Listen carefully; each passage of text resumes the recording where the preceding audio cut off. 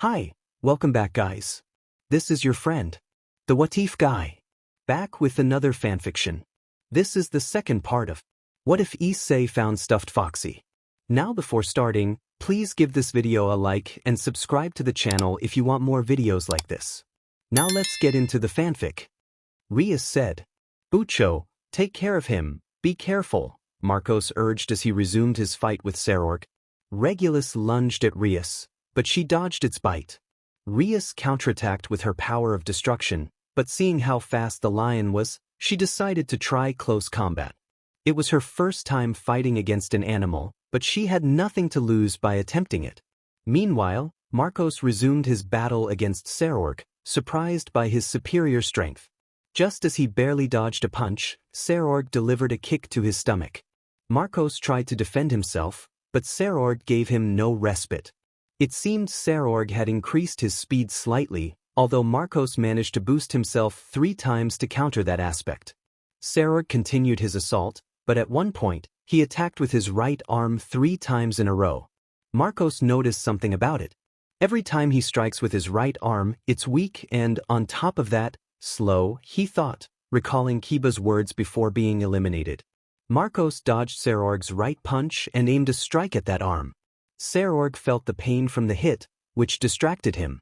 Taking advantage of that, Marcos promoted himself to tower form, thickening his armor, and delivered a powerful blow to Serorg that sent him soaring into the sky.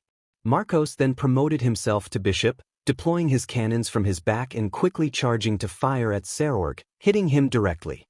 Serorg was not eliminated yet, but he clearly showed signs of fatigue. "So, that's your power. Impressive," Serorg said, barely getting back on his feet. Regulus, observing this, remembered his MSTR had told him not to do anything harmful, but seeing that they were about to lose, he had no choice but to attack Rias, leaving a scratch. Although Rias managed to dodge in time, she couldn't prevent her arm from bleeding.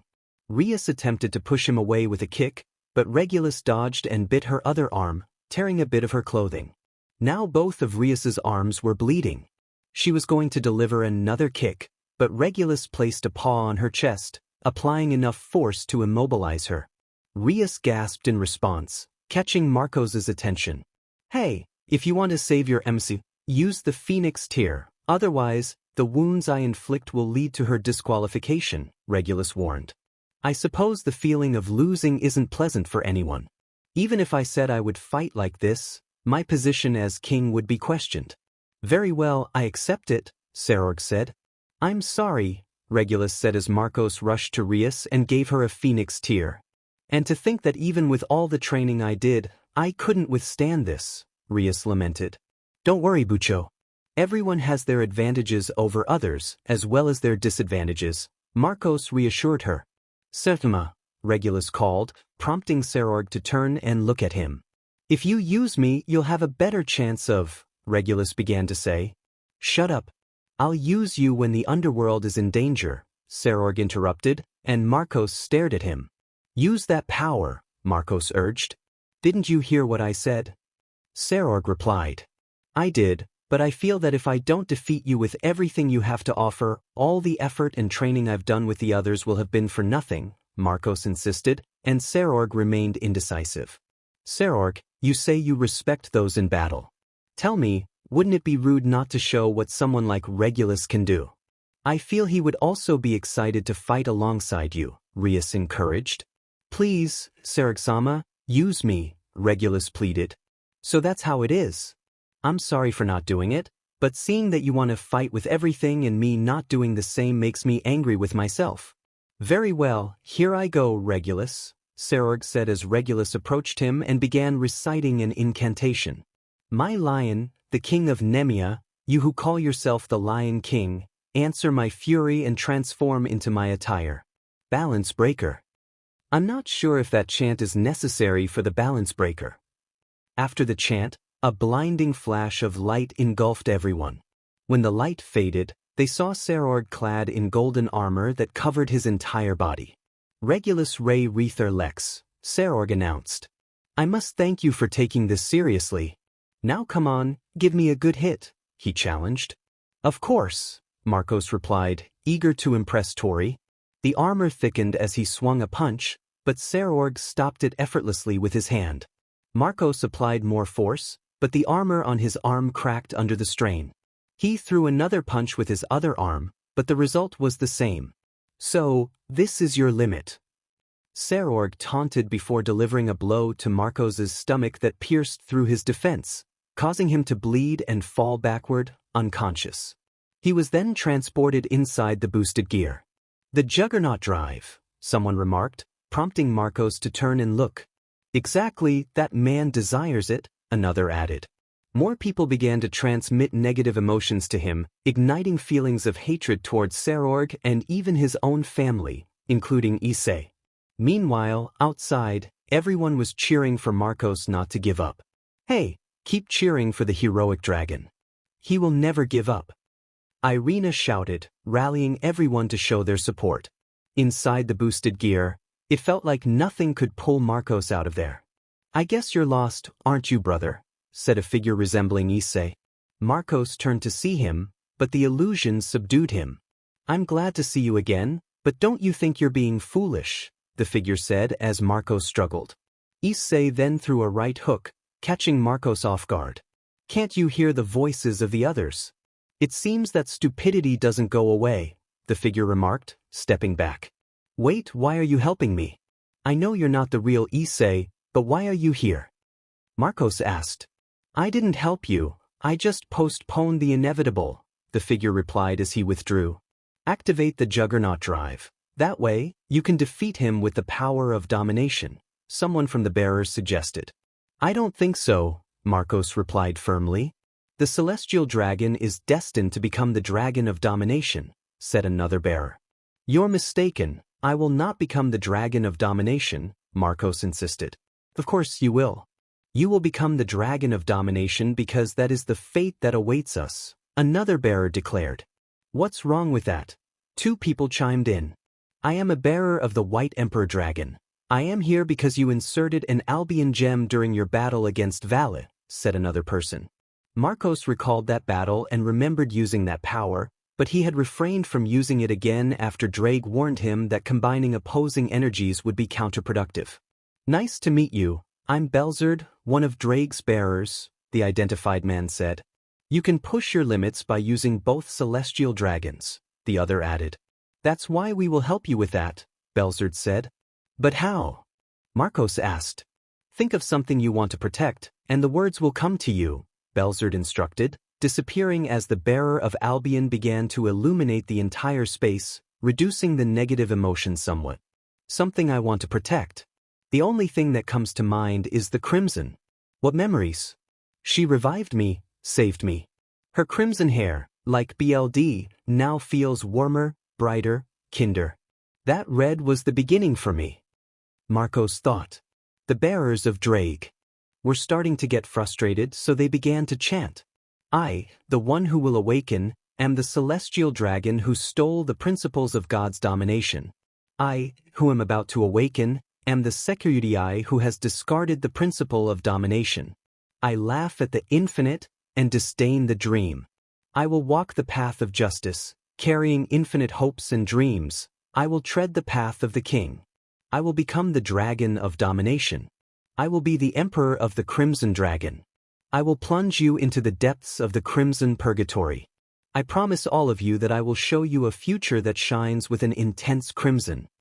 After saying that last line, the entire room lit up, causing the negative emotions to vanish. Future. You will show us the future. A bearer asked.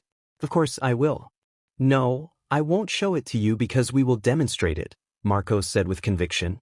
To the people I care about, to everyone around us, to all who follow us, Marcos declared. We will show the future, another bearer added.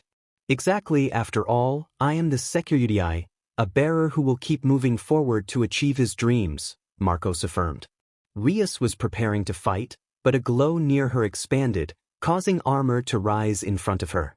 Just when it was thought that the cherished wouldn't rise again, he has returned, the commentator announced. Interesting, it exudes the essence of a queen, Azazel remarked. Hey partner, Drake said from the boosted gear gem. What's up, Drake? Marcos replied. The armor has changed, Drake noted. All thanks to a bearer of Albion along with Belzerd, Marcos explained. I see, first Elsha, then Belzerd.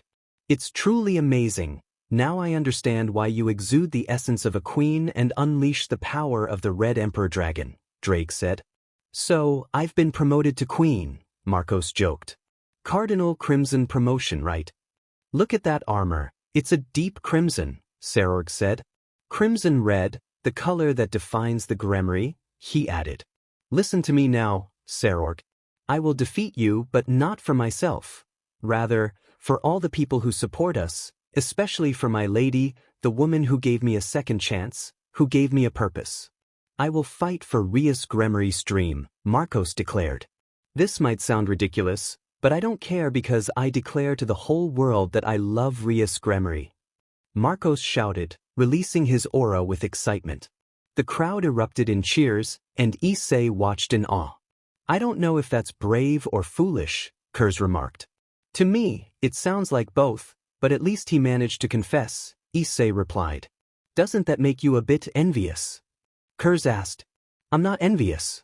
I believe anyone who has the courage to do that in front of so many people deserves respect, as not many have the guts to do it, Issei said. You really have guts for that kind of thing. I have a dream to fulfill as well, and for that, I have to defeat you, so get ready, Serorg said. Here I go. Marcos shouted as he propelled himself forward. Solid impact boost. Drake called out, empowering Marcos to land a punch on Serorg's face. Serorg countered with a punch of his own, and they exchanged blows continuously, as if there were no end in sight. Kicks and punches flew from both sides until they landed simultaneous hits to each other's faces, cracking the ground beneath them. Serorg followed up with a punch to Marcos's chest, pushing him back slightly. Buddy, your body isn't used to the queen promotion yet. At this rate, you'll lose the balance breaker, Drake warned. Then I'll give it my all in this battle. Marcos replied. Serorg charged at high speed, but Marcos dodged the punch. Drake shouted, solid impact boost again, causing Marcos's arm to swell slightly as he landed a punch to Serorg's chest, breaking a bit of his armor and pushing him back. Serorg began to rise, but for some reason his legs started to tremble. What's happening to my legs? I don't think so. Not that either. Excitement. Yes, that could be it. After so many years, I can finally enjoy a good battle, Serorg said as he stood up. It's the first time I've met someone who enjoys a battle, but I still have to defeat you, Marcos said. As Serorg threw his punches, Marcos dodged and countered with a right hook to the face and an uppercut with his left, where his arm had been enhanced. Serorg was sent soaring into the sky, allowing Marcos to summon his cannons and charge an attack that struck Serorg midair, sending him crashing to the ground and creating a mini crater that kicked up a cloud of dust. Marcos dismissed his cannons and knelt down for a moment, as that move had drained some of his reserves. They thought they had won, but as the dust settled, someone was seen beside Serorg, urging him to rise. It was his mother. Get up, Serorg. It's not time to give up yet, Misla said, prompting Serorg to react and struggle to his feet. The future of the underworld depends on you, not because of the family you come from, but because of the strength you possess, Misla continued as Serorg walked out of the crater. My beloved Serorg, fight for that dream you yearn for without stopping.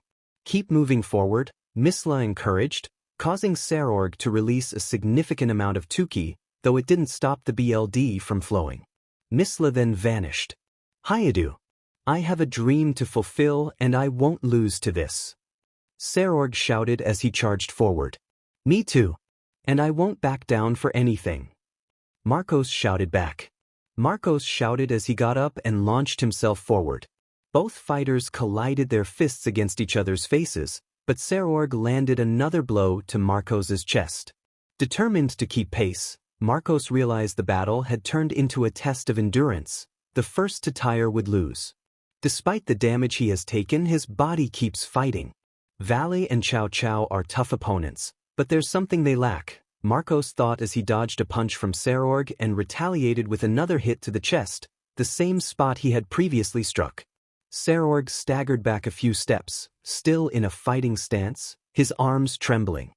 He has the conviction to stand up and face his enemy, regardless of whether he fails or not. He will keep going until the end.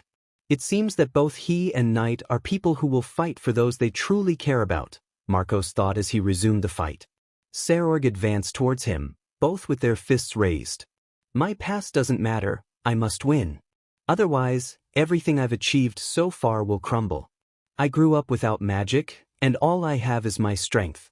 My only path is to win above all else, Serorg thought as he threw a punch at Marcos's face, which Marcos matched with a similar blow. The fight was nearly even, but neither side seemed willing to give in. One was wearing down from using a new technique, while the other had taken hits to the same spot twice. They struck each other in the chest, both staggering back and absorbing tremendous damage. Marcos felt his ribs crack from the impact, but he refused to yield, landing another punch to Serorg's chest. In a final move, Serorg channeled all his strength into one last blow to Marcos's chest. They collided again, and Marcos felt that punch pierce one or two of his organs, while Serorg lost consciousness. They both remained standing, fists at their chests, but their balance breakers dissipated. Unable to continue, they fell. Rias rushed over to check on both of them and was surprised to find them still on their feet. Marcos was the first to fall, but Rias managed to catch him before he disappeared. Serorg followed suit, and Rias also managed to grab him before he vanished. As the last one present, Rias was declared the winner. The crowd erupted in cheers and excitement for witnessing such a thrilling battle, while the injured were attended to in a separate room. For hours later, after some time, Marcos and Serorg were resting, but Marcos was waking up. He wanted to get up, but his injuries weren't fully healed. I see you're awake, Serorg said. Serorg-san, Marcos replied, surprised. It's the first time I've been defeated, but if there's one thing I'm sure of, it's that I enjoyed it immensely, Serorg said. Well, I might have enjoyed it a bit too, Marcos said just as Serzex entered the room. Sorry to interrupt, Serzex said. Both were about to bow, but he stopped them, knowing their injuries weren't fully healed. I can say with certainty that your fight was amazing. The audience was very excited. Everyone is saying your futures will be bright, but there's something I want to discuss with you, Marcos, Serzex said. Is it okay if I stay? Serorg asked. Of course, it's not a problem for you to listen, Serzex replied. Good news, you're going to be promoted, Serzex said. Promoted? Marcos asked. More specifically, it will be you, Kiba, and Aquino. You may still be a bit inexperienced, but in the future, you'll be at the top, Serzex explained. Marcos was taken aback, unsure of what to say. Accept it, Serorg urged, and Marcos turned to look at him. Something tells me you'll be a great help in the future, Serorg said. I understand, Marcos replied. Also, I want to talk to Knight-kun and T-san about this, as I have a few questions for them, Serzex added. I think they were with Ravel and Irina in the audience. They're probably with the others, Marcos suggested. Got it? Well, that's all I came to inform you about. I'll give you the details in the future, so rest up, brother-in-law, Serzex said, leaving Marcos blushing at that last detail. Take good care of my cousin. I'm counting on you to keep her safe, Serorg said. Serorgan, please don't say those things out loud, Marcos exclaimed, his face burning with embarrassment. 2 weeks have passed, and during that time, Issei has kept a low profile. The interesting news is that Serorg's mother has awakened, and he was thrilled about it. Azazel and Tails were invited by someone named Sakura, or rather, it was Indra himself who summoned them. Flashback, oh, if it isn't Azaboy and T, the person said. Seeing you like this, I want to ask, did you know about Chow Chow? Azazel inquired. And what of it? What are you going to do? Is it unsatisfactory that I knew him when he was a child? Or is it because I didn't report it? Or because I've had contact with him? The person replied. Indra. Azazel let out a furious shout, realizing he understood the plot unfolding before him.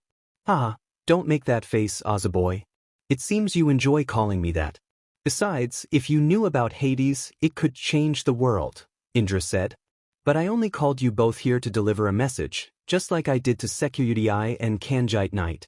If you become a threat, I will wipe you from the face of the earth, Indra declared. The atmosphere grew heavy. Azazel was tense, but Tails wouldn't just stand by. I understand. I'd say the same about Chow Chow, since I can see you care, but I feel like it's just my imagination. Being human. PF, I'd love to see him buried deep underground with his pathetic group of heroes, assuming they're even a threat, which they ultimately are not, Tails remarked. Indra's expression tightened for a moment as he released his murderous intent, but Tails remained unfazed. Instead, he unleashed a portion of his power, surpassing even Indra's. The latter was taken aback, realizing Tails was right behind him, his hands gripping his neck like claws. I'll threaten Knight and the others, and I won't hesitate to kill you, Tails said.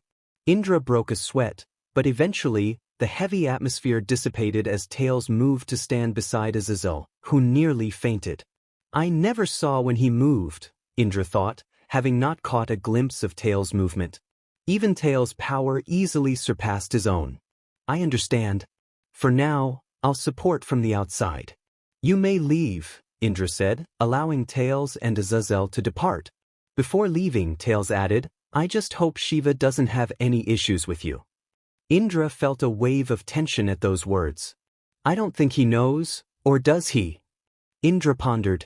The truth was, Tails, with that hood he wore, had no idea who was underneath it. Moreover, nothing was known about him or his past, he simply appeared. Adding to that was Issei, who always wore that mask. Nobody knew for sure who he was. Indra had sent out inquiries but found nothing. One thing was certain, you wouldn't want him as an enemy. End of flashback, and so it went without any incidents. However, it's worth mentioning that today, he would face one of his toughest challenges yet. You might wonder what it is. An enemy. A challenge. A new skill. Well, none of that. The hardest battle is. Ready to meet my parents, Issei? Murayama asked. Why yeah, a little, Issei replied nervously. Come on, it's not that difficult, Murayama encouraged. What I don't know is what your dad or mom are like, Issei admitted. They're not that exaggerated, Murayama reassured him. I'll trust you, Issei said. You've faced enemies capable of destroying almost anything, and this makes you more nervous than anything else, Kurz remarked. Hey, this battle is a tough one. I just hope her dad isn't one of those types, Issei replied. Oh, come on, it's not that hard, Tails chimed in. I wonder why they're accompanying me, Issei thought. It's fun to see you suffer over these details, Kurz teased. It's amusing to watch you come up with plans to impress, Tails added. Now I remember why I don't want them with me, Issei sighed. Issei was at the academy, and Murayama had suggested this meeting. He accepted, but after thinking it over he realized it might not have been a good idea. Seer was going to tease him, but she ended up saying the same thing, so they were both in that situation. Laz felt a bit sorry for his friend, but at least he knew they would be fine. Probably. After that, Issei headed home. Hey Issei, don't you smell that? Tails asked, shifting into ghost form. Smell? I don't smell anything, Issei replied. It smells sweet. I guess someone is baking a dessert, Tails said. Possibly, Issei said, not paying much attention to it. Kaneko happened to pass by and bumped into Issei. Sorry, Tuju-san. Hey, are you okay? Issei asked, noticing that Kaneko seemed a bit distracted and wasn't responding, as if she were in a trance. Hey, Tsusen, can you hear me? Issei said, lightly tapping her forehead to get her attention. Oh yes, I'm fine, Kaneko replied, though her tone suggested something was occupying her mind. If you say so, but pay more attention, Issei said, stepping away. Sure, Kaneko said, resuming her path. Issei arrived at his room to prepare for what lay ahead, though knowing his luck, everything would probably turn out fine. He just hoped night would fall soon. He informed his workplace that he would be absent for the day and prepared as best as he could. Miraculously, Tails would stay at the house since he wanted to test something he had made, and Kurz would be with Kiri, allowing him to relax for the moment. When it was time to leave, the three of them gathered.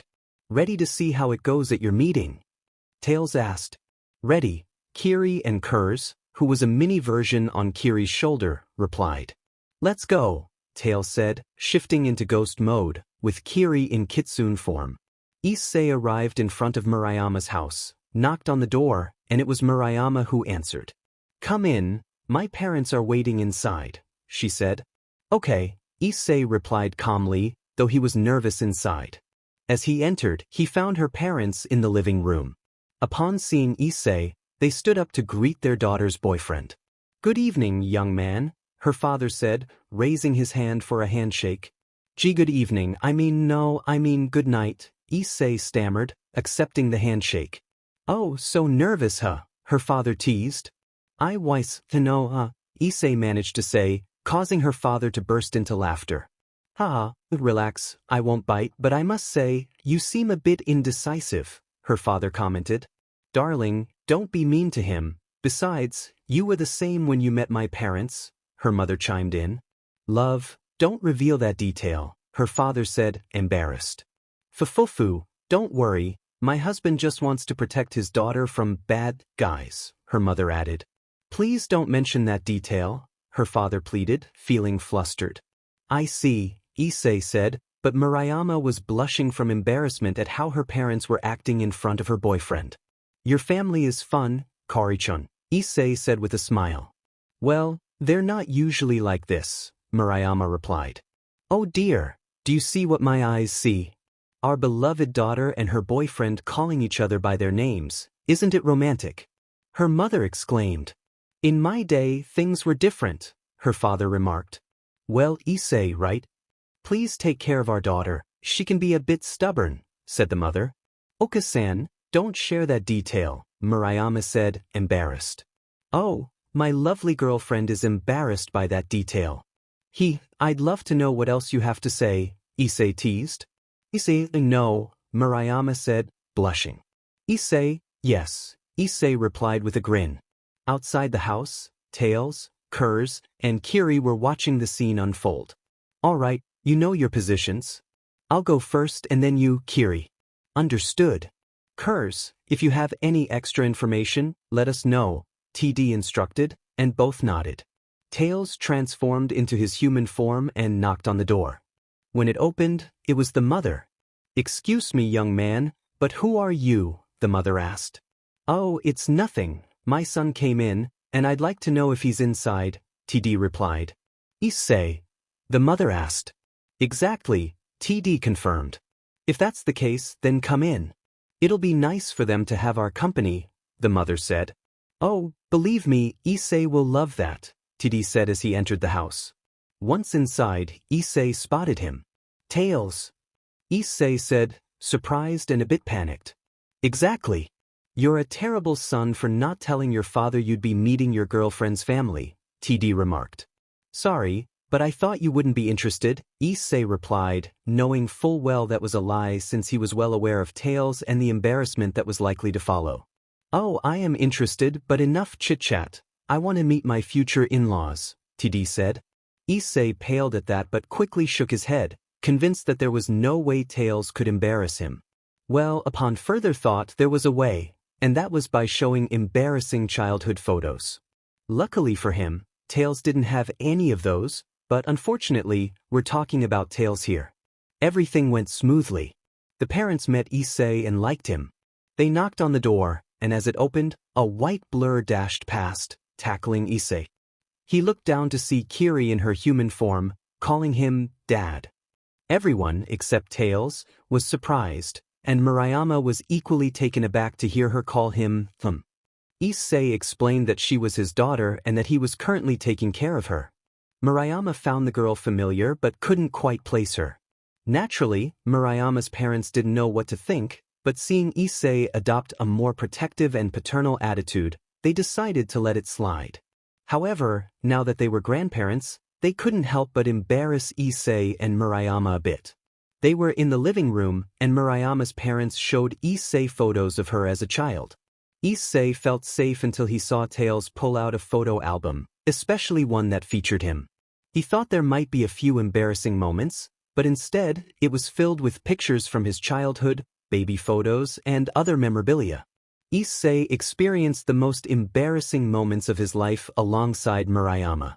Everything went normally until it was time to say goodbye. Issei, Kiri, and Tails left. "You know, daughter, Issei is a good boy. We liked him," the father said. It doesn't matter if he comes here, the mother added.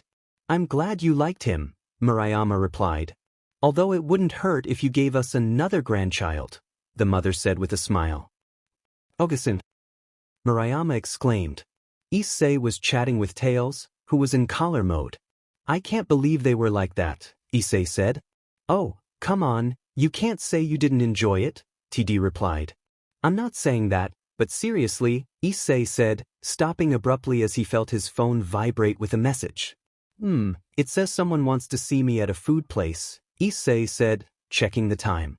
It was 9 p.m., so he had time. Kiri went home with Kurz, leaving only Issei and Tails. Do you know them? TD asked. Apparently, it's someone I know, but they won't say who, so let's go, Issei replied. He walked for a while until he reached a fast food restaurant that was open until midnight. He went inside, and his phone buzzed again, telling him to wait at the table in the back. When he arrived, no one was there, but he checked his phone again and received another message instructing him to wait. It didn't take long for someone to take the seat across from him. The person across from him was hard to read.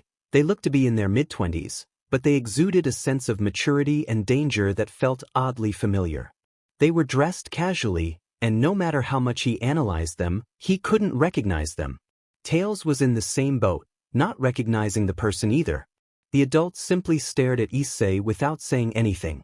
Before Issei could speak, he received a message. Hello, young man. The message read. Issei glanced at the adult, who remained still but responded to the message. Issei replied. I assume you don't know who's sitting across from you, the message continued. I just have a familiar feeling but I don't know who it is, Issei replied. Well, that says a lot, the message came back. By the way, who are you? Issei asked. Sorry for not introducing myself, my name is Vega, nice to meet you, the sender identified themselves. Well, is that your name or the person across from me? Issei inquired. Oh, let's just say I'm an artificial intelligence at the service of Doomslayer, Vega replied. Issei felt a chill run down his spine as he realized the person across from him was Doom. He was about to get up, but Doom raised a hand to signal him to stay put. Issei understood but didn't let his guard down. Relax, young man, we're not here to fight, Vega said. Sorry, Vega, but why did you call me here? I'm just an ordinary person, Issei said. Well, you might say that, but I wouldn't refer to you as just an ordinary person, would you, Kanjite Knight? Vega said. Issei's eyes widened in surprise. He hadn't expected anyone to know his secret. Tails was equally shocked. How do you know? Issei asked. I could tell you, but I'd prefer to explain it another day. It's not safe to discuss it over this medium, Vega replied. All right, now for the important part. Why did you call me? Issei pressed. Doom wanted to meet you through other means, so to speak, Vega explained. So I can relax without having to carry a shotgun in a public place, Issei thought. One more thing. Don't think Doom is unprotected. He always wears his armor. What you see is just an illusion or a hologram, Vega added. Why did he come like this? Issei asked, somewhat agitated. If you had seen him in that armor, you would have run or hidden, Vega replied. Issei was curious, so he reached out and confirmed that what Vega said was true. Doom stood up and gave Issei a look that said to follow him. Issei understood and got up. When they exited the restaurant, Doom removed his mask, revealing his usual armor. Everyone turned to look but continued on as if nothing was happening. Others thought he was just someone in cosplay. Doom and Issei headed to the park, where Doom stopped, and Issei checked his phone. So, tell me why you decided to meet me now instead of confronting me the moment I walked in, Issei said. I proposed a temporary truce with you to avoid a crossfire between us, Vega said. Okay, but how do I contact you, or will he come when there's danger? Issei asked. Well, you can do it through this medium, but for more security, just tell your friend to set this type of signal on your mask, and that's it. The signal is very different from others, so it's unique, Vega explained. A portal appeared for Doom, and he left. Issei was left pondering what to do. Well, an unexpected meeting has occurred, Issei said. Yeah, I can say that was strange. TD said as he returned to his normal form. Can you connect the signal to the mask? Issei held his mask in his hands, contemplating its significance. Let me see, TD said, taking Issei's phone along with the mask. As Vega had mentioned, the signal was distinct, almost unique. After making a few adjustments, he added, now, try it on. TD handed the mask back to Issei, who put it on and sent a message, quickly receiving a response from Vega. It worked, Issei said, removing the mask. Well, I think it's time to head out, TD replied. Yeah, I also need to get to work, Issei said as he left the park. TD reflected. More events keep happening, and we act as if nothing's wrong. Sometimes Issei's luck gets him into these situations, but at least he comes out alive. I just hope he doesn't end up in serious trouble. At least Project R is finished. Just a few more tests, and then I'll be relieved. 2 weeks after that encounter, Issei found himself fighting renegades. With so much on his mind, the renegades were the least of his concerns. Curiously, these renegades were grouped together, which was unusual but not impossible. They were among the pawns, rooks, and knights. It seemed like Issei would have trouble, but ultimately he managed to handle it. The demons were of the middle class, making the task easier. It seems this is no longer a problem for you, TD noted. I've gotten used to it. Besides, looking at that, I'd say every renegade tends to deform, Issei replied. At least it's a good way to figure out who's a renegade and who isn't, TD added. Hey, how's the weight? TD asked. Each bracelet weighs 280 kilograms, Issei said, looking puzzled. What's wrong? TD inquired. I'm just wondering if I'm still human, Issei admitted. You still are, TD reassured him. I know, but it intrigues me to think that what I'm carrying is anything but normal, Issei said. Well, you can ask later. For now, take off the mask, we need to go back, TD instructed as Issei removed his mask. Upon returning, Issei noticed there were people in the house. He was unfamiliar with one of them, a girl with curly brown hair wearing a tennis club uniform, exuding an air of nobility. If I remember correctly, her name is Kyome Abe, and she's the captain of the tennis club. I think they had a pet named Honda-kun, Issei thought, inadvertently drawing everyone's attention as he entered. He noticed Kaneko lying on the couch, breathing heavily. And who are you? Abe asked. My name is Issei Hyoudou, Kyome-senpai, Issei replied neutrally. Can I help you with something? Abe inquired. Nothing, Issei said just as Kiri came downstairs. Welcome home, Oda-san, Kiri said, hugging Issei. I'm back, Kiri, Issei replied. As Abe observed Kiri, she realized Kiri was no ordinary girl. She started to approach her, but Issei stepped protectively in front of Kiri. Excuse me, but may I ask what you're doing? Issei said. I just want to check something, Abe replied, sensing Issei's protective aura. Oda-san, it's okay, there's nothing wrong with her getting closer. Besides, she checked on Kaneko Oka-san, who seemed a bit off, Kiri said, calming Issei, while Abe gently stroked Kiri's hair. Interesting, she's a very healthy girl. Tell me, Hyodo, do you take care of her? Abe asked. Exactly. If you'll excuse me, I need to prepare her meal. See you later, Issei said, taking Kiri's hand and leading her to the dining room. She's quite a peculiar girl, Abe commented. If you're referring to the fact that she's not normal, we know that. But it seems Issei doesn't let strangers get too close, Ria said. Then I won't worry about it, Abe replied. Why do you say that? Rias asked. If he protects her, feeds her and takes care of her, then he's trustworthy, Abe said, watching Issei come out of the kitchen with 2 plates, setting them on the table before approaching Kaneko with a cup of tea.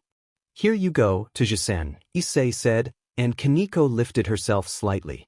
After her first sip, she seemed to relax. Thank you, Kaneko said, feeling calmer.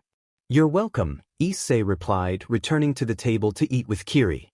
After that, Issei went to his room with Kiri. Tell me something, Rias, does he know about the supernatural? Abe asked. Not that I know of, Rias replied. I see, Abe said. With Issei, he asked, Hey, Tails, do you know what happened to Toji-san? I couldn't say for sure, but I think she might be in heat, TD replied. In heat? Issei echoed. To put it simply, being in heat refers to the mating season, TD explained, and Issei understood. Then why is it happening to her? Issei asked. Who knows? Typically, young people don't experience that, but it's strange that she would, TD said. In what sense? Issei pressed. Well, the thing is, only adults can enter that stage, children and young people can't, TD clarified. But if it's only adults, then why is she experiencing it if she's young? Issei asked. I couldn't tell you exactly what might have caused that. I feel like it must have been an external factor, TD replied. External factor? Issei questioned, intrigued. I'm not sure if it was something specific. Maybe someone told her something or saw something that triggered that stage unconsciously, TD said. So that's what caused her to be like this? But tell me, is someone in danger? Issei asked. It depends, but it seems that the tea you made managed. To calm her down, TD replied. I'll see if I can prepare more, Issei said. Keep it just in case. Something tells me she's going to get a bit tense in the coming days, TD warned. Issei nodded and went to change before heading to the bar. The next day, Issei arrived home, but before entering he felt the presence of the mask. The familiar presences inside prompted him to remove it and walk in. Inside were 4 peculiar people, Kuroka, Leifri, who had Fenrir the size of an adult dog, and Ophis. By Rias's side was Azazel, who seemed a bit nervous. Kuroka was without her ears and tail. The atmosphere was somewhat tense. Issei felt like he had walked in at the wrong moment. He was about to leave when Ophis looked at him and approached, making the others uneasy. I swear one of these days I'm not going to end up well at all, Issei thought, recalling how every situation with Rias and the others always ended up involving him. And you are? Issei said neutrally, pretending not to know who she was. Ophis Ouroboros, Ophis replied with a blank expression. I see. What are you doing here? Issei asked. Just curious about him, Ophis said, pointing at Marcos. I see, Issei replied. And also because Night is in this world, I'm more curious to know who he is than about Sekirei himself, Ophis added. Everyone in the room shared her curiosity about the masked figure, surprised that a dragon goddess would be interested. Night. Sekirei? Issei asked. Before Ophis could respond, Azazel jumped in. They're acquaintances from work, Azazel said nervously. I understand, Issei replied, stepping back. Everyone in the room broke into a slight sweat at that. Ophis, I ask you not to share those details. He's someone who doesn't know about the supernatural.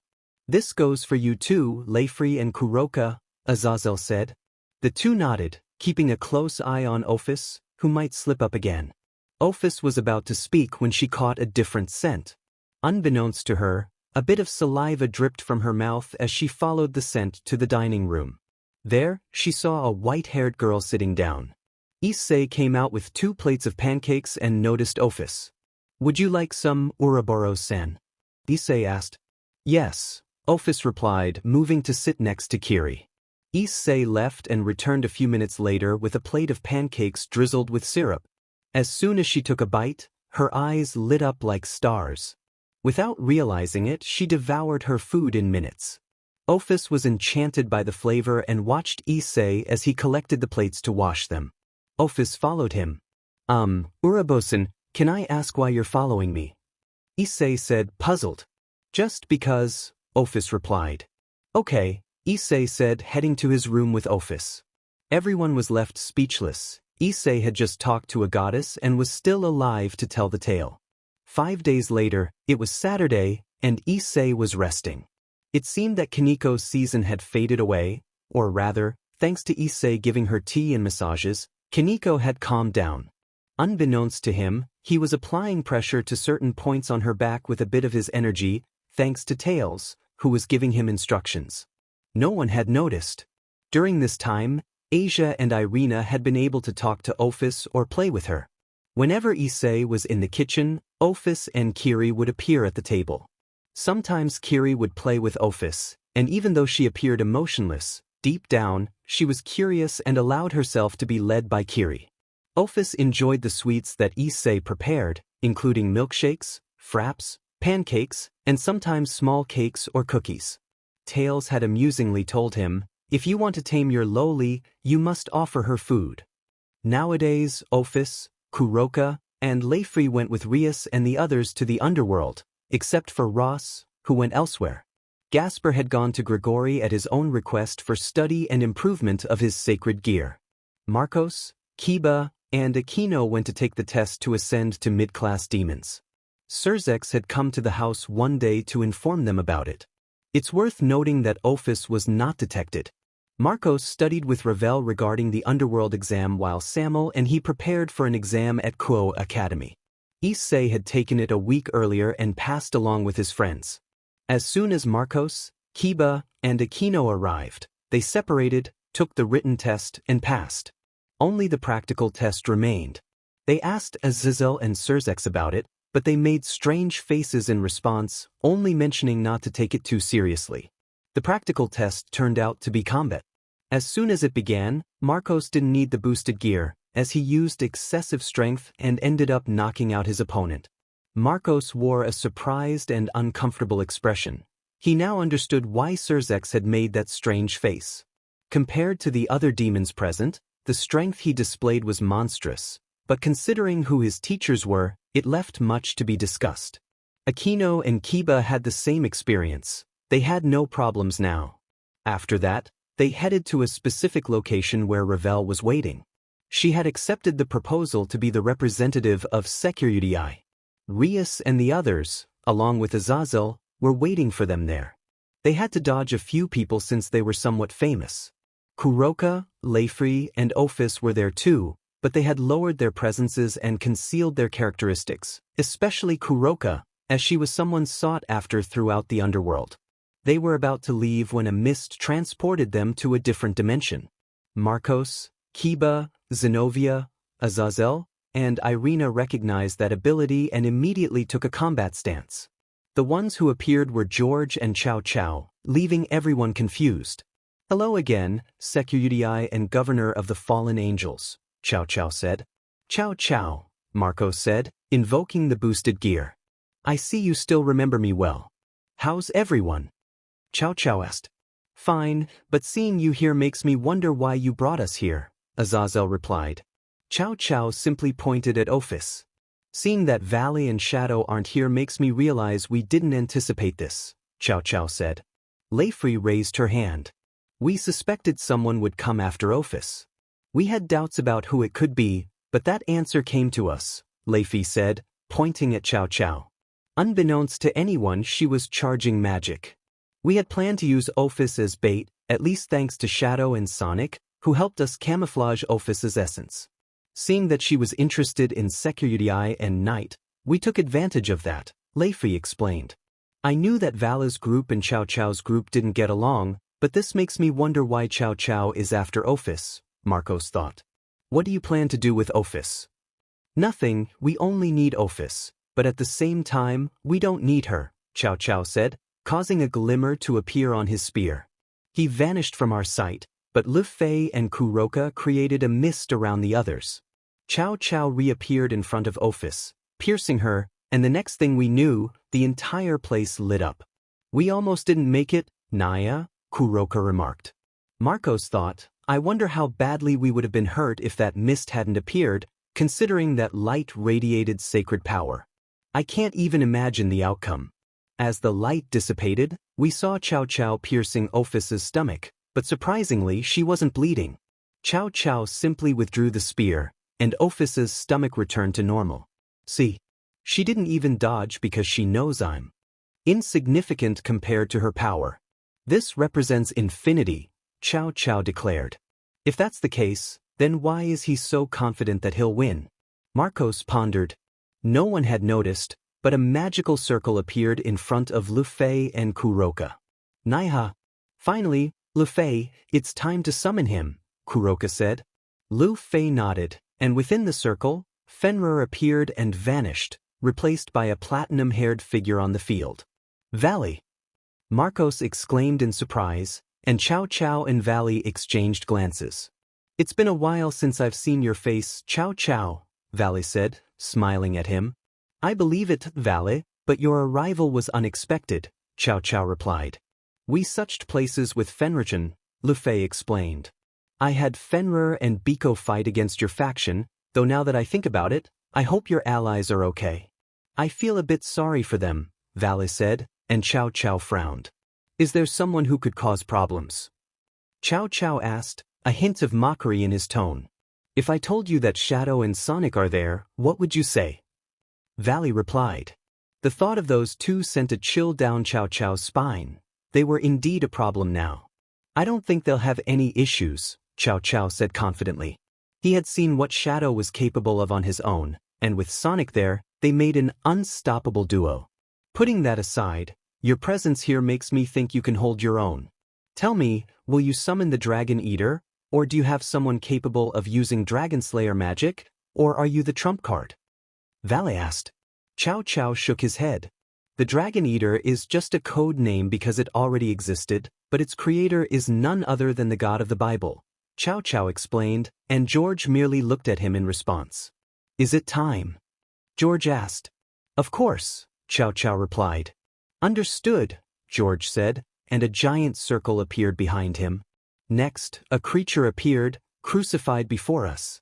It had the wings of a fallen angel, the lower half of a serpent, and the upper half of a fallen angel.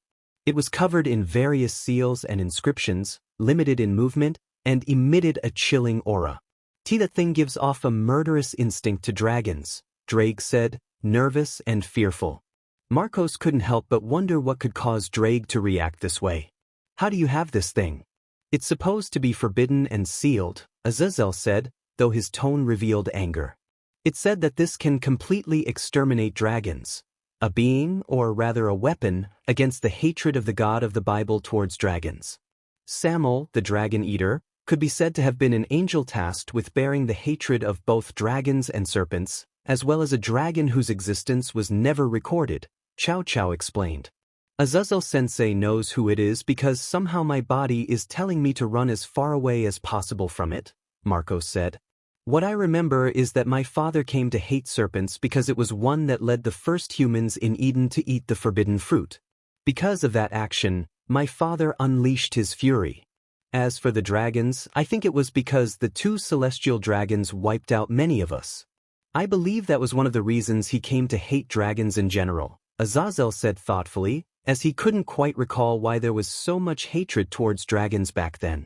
Drake and Albion remained deep in thought. But the last I heard, a god named Hades was with him. How did they obtain it? Azazel asked. We reached an agreement that allows us to summon him, though it comes with many restrictions, as you can see now, Chow Chow replied. Seriously? Just because we're going to unite for an alliance in the future? I really don't like that at all, Azazel said with frustration, and Chow Chow merely pointed at us with his spear. So, Governor Azazel, Valley, and Marcos, what will you do about this? Before you stand someone capable of killing and devouring dragons. If you compare it to Ascalon, let me tell you it's useless, if not completely ineffective against this being, Chow Chow stated. So my Ascalon is insignificant against it. I see. But what are you trying to do? Kill the dragons. Exterminate them all or Ophis. Chow Chow only smiled, prompting Marcos to snap his fingers in response. No one knew what had happened, but they heard something move too quickly, as if something had swallowed someone whole. They noticed that where Ophis had been, there was a black block next to a tentacle reaching towards Samuel, leaving everyone at a loss for words. Hey, Ophis, can you hear me? Marcos called out, but there was no response. Kiba, cut it. Rias ordered. Kiba drew his demonic sacred sword and attempted to slice through it, but as soon as the blade touched the block, it shattered. He tried to cut the tentacle, but the same thing happened. Half dimension, Valis said, and his wings began to distort the entire environment, reducing everything to half its size, but nothing happened. Vala tried using his demonic power to launch an attack, but it had no effect. Then how about the power of destruction? Rias suggested, launching a ball of destructive energy. All it managed to do was leave a scratch, but it seemed to cause Samuel a bit of pain, though it was barely noticeable.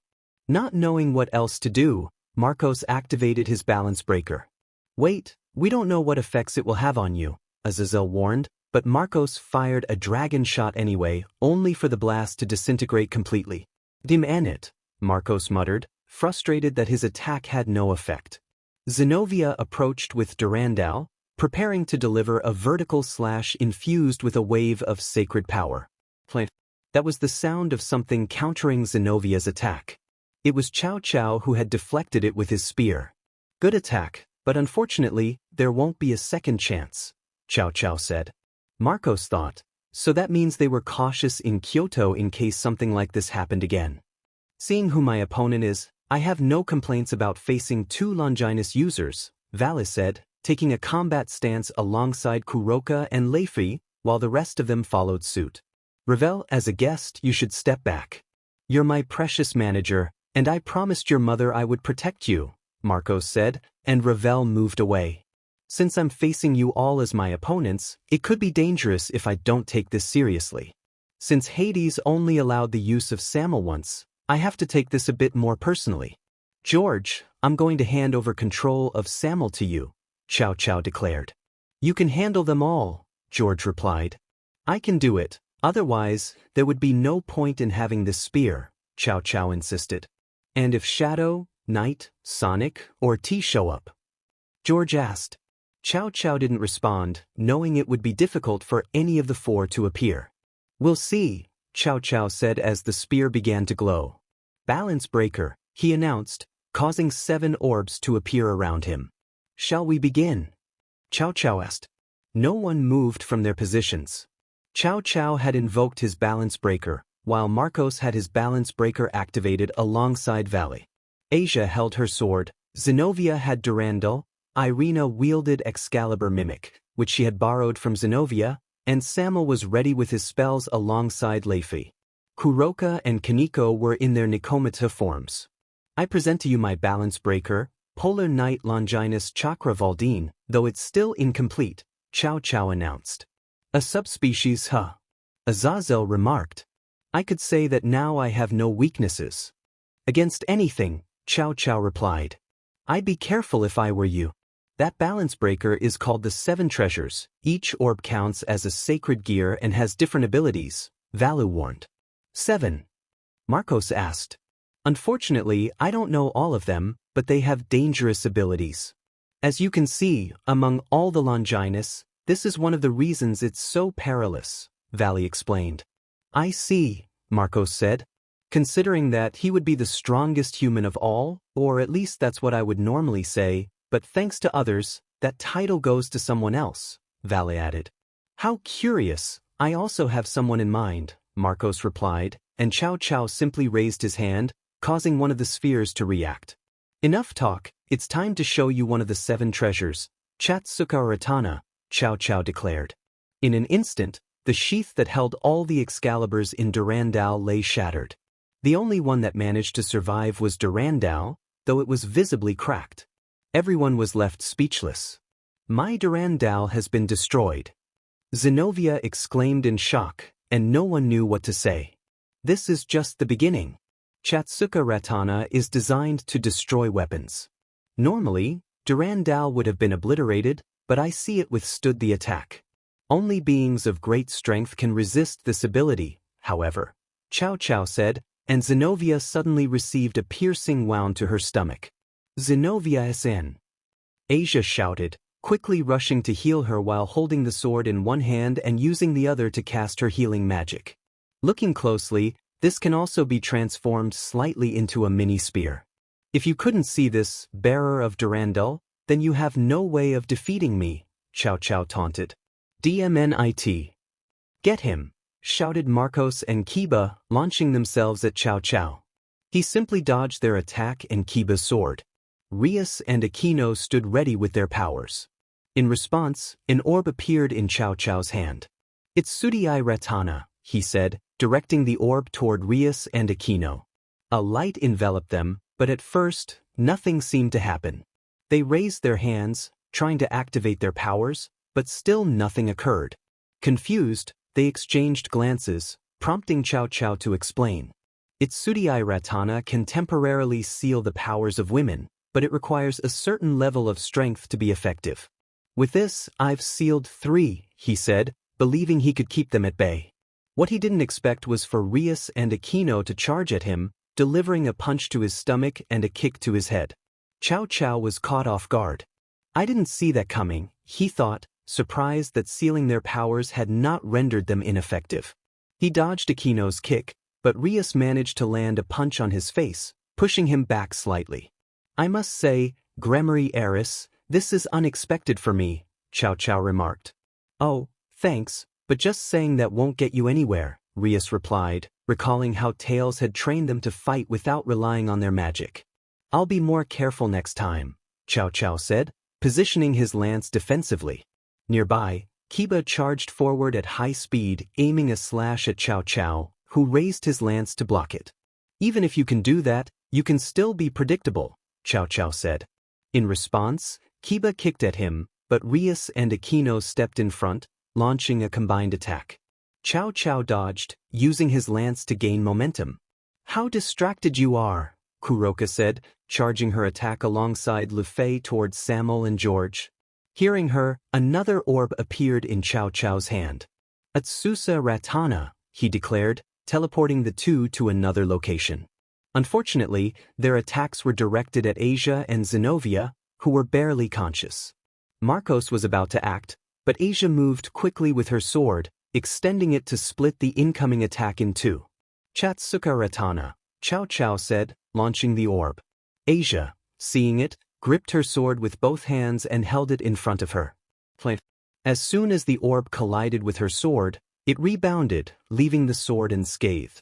Asia continued her healing, but she had to exert considerable force to avoid being knocked back. It seems that sword will be quite problematic, Cao Cao said, appearing in front of Asia with its Susa Ratana. Asia swung her sword, but Cao Cao blocked it, disarming her and teleporting to George's side. Keep this, it will be useful for research, Cao Cao instructed. George nodded, storing the sword in a pocket dimension. Without that sword, Asia will be somewhat defenseless. I just hope I can hold out until then, Marcos thought, promoting himself to a bishop to make his armor lighter and charging at Cao Cao at full speed. Cao Cao awaited him with a smile, transforming an orb into a mini lance and throwing it at Marcos. He dodged, but 2 lances pierced his armor, one in the chest and another in the leg. They weren't fatal hits, but they were critical. Your trident combo is certainly effective, but you still can't handle it well. Considering the time it takes to SWH pieces, I can confidently say I can attack in that brief interval. Each piece has its weaknesses, Cao Cao stated. Demenit, the weakness of the Trident Knight is its lightweight armor, Marcos thought. Valitak. Azazel commanded, activating his artificial balance breaker. I wanted to face him alone, but it seems I have no choice, Vali said, somewhat resigned. They charged, closing the distance to Cao Cao rapidly, but he didn't seem to take it seriously, allowing them to approach. He managed to dodge their attacks.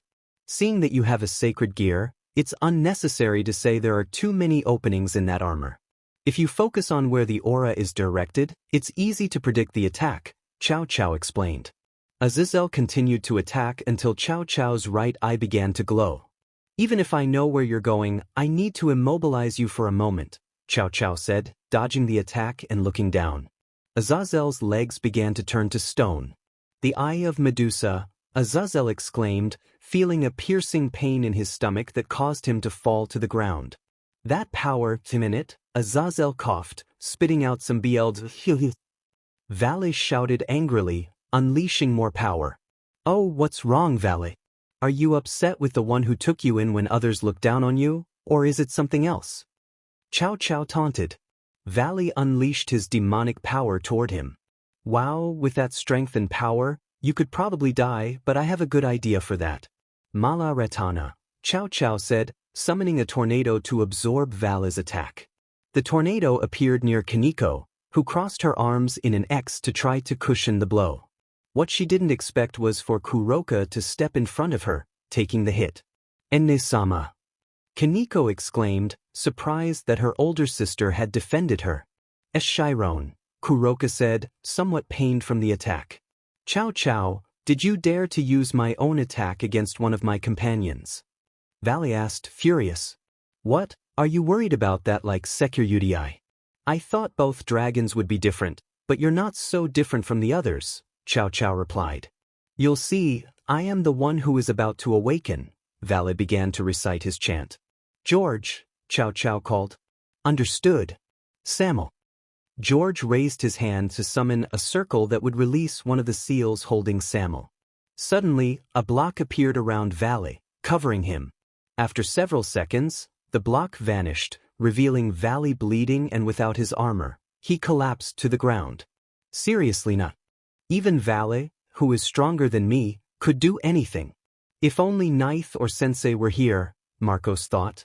Zenovia's healing is done. Now it's your turn, Marco-san, Asia announced. First Kuroka, then me, Marcos said, his voice slightly shaky. Asia hesitated but ultimately complied with the order. Everyone is almost down and we're on the ropes, Irina said, Excalibur in front of her. Still, she charged forward. Even with her abilities sealed, she had to fight. Chow Chow awaited her, but Kiba joined in as well, while Chow Chow simply blocked their attacks. Rias couldn't stop Irina, but she would fight too. Even without the power of destruction, she still had kicks and punches to contribute alongside Kiba and Irina in their assault. Luffy. Call them, Valley said. Are you sure? Do you think they'll come? Luffy asked, sounding uncertain. Just do it. Valley snapped, exasperated. Luffy nodded and summoned a small ball of shadows in her hand. Hey, partner, I'm going to call for help with this, Drake said. Understood, Marcos replied. Drake focused until, hello, someone said. We need help, Drake urged. Where are you? TD asked. Detect this signal, it might be tricky, but do it quickly. Everyone is in trouble, Drake instructed. We'll be there soon, TD said before cutting the call. Luffy invoked a magic circle and placed the ball of shadows in the center. The circle changed from white to dark before finally disappearing. Samuel summoned magic circles to attack George, but Chow Chow redirected that attack towards the others, forcing them to dodge. Even if they attack me, I'll protect George alongside Samuel, Chow Chow declared. Everyone was at a loss, nearly cornered, when suddenly George's expression shifted to one of surprise and a hint of panic as he sensed two types of energy trying to enter his dimension. One of those energies felt familiar. He tried to resist, but ultimately couldn't, as he was focused on Samuel. Chow Chow, George called out. The mentioned figure stepped away from his attackers to look at George. It's here, George said. Just mentioning it made Chow Chow serious. Rias, Kiba, and Irina were about to attack when they identified two objects in the sky. They looked like comets, but upon closer inspection, they realized those comets were heading straight for them, prompting them to move away. As soon as the comets hit the ground, a small explosion occurred, kicking up a cloud of dust. When the dust settled, they saw that the comets were actually hooded figures. Issei with a mask, Sonic, and Shadow. It really took some effort to enter this dimension, Issei said, stretching. He began looking around until he spotted Rias and the others. He noticed Sonic and Shadow beside him, a black block in front of them. Hey, look at that. If it isn't CACA and the four-eyed one. Tell me, where's your band of freaks? Issei joked. Ninth, Chow Chow said, somewhat serious, as he hadn't expected to encounter four beings who could cause problems. Hello again, Kakawatan. Shadow chimed in. Shadow, Chow Chow replied. Hey, who called me? Sonic, hidden in the shadows, asked. It was me, Luffy said. Well, I'd say something, but seeing as the others are out of commission, it's understandable, Sonic remarked, and Luffy let out a sigh of relief. Hey, Kakawatan, I just hope your other companions are okay since we accidentally broke one of their feet, another we defeated, and somehow one of them panicked, Shadow said. You shouldn't be here, Chow Chow said, somewhat annoyed. Oh, don't tell me you and your crew missed us, Issei teased, and Chow Chow wore a frustrated grimace. As always, you're irritating, Chow Chow replied. Issei turned to the others and saw Valley bleeding, Marcos barely breathing, and Kuroka injured but being healed by Asia. He approached Kuroka, and a green ball appeared. Swallow it, Issei instructed. Kuroka hesitated but complied, and as soon as she did, her wounds healed almost instantly. They were all taken aback by this, and Asia, seeing Issei, remembered the sword. "Ninth-san, I don't have your sword anymore," Asia said, looking downcast. Issei gently patted her head to comfort her. "Don't worry about it. The important thing is that you're okay," Issei reassured her. Although that made her feel better, she still couldn't accept that the sword had been taken from her. Noticing her distress, Issei said, "Bring the sword." Tails raised his hand, and everyone was confused until the sword appeared in Tails' grasp. George, seeing it, tried to summon the sword but realized he no longer had it, merely watching Tails. "What did you think, that I wouldn't have a little backup for this?" TD said. Issei took the sword and stored it in his pocket dimension. "Just in case, I'll keep it." "Now, a summary please," Issei requested. "Office is inside that black block. We've tried almost everything, but it's impenetrable. Office isn't responding and Chow Chow is there," Rias explained. "Night-kun, be careful, those orbs have caused us problems," Aquino warned. "I understand," Issei replied. "Well, Night, it seems this time we'll be teaming up with our nemesis. What do you say?" "Truce," Shadow said, extending his hand. Issei shook it, accepting the cooperation. "Looks like we're back to the old days. How about a little collaboration for now?" Sonic suggested. "Truce," Tails added. Even though they were enemies, Tails and Sonic couldn't deny that this reminded them of their past. This time, however, they would fight side by side. "You won't summon your team," Chow Chow stated. "Why would I summon them against someone like you?" Issei retorted. "Summon them," Chow Chow insisted. "Make me," Issei replied mockingly. "So be it," Chow Chow said as orbs began to swirl around him. The four of them stood still, waiting for someone to make the first move. Issei was the first to charge in, dashing toward Chow Chow. Chow Chow dodged, but Issei, unsatisfied, dashed again. He landed a punch on Chow Chow, and flames erupted from his elbow. Instead of burning Issei, the flames propelled him forward, catching Chow Chow off guard. As soon as he landed the first hit, Issei followed up with another punch, and once again, flames burst forth from his elbow, giving him extra momentum for another strike against Chow Chow. Seeing this, Chow Chow dodged another blow, but Issei began to spin with his arms extended. Suddenly, water started to manifest around him, and anything the water touched was sliced apart. Chow Chow quickly distanced himself from the onslaught. "Hey, are you really scared of a little water?" Issei taunted. "I'm just being cautious," Chow Chow replied. "Oh, then it doesn't matter if I do this," Issei said as a sword appeared in his hand. Chow Chow already knew what was coming. "Chatsuka Ratana," Chow Chow commanded, and the orb responded. Issei felt something touch his sword, but it wasn't destroyed at all. Still, it prevented him from launching his attack. Observing this, Shadow decided to charge at Chow Chow, summoning his own sword to block the incoming strike. Shadow increased the speed of his slashes, forcing Chow Chow to dodge one but not the other, which left a small cut on his stomach, tearing his shirt but causing no serious harm. Chow Chow was about to try the same technique, but seeing that Shadow and Issei were evenly matched, it seemed pointless. Issei approached Chow Chow silently, and without exchanging a word, Shadow and Issei launched their attack, their cooperation appearing so natural that it felt as if they had known each other for ages. Chow Chow observed them as Issei swung his sword. Chow Chow dodged, but Shadow appeared to deliver a vertical cut. Chow Chow blocked it, only for Issei to come in from the side and continue the combo. Meanwhile, Tails and Sonic were walking toward a block. "Any idea what this is?" Sonic asked, touching the block, which was in shadow form. "None, but there's a reason it's like this," Tails replied, his fingers transforming into claws as he prepared to strike. Unbeknownst to them, a block suddenly trapped Tails and Sonic. Everyone watched in surprise as Chow Chow smiled at the sight and stepped away from the others. "This will be useful for us too," Chow Chow said, just as Samuel began absorbing their powers. Suddenly, Samuel started to convulse, and the blocks containing Sonic and Tails vanished. Wow, looks like we're not to his liking, Tails remarked. Chow Chow's smile faded. He hadn't expected Samuel to struggle against those two. Issei and Shadow resumed their attack on Chow Chow, and even if he didn't acknowledge it, it was clear that the two of them were anything but ordinary. This time, Tails executed his plan, slashing at the block. As his claws made contact, Samuel was slightly affected. Sonic followed suit with a light cut, which also had minimal impact. Realizing their attacks were mostly ineffective, they sought another approach. They unleashed their aura and touched the black block. As Samuel felt that energy being transmitted to him, he began to convulse and started bleeding.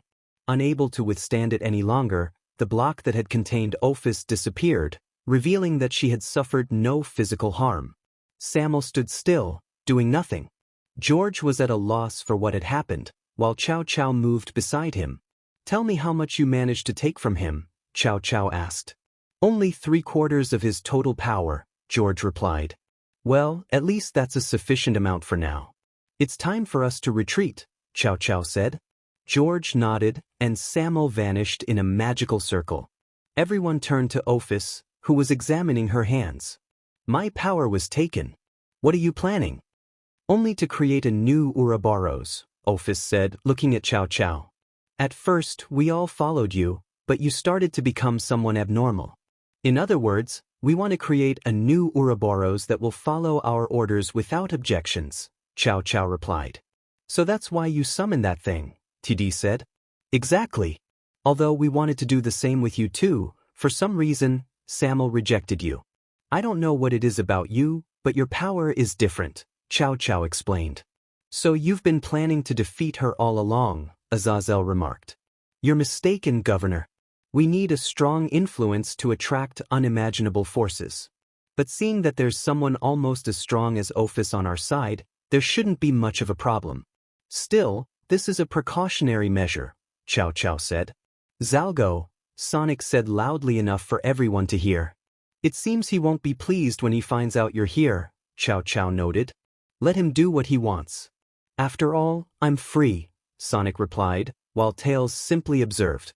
"Anyway," Chow Chow said, causing his balance breaker to disappear. "Prepare the exchange with Siegfried." "Are you planning to leave the battle?" Issei asked. "I didn't come here just to test how far my balance breaker could go.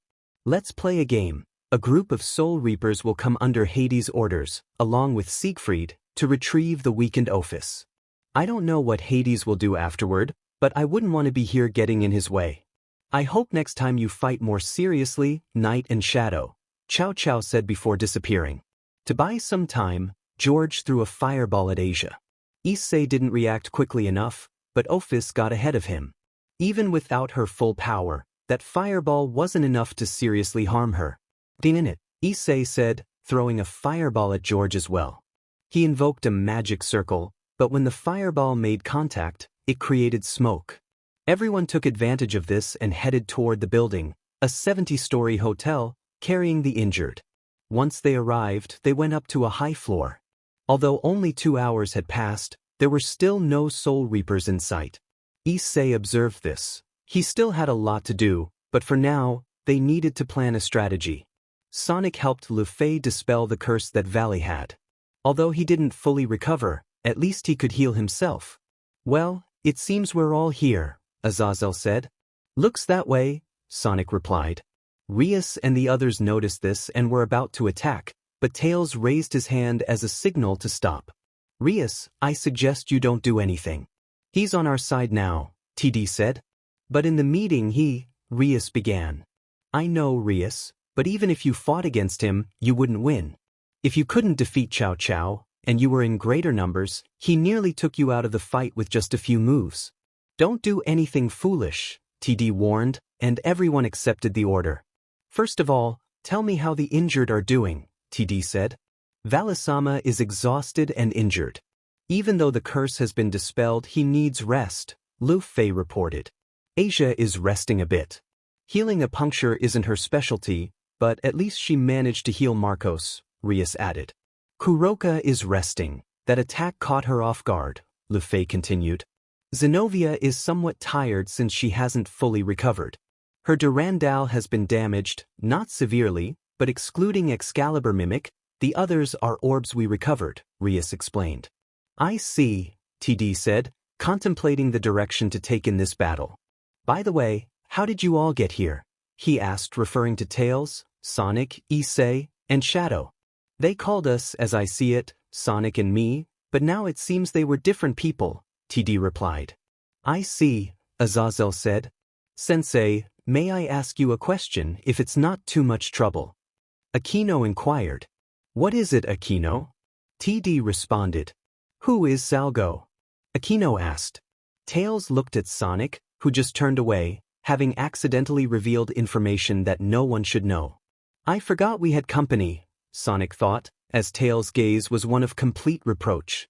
Tails sighed, knowing that sooner or later, someone would ask a question. Look, just this once, I'll make an exception and not answer the question, TD said. Hey, are you sure about that? I mean, no one here should know that yet, Sonic replied. As if our enemy doesn't know about us. Besides, they deserve to know a little information regarding the others. Or haven't you told anyone about it? TD countered. Only Chow Chow and the others from the Cows Brigade know about it. Vale, Kuroka, Lefei, Biko, and Arthur had a vague idea, Sonic admitted. Sensei, Aquino said. Forgive me, but I'll only tell you this, Zalgo is my enemy and now Sonic's as well, TD stated. Then we shouldn't be afraid since we have you two here, Rias said, and everyone agreed. Tails sighed at this. Rias, I just hope those words are true, TD said, his tone somewhat uncomfortable. Why do you say that, Sensei? Rias asked. Just then, the door opened, revealing a somewhat recovered Vale and Ophis. That's because Zalgo is stronger than I am. Even with Sonic's help, we wouldn't be able to defeat him, TD said. You're joking, right? Rias asked, trying to see if Tails was kidding, but he showed no signs of it being a joke. Believe me, even if we fought at 100%, he would still be stronger than us, Sonic said. Even you, Sonic-sama. Lufei asked, surprised as. According to Vale, Sonic was stronger than him, but for both to openly admit they couldn't defeat Zalgo was astonishing. Yes, Sonic confirmed. It's strange to see you here, Sonic. I thought you were with Zalgo, Ophis remarked. I was called, Sonic replied. I see, Ophis said. All right, Lufei, any news we should know about? Sonic asked. A message arrived not long ago. To summarize, we tricked Ophis, and the hero faction rescued her. They want us out of the game. They also reported that you, Sonic-sama, have betrayed your people, Lufei explained. Let them do what they want. Aside from Zalgo, there's no one who can stand against me, Sonic said. Apart from being part of that group, is there anything else you do? TD asked. We're just going on an adventure, investigating the dimensional rift and its mysteries, but no matter how much we try to dig deeper, it seems the place itself is strange, Lufei replied. Great Red is in that place. He must be taken out of there at all costs, Ophis said, while Tails simply observed. Ophis, can I say something? TD asked and Ophis looked at him. I understand you want to reclaim your home, but seeing that Great Red is there, I suggest you let him wander around. Besides, that dimensional rift connects to various universes. Who's to say Great Red is there to keep the place in order? TD advised, and Ophis hesitated. Ophis, I believe what T says. Besides, he's someone smart, too smart for my liking, Sonic added. What makes you think that, T? Ophis asked. It's just my assumption. That place is described as such by any existing supernatural being. Even I have my doubts about that place, and even if I could analyze it, the area is too vast for a single person to do so, TD explained. Ophis said nothing, remaining silent as she pondered Tails' words. Hey Governor, wasn't there a demonstration of Longinus earlier? You know, the bearer of Kanei's Lycaon isn't in Grigori, Lufei pointed out. Kanei's Lycaon/dog is currently on a different mission, Azazel replied. I see. Now that I think about it, who holds the second Longinus if Chow Chow has the first? Issei asked. The second Longinus, Zenith Tempest, is held by the heavens. By the way, Irina, how's that joker? Azazel inquired, and Irina made a somewhat complicated expression. If you're talking about Dulio-sama, he's just looking for places with exquisite food, Irina said, and Azazel looked blankly at her. Seriously? He's supposed to be a reincarnated angel and a candidate for seraphim, and all he does is look for food. What are Michael and the others doing? Azazel questioned, and Irina didn't know how to respond. How strong is he? Issei asked. Valisama considers him someone who occupies the highest places on his list. He would be the strongest exorcist in the church, Lu Fei answered. Correction, the one from the heavens, Sonic interjected. Why from the heavens? Samuel asked. I feel that person responds more to the name Michael than to the church itself, but if we're talking about it, I think the strongest exorcist in the church is someone named Vasco Estrada or something like that, Sonic said. It may be a silly question, but how many Longinus are there? Issei inquired. Well, there are 13. True Longinus, Zenith Tempest, Canis Lycon, Sephiroth Grail, Boosted Gear, Divine Dividing, Regulus Nemia, Annihilation Maker, Dimension Lost, Absolute Demise, Incinerate Anthem, Innovate Clear, and Telos Karma. Although I have to say, I almost thought you had 2 of the Longinus, Azazel said, looking at Issei and Shadow. Why? Issei asked. Well, I thought Shadow had Canis Lycan, and you, Knight, I thought had Incinerate Anthem, Azazel explained. Anything special about why? Shadow asked. Canis Lycaon for manipulating shadows, and Incinerate Anthem for using flames, but in the end, I discarded that idea, Azazel replied. Reason? Sonic asked. Canis Lycaon is an independent avatar, like the creation of swords from shadows, and Incinerate Anthem uses purple flames. You two use similar techniques but in different ways, Azazel clarified. I understand, Issei said. Hey, Ophis, tell me how you feel right now, TD asked. Samuel stole my power, that's all he did. But I managed to release some snakes into a different dimension. I went to retrieve it, Ophis explained. Well, at least you have part of it intact, so there's nothing to worry about for now, Sonic reassured her. For now, let's rest a bit more. We'll need our strength, and the more rested you are, the better. I'll check outside, TD said, leaving the room. Everyone nodded in agreement. Kaneko left the room to look for her sister, and Issei decided to accompany her. Aquino and Rias went to another room, while Valley went to rest a bit. Sonic went with Tails. Issei accompanied Kaneko. They were in silence, but it wasn't uncomfortable. It was a neutral point, and they continued on their way. They didn't take long to reach the room where Kuroka was. As soon as they entered, she smiled mockingly at them. Oh, Chiron and Nighton, how nice of you to come see me, Kuroka said. Well, you saved Tuju-san, so thank you, Issei replied. Me, it was nothing, Kuroka said. Why? Kaneko asked. Why what? Kuroka responded. Why did you save me? Kaneko asked. I don't understand, Kuroka said, and Kaneko sighed. Well, time for plan B, Issei thought, leaning closer to Kaneko's ear. Go along with me, Issei whispered, and Kaneko nodded. Kuroka watched, wondering what it could be. Well, Kuroka-san, you're the only family Tuju-san has, right? Issei said. Of course, Kuroka replied. Well, then I'm here to say congratulations, Issei announced. Why? Kuroka asked. Tuju-san is now happy with someone else, Issei revealed, and Kuroka's smile faltered, her eyebrow twitching. Oh really? I'm happy for her, Kuroka said, though it seemed difficult for her to say those words. And that's not all, Issei said, stepping behind Kaneko and hugging her. What else? Kuroka asked. She's going to be an aunt, Issei declared, and Kuroka now looked ready to pounce on the one who took her little sister's purity. That's true, Chiron, Kuroka said. I don't understand, Esama, Kaneko said stoically, though inside she was laughing. Answer me this. Who is the person who did it? Kuroka asked, slightly annoyed. That's simple. It was me, Issei said, and Kaneko blushed at this. DMN it, Kuroka cursed.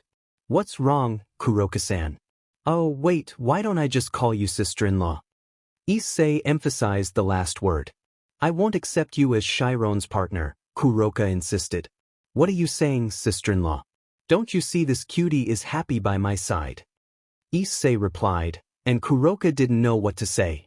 Normally, she was the one teasing people, while Kaneko was blushing. What do you say, Tuju-san? Are you happy by my side? Issei asked, and Kuroka watched as Kaneko turned red. No.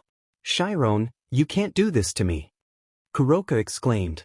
I'm sorry, Eni-sama, but Knight is my boyfriend. Now that I have someone by my side, you don't need to be here, Kaneko said. No. Kuroka cried, falling to the floor, tears streaming down her face. Her little sister was leaving her side. She only heard laughter, and when she looked up, she realized it was Issei. Ha ha ha. Issei laughed uncontrollably. You tricked me, Kuroka said, annoyed. Well, I won't deny it was a bit fun to tease you, Issei admitted. Chiron, I can't believe you did this to your older sister. Kuroka exclaimed. I'm sorry, Eni-sama, but you brought this on yourself.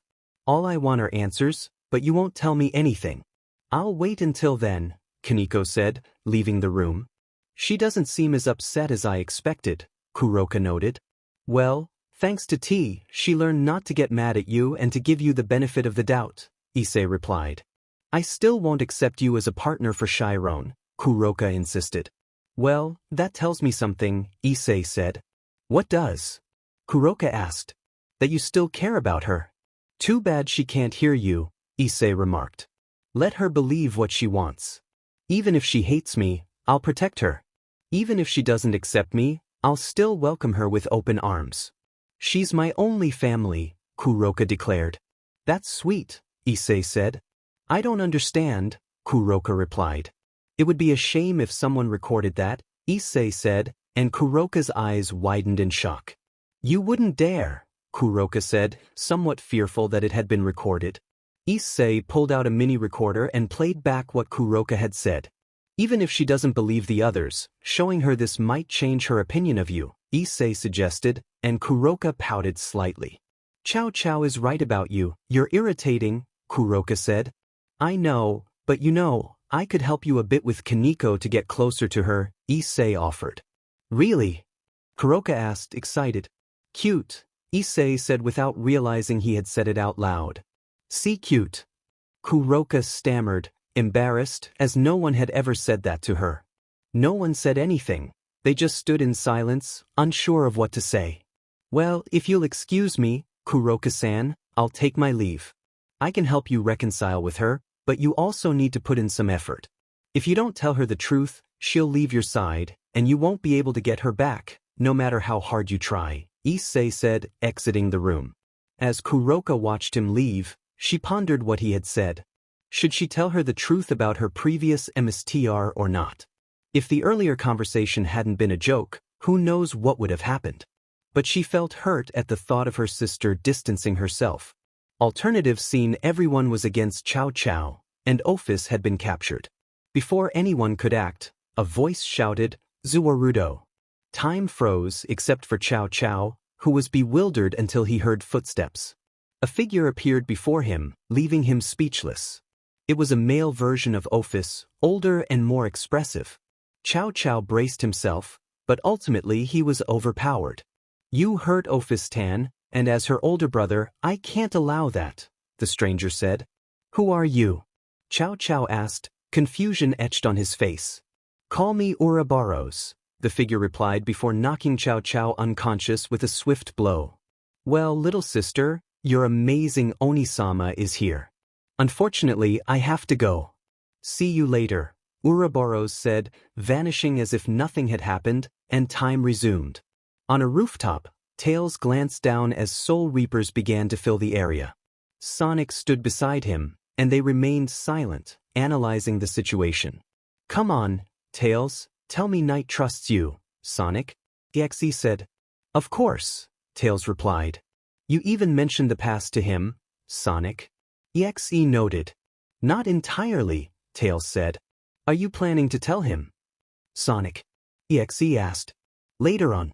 Shadow knows, Tails replied. If he wanted Issei to trust him, he would need to share part of his past. Almost everything. I still need to tell him who we were before, Sonic. Issei said. Well, I wish you luck, Tails said, the silence becoming somewhat uncomfortable. Can I ask you something without it sounding offensive? Sonic. Issei inquired. Depends, but what is it? Tails replied. Why do you help him? Sonic. Issei asked. Sorry, but I don't understand what you mean, Tails said. Why do you help Knight, or rather, why do you help others, Tails? Sonic. Issei clarified. Who knows? Maybe it's just simple interest, or because when they ask for help, I can offer it. No idea, Tails answered. That would be one way to look at it, but tell me this. Why did you teach Knight about energy? Sonic. Issei pressed. I could ask you the same thing. Why did you teach Shadow to use shadows? Tails countered. He wanted a way to defend himself, and I provided it, Sonic. Issei said. If that's your answer, then mine is similar, Sonic, Tails replied. I can understand that, but you know perfectly well that what we taught those two is dangerous, Sonic. Issei said. I know the consequences, Sonic. Knight learned what would happen if he exceeded his limits, and I suppose Shadow knows about it too, Tails said. Yes, that kid keeps it under control very well, Sonic. Issei agreed. Then I trust your judgment completely, just as you trust mine, Tails said. I understand. Who would have thought you'd be a mentor to some kids? Sonic. Issei remarked.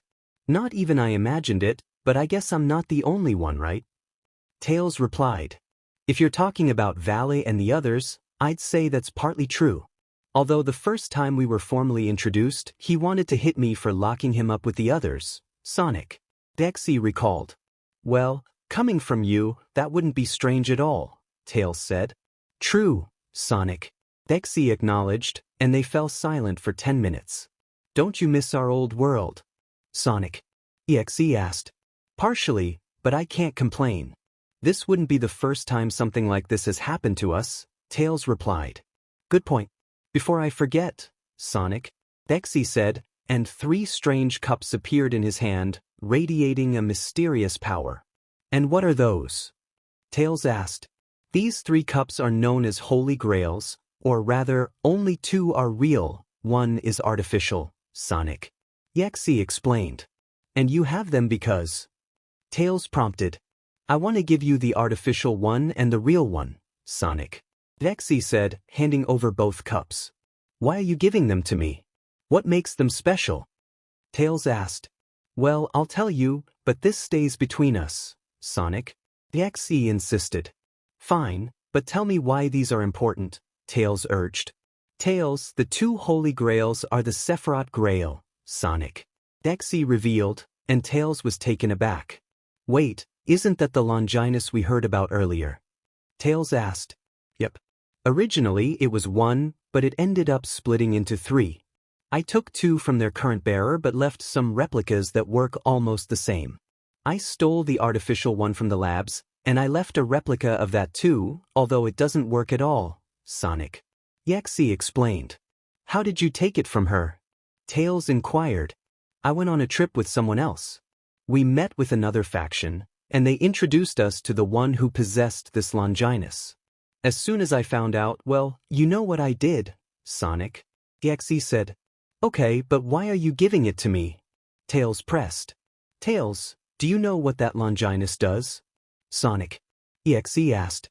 Not yet, Tails replied. It brings the dead back to life, Sonic said.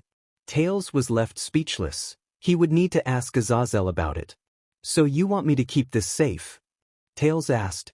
Partly, but just keep it secure, and under no circumstances should you use it, Sonic said.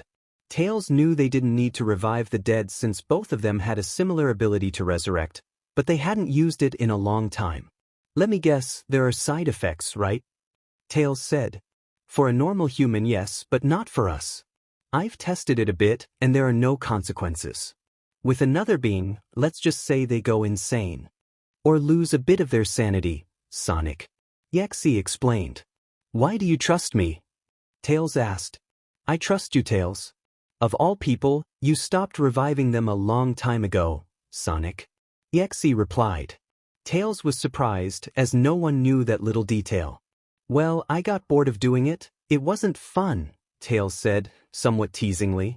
I know, but if that were the case, then why did you promise her, Tails? Sonic. Issei asked. Tails froze at that. No one knew why he had stopped resurrecting people. TD remained silent. I didn't tell anyone about it, Tails, and I don't plan to. You have your reasons, Sonic. Issei said. I'll keep it to myself. It's time to go back, TD replied, stepping away and storing the 2 holy grails in his pocket dimension. Sonic. Thought, looks like you still miss her, as he put away his holy grail and entered the building. Inside, they encountered Marcos entering Vala's room. They decided to wait for him to come out, but Tails called him over. They also invited Issei and Shadow, who arrived shortly after. Alright, first things first, Drake come out, TD said. Vala didn't understand until a chibi red dragon appeared. Wait, that's Sekiridai, Vala said, as the wings of divine dividing manifested before him. Drake, is that you? Albion asked through the wings, surprise evident in his tone. Hey, Albion, Drake replied casually. Before anything else, Albion, come out, TD insisted. What makes you think I'm free? Albion responded. Oh, I'm not just thinking it, I know it. And don't try to lie to me because I know Sonic freed you a few months ago, TD said. Albion, just do it. Tails would find out anyway, Sonic. Issei added. Albion emerged, taking the form of a chibi white dragon. How did you know? Albion asked. I detected a particular energy, and the only one who has it is Sonic, TD explained. Hey, Vala, I suggest you take a break, Sonic said. And you think I'll listen to you? I can still get up, so don't try to stop me, Vala replied, prompting a sigh from Sonic. Then do you want me to call her to take care of you? She already visited you, and when she found out you were hurt, she took care of you. So it's your choice, Sonic, Issei said. Vala hesitated for a moment, but seeing that Sonic was serious, he decided it was better to opt for rest. Alright, I accept the break, Vala said. Can I ask what happened? Marcos inquired, and Issei was also curious, except for Shadow, who already knew who they were talking about. It's simple. This guy, believe it or not, has someone special he cares about a lot. I can say that, Sonic. Issei began. That's more than enough, there's no need to share that little detail, Vala said, blushing. He didn't like that they were discussing it. Fine, Sonic. Issei replied. Why did you call us? Issei asked. Just to let you know that Drake and Albion are free, TD answered. Unfortunately, Albion, Drake won this round, Sonic. Issei said. Why do you say that? Albion asked. Because I was free long before you were. Ha, domination beat supremacy, in your face, Albion. Drake exclaimed, and Albion grew annoyed. At least someone doesn't want me dead, Albion said, looking at Drake. I didn't leave someone hanging, Drake shot back, leaving Albion at a loss for words. Excuse me, but what are you talking about? Issei asked. Details of no importance, Albion replied. Exactly, details of no importance, Drake said, oddly agreeing with Albion. Why? Shadow asked. Just don't dig any deeper, Albion said calmly. TD thought, now I'm curious to know why, and he wasn't the only one. The others were also intrigued by their evasiveness. Well, with nothing more to say, we won't tell anyone about this. The celestial dragons are free, but will take the secret to the grave, understood? Issei declared. Everyone nodded in agreement to that oath. Despite their rivalry, Albion and Drake wouldn't betray each other. They had learned the hard way when they were still free, and that had cost them their imprisonment. They all left the room, and as Vala stayed behind to rest, they headed to the room where everyone had been earlier. When they entered, Rias and Azazel were discussing plans. Lufei was waiting alongside Irina, and Ophis was in a corner. We can leave here, but even if we do, Ophis is still here. I tried to get her out, but something stopped me, Rias said. Hey, Ophis, did you try to leave? Azazel asked. I did, but as soon as I did, something blocked my escape, Ophis replied. Then that means there's something preventing your escape, Azazel said, and Rias looked at TD. Sensei, is there any way you can get us all out of here? Rias asked. I could do it, Rias, but if Ophis is being held captive for a reason, then there's no way I can take her with me. Besides, getting into this dimension was complicated. Getting out won't be easy now that everything is reinforced, TD explained. They haven't found a reason why Ophis is trapped, Sonic. Issei said. I checked and discovered there are some totems or relics. They take the form of a circular serpent biting its own tail, a symbol of Ouroboros, Luffy said. Do you know where they are or why they're there? TD asked. Unfortunately, I only had enough time to see what they looked like. The only thing I discovered is that those devices increase the barrier's reinforcement. I don't know where they are or how many there are, Luffy replied. Then let me handle it, Sonic, Issei said, closing his eyes and concentrating. After a few moments, he opened his eyes. I sensed a different energy. Aside from the Reapers and the two presences outside, there are 3 totems. 2 are inside the building, one on an upper floor and the other on a lower floor, while the third is outside, Sonic. The Issei reported. Now we know where they are, but even if we destroy them, we still need to figure out how to get out, Azazel said. What if we send someone for help? Irina suggested, and everyone looked at her. Is that a bad idea? Irina asked, wondering what they thought. Actually, it's not, but tell me who we should send, TD replied. Zenobia and I can do it, Irina said. Are you sure? Issei said.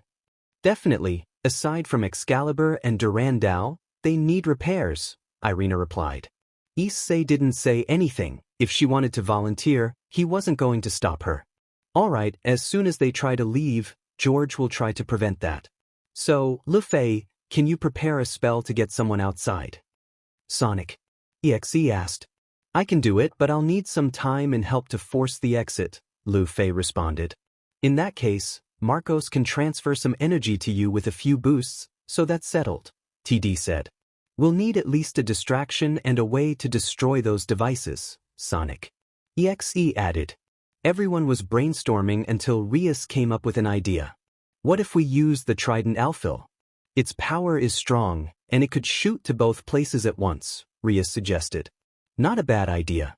Now that we have that sorted out, let's wait a bit. Luffy, start preparing the transport circle. We'll handle the Reapers that are starting to gather, Sonic. Issei said, raising a barrier to keep the Reapers from getting too close. Understood. Irina, first of all, take this, Luffy said, conjuring a sword. Irina was surprised when she saw it. Excalibur Regent. Are you sure you want to give us this sword? Irina asked. Yes, Fenrir-chan, its power is currently low, so I have no problem with it. Besides, we no longer have a use for that sword, so it doesn't matter, Luffy replied. But really appreciate it. Even if you and your brother are a bit unusual, this shows you're good people, Irina said. Fufufu, I appreciate the compliment, but I'll pretend I didn't hear you call my brother and me unusual, Luffy said with a somewhat forced smile. Before anything else, Irina, tell me where the orbs of Excalibur are, TD said. Here they are, Irina said, showing the other orbs. Excluding Mimic and Regent, here are the rest. I'm going to try something, TD said, causing the orbs to start floating around him. Then Mimic and Regent floated nearby. The next thing that happened was a small flash that blinded everyone. After the flash, they couldn't believe what was in front of them. Where there had been 7 Excaliburs, now there was 1 sword. Awesome, it worked on the first try, TD said. Sensei, what did you just do? Rias asked, unsure of how to describe what she had seen. I just combined the Excaliburs. It's easier this way than having to keep track of the orbs or worrying about missing a sword or something, TD explained. You do realize you just accomplished what the heavens would struggle to do, right? Azazel remarked. He would need to be in contact with Tails, as it would be a good idea to inform him of their progress and research. Oh, come on, don't think it's at 100%. They're just united, not fused, so to speak. It can withstand some attacks, but ideally, it shouldn't be used in long-duration battles. Irina, you'll be in charge of wielding this incomplete Excalibur for now, TD said. Ah, Weiss, of course, Irina said, not believing that Tails could manage a quick process. One more thing, don't tell anyone about this incident. It could lead to certain complications if someone finds out, TD warned. I'll do it only if you give me your opinion or help me with certain things, Azazel replied. Deal, TD said. We won't tell anyone about this. You can rest easy, Sensei, Rias assured him, and the others decided to keep the secret as well. All right then, get ready because the operation starts in a few minutes, TD said, prompting everyone to nod in agreement. With nothing more to say, Issei and the others took their positions. Irina and Zenobia stood inside the circle, while Lu Fei was beside it. Marcos prepared to transfer boosts, knowing he would need to promote himself to Trident Knight to do so. Outside, Soul Reapers were already attacking the barrier. Rias and the rest of the group planned to strike quickly once the barrier was deactivated. Sonic and Shadow held their ground. Are you ready? TD asked, and everyone nodded in response. Now, TD instructed. Marcos transferred the boosts he had accumulated, causing the circle where Irina and Zenobia stood to glow. Seizing the moment, Marcos promoted himself to Trident Bishop and summoned 2 cannons, one above and one below. Sonic deactivated the barrier, and the cannons fired, destroying the 2 totems and allowing Irina and Zenobia to escape. Now, the challenge for the others was to hold their ground. All right, everyone disperse and endure. We'll support you from a distance, Sonic said. Everyone nodded in agreement. Rias and Aquino charged at the Soul Reapers, while Asia stayed back to provide reinforcement and healing support. She began to create a bow made of her green aura. Samuel, with her high magical reserves, cast spells from afar. Even though Valley wasn't fully recovered and couldn't use his sacred gear completely, he fired a shot with his demonic power before vanishing. Sonic sighed, knowing how stubborn Valley could be, and let it go. Kiba also charged in, while Azazel engaged in battle with his artificial balance breaker. Kuroka, despite her longing to fight, was still recovering. Ravel and Kaneko helped her stay on her feet. I'll help too, Kuroka insisted, though her expression revealed her lingering injuries. I think you should stay here, Issei said, approaching her. I can still help, Kuroka argued, but Issei gently set her down in a chair. You might think so, but in your condition, you'll just be dead weight, Issei replied firmly. That's not true, Kuroka said, annoyance creeping into her voice. Then prove me wrong, Issei challenged, crossing his arms. You'll see, Kuroka said, attempting to get up but ultimately failing. She tried repeatedly but couldn't manage it.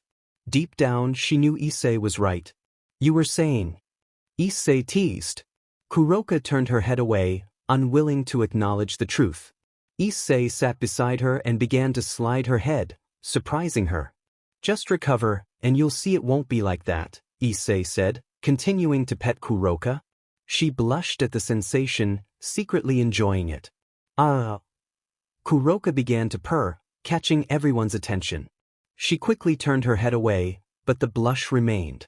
Nasama, you pervert, Kaneko said playfully, as if Issei had a knack for making her sister act differently. Chiron, don't say that, Kuroka replied, though her blush was still evident. Kaneko turned her head away, but a smile lingered on her face. Whatever you say, Asama, Kaneko said with a grin. Kuroka huffed in annoyance while sitting in the chair, but Kaneko stayed by her side, along with Ravel.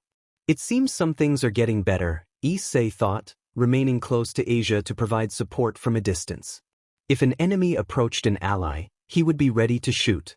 I'll help too, Ophis said, charging an attack in her hand, resulting in an explosion in the parking lot. That's strange. I fired my power without being able to control it, Ophis said, looking at her hands. The explosion affected both enemies and allies. Rias, Aquino, and Kiba were fine, but the Soul Reapers were effectively eliminated. Issei was about to voice his frustration when Azazel arrived. Hey, Ophis, it's fine to help, but in your condition, it's best if you hold back for now. Samuel affected you too much, so just wait until we can get out, Azazel advised, prompting her to retreat from the battle. Ophis nodded and moved to sit in a corner. All right, Zenobia and Irina are gone, Rias, Kiba, Azazel, and Aquino are fighting below, Tails, Sonic, Shadow, Asia, Samuel, and I are providing support from a distance. Marcos is joining the fray, while Kaneko and Ravel are helping Kuroka. If we stay here, maybe we'll last, Issei thought. I'm going too, Marcos declared, heading toward the others. He promoted himself to Trident Knight and launched himself into the fray. Hey, Argento-sen, may I? Issei asked, positioning himself next to Asia. What are you planning to do, Knight-san? Asia asked curiously.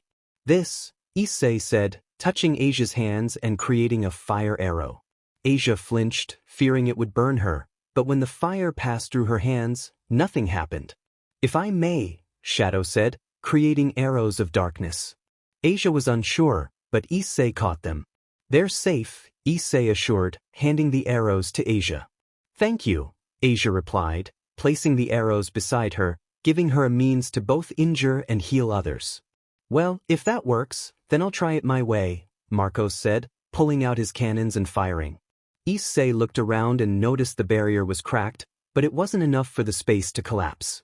After that, Marcos charged at the other Soul Reapers. These Soul Reapers were supposed to be tough, but this isn't difficult, Issei remarked. Don't compare levels or strength, each mythology has its own power dynamics, TD said, punching a Soul Reaper in the face and sending it flying. So that means everything is different? Issei asked. Let me give you an example. A low-ranking dragon can take on a mid-class demon, and the higher the rank, the greater the difference. The same applies to other mythologies. Sonic. Gexi explained, dispatching another Soul Reaper. I see, so that's how it is, Issei said, firing a fireball at another Soul Reaper and eliminating it almost instantly. One more thing, be careful not to let their sides touch you, Sonic. Gexi warned. Why? Goodbye to your life as soon as they touch you, Sonic. Gexi warned. I understand, Issei replied, summoning his sword to block an attack from a Reaper. The battle felt endless, but Issei soon noticed that Rias and Aquino were in trouble. He watched as they combined their powers to eliminate their foes. Then he spotted someone familiar in the area where Marcos was. Hey, it's the guy with the Manuelas. I'm going to pay him a visit, Issei said, dashing down from the floor above. The Reapers noticed him, but thanks to Asia shooting a fire arrow alongside a shadow arrow, an explosion erupted, wiping them out instantly. To soften his landing, Issei positioned his feet and summoned a gust of wind to cushion his fall. Everyone watched him arrive, especially Siegfried and Marcos. Hello, guy with the Manuelas. No, wait, let me change your name. Super Manuelas. Yep, that name suits you better, Issei joked. Hello, Knight. I see your teasing nature hasn't changed, Siegfried replied, somewhat annoyed. Oh, Super Manuela, don't you like your new name? Issei continued to tease. Yep, now I see why Chow Chow finds you annoying, Siegfried said. So that means we'll be your opponents? Issei asked. Nope, those will be these guys, Siegfried said as more Soul Reapers appeared, dressed in darker robes and wielding scythes. Without hesitation, one lunged at Issei while another targeted Marcos, but both managed to dodge and counter with blows that sent their attackers crashing into the others. Issei shot a fireball, while Marcos unleashed a dragon shot. Wow, it seems like the mid-level ones are no match for you, Siegfried remarked, surprised. Azazel appeared next to Issei. Well, compared to people like Chow Chow and Sarorg, this isn't a challenge for you, Azazel said, just before another voice interrupted. So you underestimate us, a Reaper with decorative elements on his robe said. How strange, I could swear this Reaper is different, Issei noted as Azazel moved closer. You seem familiar. Haven't we met before? Azazel asked. No, in fact this is the first time. My name is Pluton, the Grim Reaper. I serve Hades-sama, the Reaper introduced himself. And what are you doing here? Azazel inquired. I'm just here to eliminate you. You violated the Alliance Treaty by allowing Ophis, the leader of the Cows Brigade, to roam free, Pluton replied. Issei's eyes widened slightly, No one knew about that. Azazel's anger flared at this revelation. So that's the excuse you're using. I understand, coming from someone like you who allied with terrorists. You really are a joke, Azazel said, annoyed. But it doesn't matter now. I'm only here for Ophis, who has become a false entity, Pluton continued. You've just come to irritate me, haven't you? Maybe, Pluton replied. Issei is right there. Pluton and Azazel are about to fight. So the clown mask is part of you, Issei remarked. Why would I tell that to a being like you? Pluton shot back. Great, not only does he have a stupid mask, but he's also an idiot, Issei teased. Jia, don't provoke me, inferior being, Pluton growled. Oh, is the bag of bones upset because I mocked a sack of bones? Issei quipped. Hey, Knight, that's fine, but there's no need to provoke him, Azazel interjected. Pluton was taken aback, realizing that the famous knight he had heard about recently was right there. Oh, sorry, Mr. Bag of Bones, Issei said, still teasing. I've had enough of you, Pluton said, swinging his scythe. Hey, I'd love to face you, but I think Azazel is the better opponent, Issei replied. True, the governor of the fallen angels is worth my time more than wasting it on someone pathetic like you, Pluton retorted. Whatever you say, sack of bones. I still don't think you can win, Issei shot back. Azazel didn't understand why Issei was acting this way, but he figured it was best to leave it be. After all, Issei had a smile that suggested he was enjoying mocking someone like Pluton. Are you saying I'm no match for him? Pluton asked, now annoyed. I don't know, you tell me, Issei replied. Yeah, I'll prove you wrong, Pluton said, moving at high speed, but Azazel responded just as quickly. Now that's what I call speed, Issei said, whistling in response. They fought fiercely, and it seemed that both were evenly matched. I'm surprised you can keep up with Azazel at all, Issei commented, as the speed they were moving at created blurs, one black and the other gold. Now that that's settled, it looks like we'll be your opponents, Issei said, taking a combat stance alongside Marcos. Just as they were about to move, Kiba appeared in front of Issei. Excuse me, but this time I'll take him on, Kiba said, summoning his sword. Wow, it seems the Gremory Knight will be my opponent, Siegfried said, though his expression was one of complete seriousness while Kiba maintained his usual demeanor. We didn't finish our last fight, Kiba stated. Same here, Siegfried replied. Both vanished in blurs of speed, and since Issei had nothing to do there, he decided to support the others. He was just about to step away when a horde of mid-level Reapers appeared. Issei sighed as an explosion occurred. He looked up to see Asia smiling at him. Issei waved back and went to check if Aquino and Rias needed help, but saw they were managing well. Azazel was fine, so he just stayed back and observed. Kiba's battle seemed evenly matched. Siegfried had 2 extra pairs of arms, and Kiba was fighting him. Upon closer inspection, it looked like Kiba had created a sword and had just launched a cut against Siegfried, causing him some damage. Dragon Slayer. Interesting that he created that, Issei thought, realizing that Kiba had crafted a weapon against Marcos in case he lost control again, which was difficult since the Cardinal Crimson had replaced the Juggernaut drive. The fight was just reaching its peak when a dark mist appeared, indicating the presence of George's sacred gear. Marcos, who was there too, felt it as well.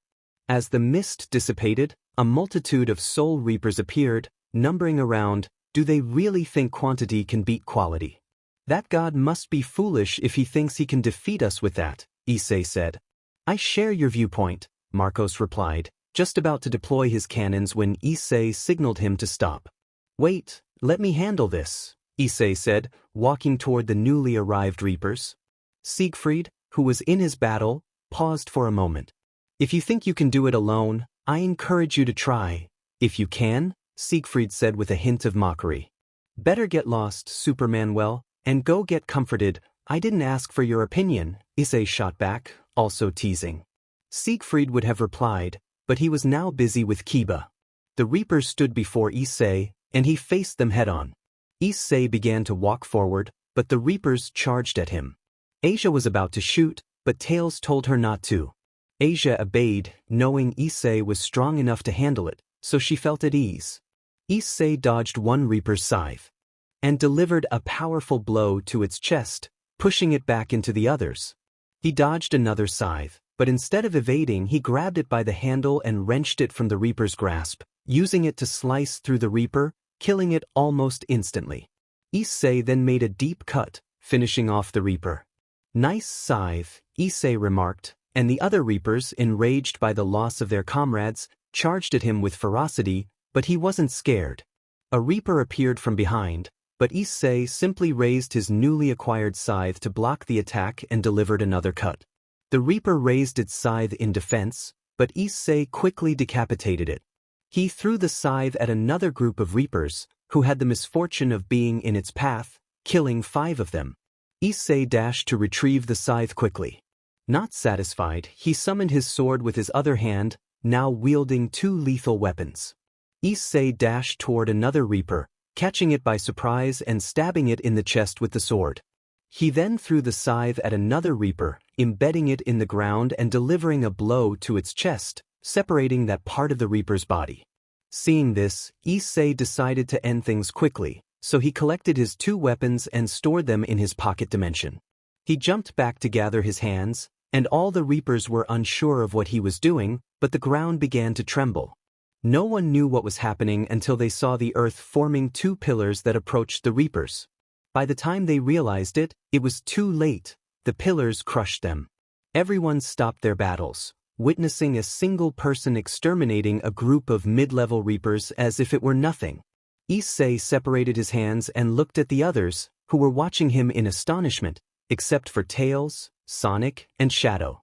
Just as he was about to speak, they heard something entering. Everyone thought it was reinforcements, but when they turned to look at Siegfried, he appeared confused. No one knew what was happening until what was entering became visible. "Hello, Sekyudai and Knight, long time no see," said a person who surprised Azazel and his group, as this was unexpected. "It can't be, you were supposed to be dead." "Shalba," Issei said, incredulous. "Because here we enjoyed a bit of everything, but I hope you all had a good time too. Anyway, it's time to select the new cover. The time has run out, the votes have been counted, and the conclusion is that the new cover will be..." Drumroll please. "This one, with a total of 8 votes for this cover, 1 vote for another, plus 1 neutral vote. Remember that the covers were created by Alessandro Gonzalez, 54, all credit goes to him for that. But anyway, the decision has been made, so for now, we'll see you later." In front of everyone stood Shalba Beelzebub, observing all with a calm expression. "You're supposed to be dead, Shalba," Issei said, annoyed. "I was, but thanks to someone I'm back," Shalba replied. "What are you doing here?" Azazel asked. "I thought I was coming to declare war," Shalba said, still calm. Issei couldn't understand what was happening. Shalba should be dead. So why was he floating there as if nothing was wrong? "We killed you," Issei insisted. As you say, I was killed, but I've come back better than ever," Shalba replied. The others might not feel it, but Issei, Shadow, Sonic, and Tails sensed that something was off. Shalba's calmness, or rather his confidence, gave them a negative feeling. Tails and Sonic felt something malevolent within Shalba. After a few moments, they exchanged shocked glances, understanding what was happening. To avoid alarming the others, they communicated with Issei and Shadow. "Knight and Shadow, we have a problem," Tails said. Issei and Shadow didn't understand what was happening but decided to remain silent. "What's going on?" Shadow asked. "Shalba has a power increase," Sonic said. "What's the problem then?" Issei asked. "That power belongs to Zalgo," Tails replied. Now Issei and Shadow understood that this was bad. They exchanged glances and nodded, signaling that this would stay between them. "How strange, I received a report, but I didn't think you would act now," Siegfried said, not understanding why Shalba appeared now. George appeared beside Siegfried without anyone noticing. "I see, it's time to act," Shalba said, causing someone bound to appear. Everyone recognized who was tied up. "Leonardo." Siegfried and George shouted, worried. "Leonardo was on a different mission," George said. "And indeed he was, with others, but I decided he would serve my plans," Shalba said, conjuring a magic circle in his hand and placing it near Leonardo. He began to scream as something started to grow from his shadow. So this is what Annihilation Maker can create, huh? Anti-magic monsters, Shalba said, watching as the creation was completed, a monster that stood 200 meters tall. Leonardo fell unconscious. It's twice the size of Great Red, Issei thought as another circle appeared beneath the monster. Ha! With this, the destruction of the underworld will be definitive, Shalba declared. Attack! Azazel commanded. Everyone launched their attacks, but the monster was unaffected and vanished into the magic circle. Demon, it seems I have no choice, Issei thought, sending a message to Vega to send Slayer for support. It might be difficult, but it was better than having nothing for now. Dim Enet, Issei said as the dimension began to show cracks. The device can't hold much longer, we need to get out of here, George said. Shalba no longer needed Leonardo, so he tossed him aside. Issei dashed quickly and caught him. For now, I'll do you a small favor, Issei said, handing Leonardo over to Siegfried. Okay, Pluton, what do you think?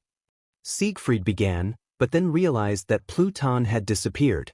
So that was his plan after all. That skull just paved the way for Shalba. It even told him how far Annihilation Maker could go. It's impossible to know that for sure. Anyway, we're retreating, Siegfried said, being transported along with Leonardo to another location. An explosion was heard in the distance. Issei looked up to see Shalba attacking the hotel, but those attacks were being repelled by Tails and Sonic. Right? You guys are more of a nuisance than anything else, Shalba remarked. I can't believe you've stooped to asking for help from beings you consider inferior, Shalba, Valis said. And you're right, but the important thing is to win above all else.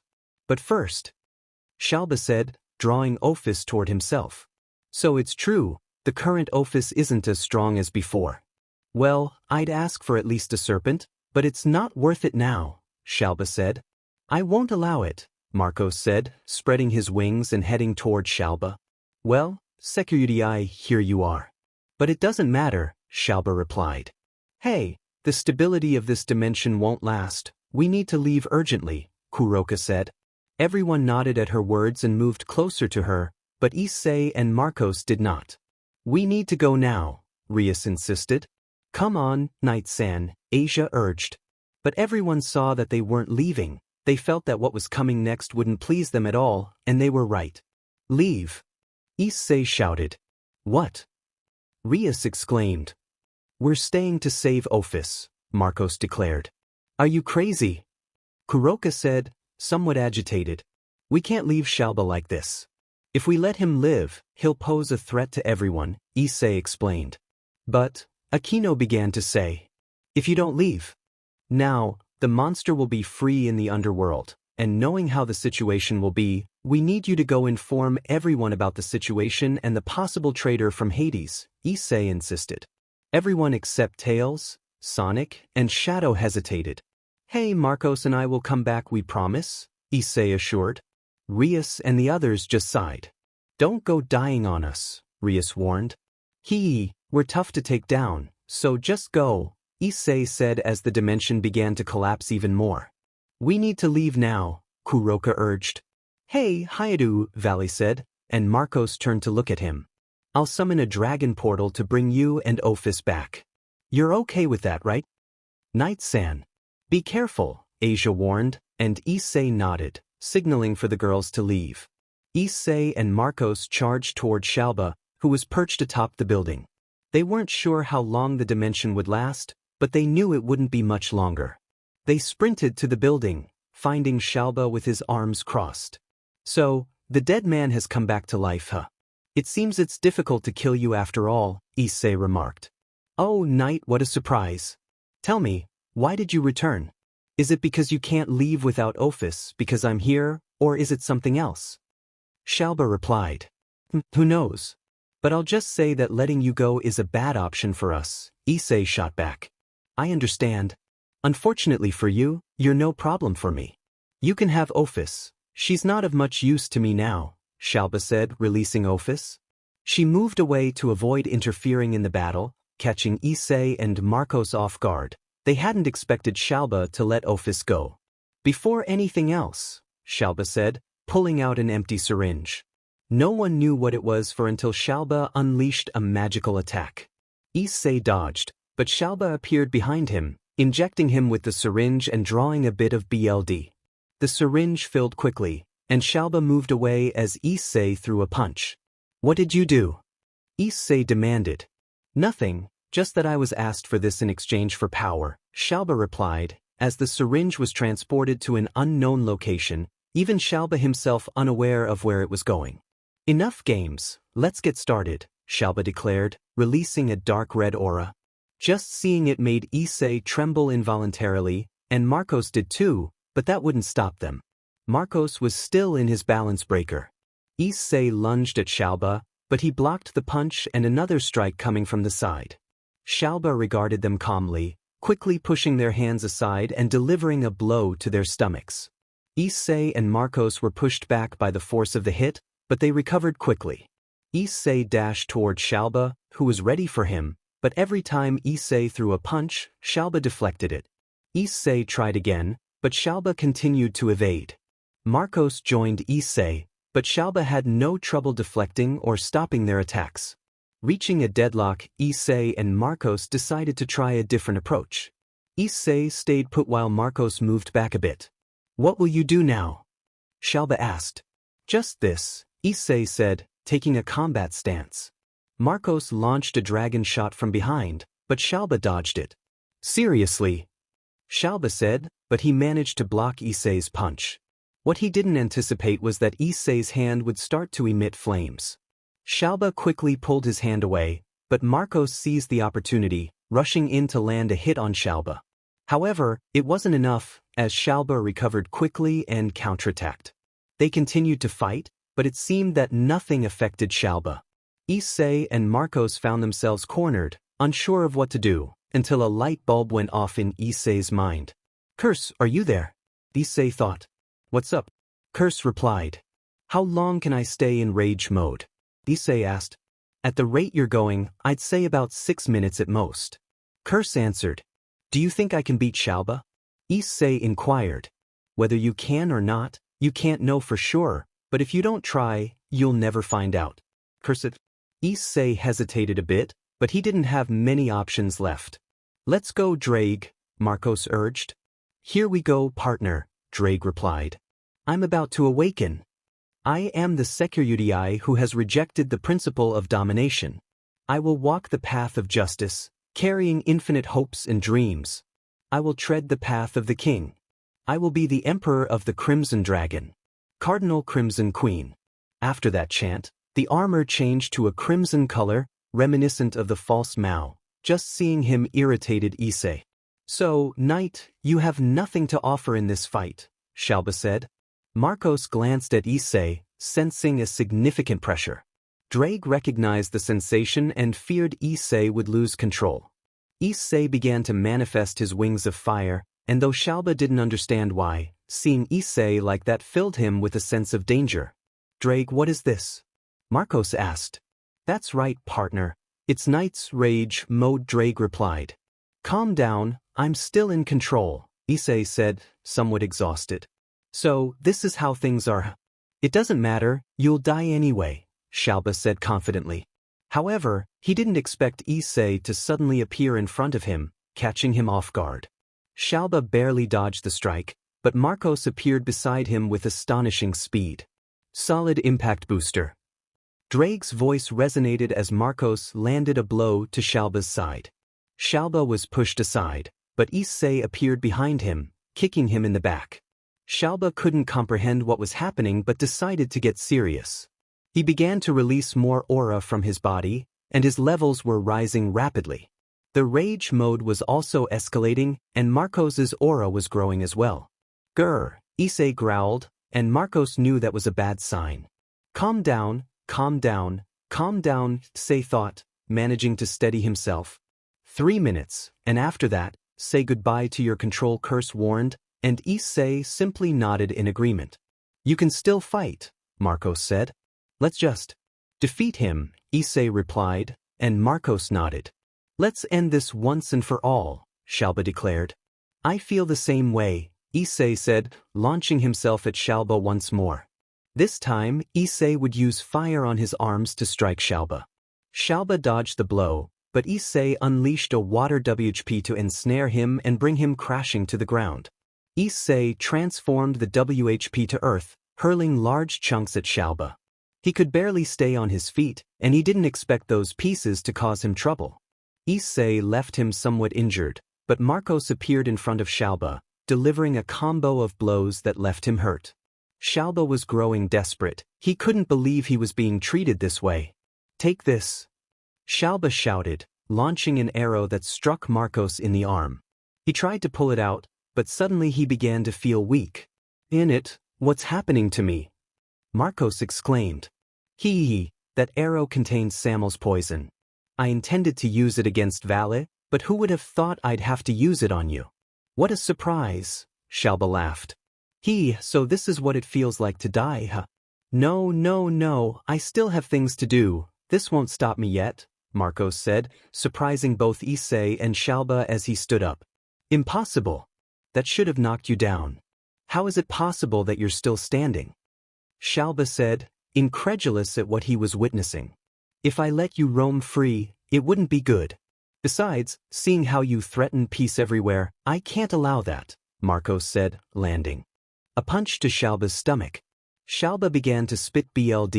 That blow, along with the one he had dealt to Issei, had taken its toll.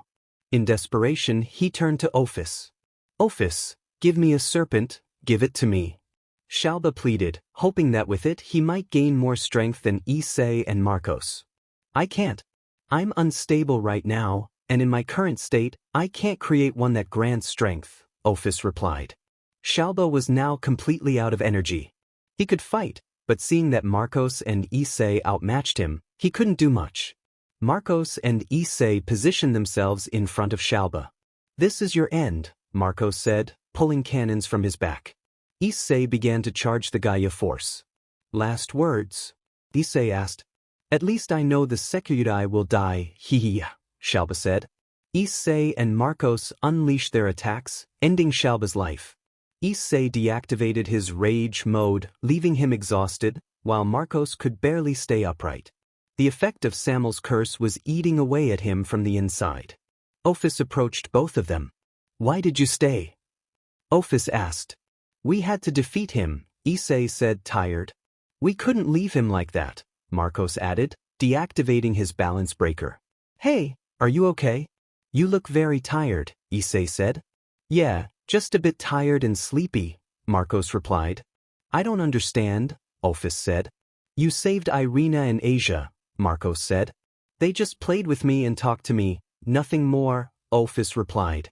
Still, things are strange for you. For us, it can be considered something good, Issei said. I understand, Ophis replied. Hey, Ophis, a question, Marcos said. What is it? Ophis asked. Why did you go to the Sekyudai's house? Marcos inquired. I thought about going to his house out of curiosity, but I actually went to the human world to find you, Ophis explained. Me? Issei said, surprised.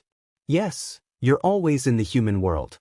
I thought that studying you or understanding something about you might help me find a way to pull Great Red out of the dimensional gap, Ophis said. I see, Issei replied. So that's how things are, Marcos said, feeling more fatigued. Hey, I'm feeling even more tired, Marcos said. Hang in there a little longer, buddy. You'll see they'll summon us, Drake urged, trying to keep Marcos alive as long as possible. So this is how it ends, huh? Marcos said. Hey, Ophis, one more question. Don't you want to be my friend along with Night? Marcos asked. A friend? Maybe a friend would give you a way to have fun, a different perspective on things, Marcos said. I don't understand, Ophis replied. You don't need to understand, but tell me, wouldn't you like to go back home? Marcos asked. I don't have a home, Ophis said. Well, now you do, Marcos said. That sounds fun, Ophis replied. Hang in there, partner, Drake urged. I see. Hey, Knight, there's just one thing I regret, Marcos said. What would that be? Issei asked. That my brother forgives me, Marcos replied. Why do you say that? Issei inquired. In the past, I was cruel to him.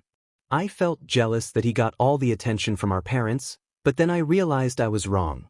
I was foolish to feel jealous of a younger sibling. How could I have thought that way? I regret it, Marcos said, tears streaming down his face, knowing he might never earn his brother's forgiveness. Issei, witnessing this, hesitated about whether to forgive him. On one hand, he had suffered because of Marcos, but on the other, it was clear that Marcos was remorseful. He had tried hard to earn at least a chance for redemption. I see. I'd say you might be able to earn his forgiveness, Issei said. Do you really think so? Marcos asked. Partially, but I can't guarantee it, Issei replied, this time showing sincerity. I understand. At least if I manage to get out of here, I'll try to get him to forgive me, Marcos said with a hint of hope. Hey, I'm feeling more tired, Marcos admitted. Just a little longer, please. Drake shouted. Guys, I'll be there in a moment, just let me rest for a bit, Marcos thought, closing his eyes. Partner, don't close your eyes. Drake yelled desperately, unaware that Marcos wouldn't open them again. After a few moments, Ophis said, Drake, this person isn't moving. I know, Drake replied, saddened for his companion. You sound sad, Drake, Ophis remarked. I know, Drake said. He was my first friend, Ophis said. Yes, Drake replied. He wasn't a bad person, was he? Ophis asked. He was in the past, but now he's trying not to make the same mistakes. Ophis, would you like to hear my story? Drake said. Of course, Ophis replied. You too, knight, please, Drake added. Of course, Issei said, sitting down next to Ophis. In the underworld, Azazel was with Tannen, using the dragon's summoning circle. As soon as they called for Tannen, he immediately responded to the summons. Kuroka was assisting, while Tails attempted to summon Issei, but despite his efforts, he couldn't bring him back. The dimension was too unstable for transportation. Once they arrived in the underworld, they informed Surzex and Miguel of the situation. The entire place was mobilizing, so for now, the situation was under control. Sonic and Shadow went to assist in the rear guard to minimize casualties. As the ritual concluded, the 4 pawn pieces appeared, crimson like Rias, but they were all they needed to know about Marcos. Idiot, Azazel said. This is a joke, right? He's not dead, is he? Samuel asked, shaking his head, unwilling to believe that his older brother was gone. This isn't a joke, TD replied. I refuse to accept it, Rias said. Rias, calm down. This isn't the time to doubt, TD said. Can't you see that Marcos is dead? Rias cried. I know, but do you really think we should give in to this, knowing that a monster is on its way to the city of Lilith? TD said. Rias, even though she wanted to cry, couldn't allow a monster to wreak havoc. She held back her tears and made a decision. Guys, this isn't the time to fall apart. We have a city to protect, Rias said firmly. She had to be strong, not a burden. Understood, Bucho, everyone replied. Even though the death of a friend and brother affected them deeply, they needed to have conviction now. Chapter and 4 days had passed since the news of Marcos's death, and it hit the Gremory group hard, especially Rias and Aquino, who had a deep emotional attachment to him. Ravel felt a bit sad too, though not as much as Rias and Aquino. Asia, Kaneko, Zenobia, and Irina were managing, somewhat sad but holding on. The most affected of all was Samuel, who couldn't believe that his older brother was gone. But even as everyone felt this way, they wondered, where was Knight? The answer remained a mystery. Even if one was dead, the other was not, yet no one knew for sure if he was alive or not. As time passed, the underworld descended into total chaos, and it was no surprise. The monster summoned by Shalba was anything but weak. It turned out to be more problematic than anticipated. Given the situation, all demons were summoned to push back or at least halt the advance of this creature, named Jabberwocky for its size. Adding to that were 12 other monsters, known as Bandersnatch. Supreme-class demons were sent, but it was all in vain. The attacks only managed to scratch the surface, nothing serious. To make matters worse, they could mass-produce beings the size of humans. The important thing was that efforts were being made to prevent these monsters from reaching the capital of Lilith. Gremory residents. The Gremory group was gathered in the Gremory mansion. Rias and Aquino had gone out to help exterminate the monsters. They could have stayed depressed, but they felt that inaction would lead to nothing, so they decided to take action. However, this didn't help much. When they attacked, they did so with fury. Asia and the others, seeing this, decided to stay by their side to prevent them from going overboard, following Tails' suggestion. They hardly had any rest, and even when they did, they would attack the monsters mercilessly. Tails tried to contact Issei, but for some reason he couldn't. It seemed that the place where Issei was far beyond his reach. An unexpected ally arrived for everyone, except for Tails. It was none other than Doomslayer. All the demons thought he was an enemy, but Tails assured them he was an ally. Everyone, though hesitant, accepted him, and to their surprise, he exterminated the monsters with ease. In fact, he didn't even unleash his berserk mode. Tearing the monsters apart seemed second nature to him. Additionally, reinforcements from other alliances arrived. The Nordics with the Valkyries, demons, fallen angels, and Yukai, helping each other out. Even though the latter lacked in numbers, they made up for it with their strength and skill. The final reinforcements were the Olympians, who were assisting the alliance.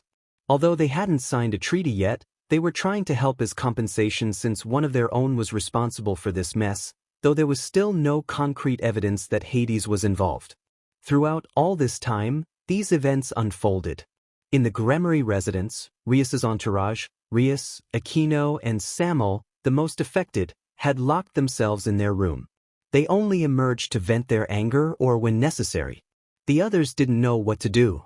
While the rest were okay, everyone's spirits were somewhat low. Whenever Rias, Aquino, or Samuel left, they were always accompanied by someone from the entourage as suggested by Tails, since in their current state, it wouldn't be a good idea to be alone. Meanwhile, in the mansion, everyone was watching the news. It seems the situation is worse than expected, Razor said, appearing alongside someone else.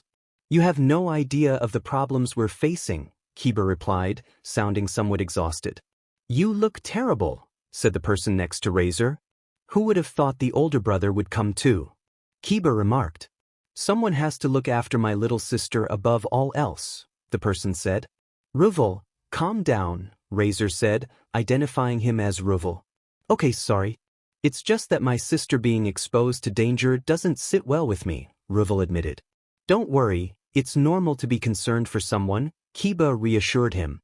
So, how's the situation here? Razor asked. Keeping watch over my king along with the other companions isn't an easy task, Kiba replied. It seems the death of one has affected you all, Razor noted. Especially 3 people, Kiba said. And any news about Night? Razor inquired. Nothing yet.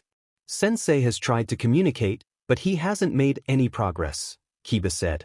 This was true, as Tails had tried to reach Issei but couldn't. It seemed that the place where Issei was had a lot of interference. And where is T, Razor? He said. The truth is he's gone to another place. He hasn't told us where, but for now he'll be away dealing with certain matters with the others, Kiba replied.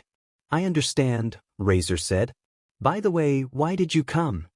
Kiba asked, a hint of curiosity in his voice. I just wanted to see how this group is doing and check on my sister, since it seems some of them are feeling unmotivated, Razor explained. Does anyone know about the news? Kiba inquired.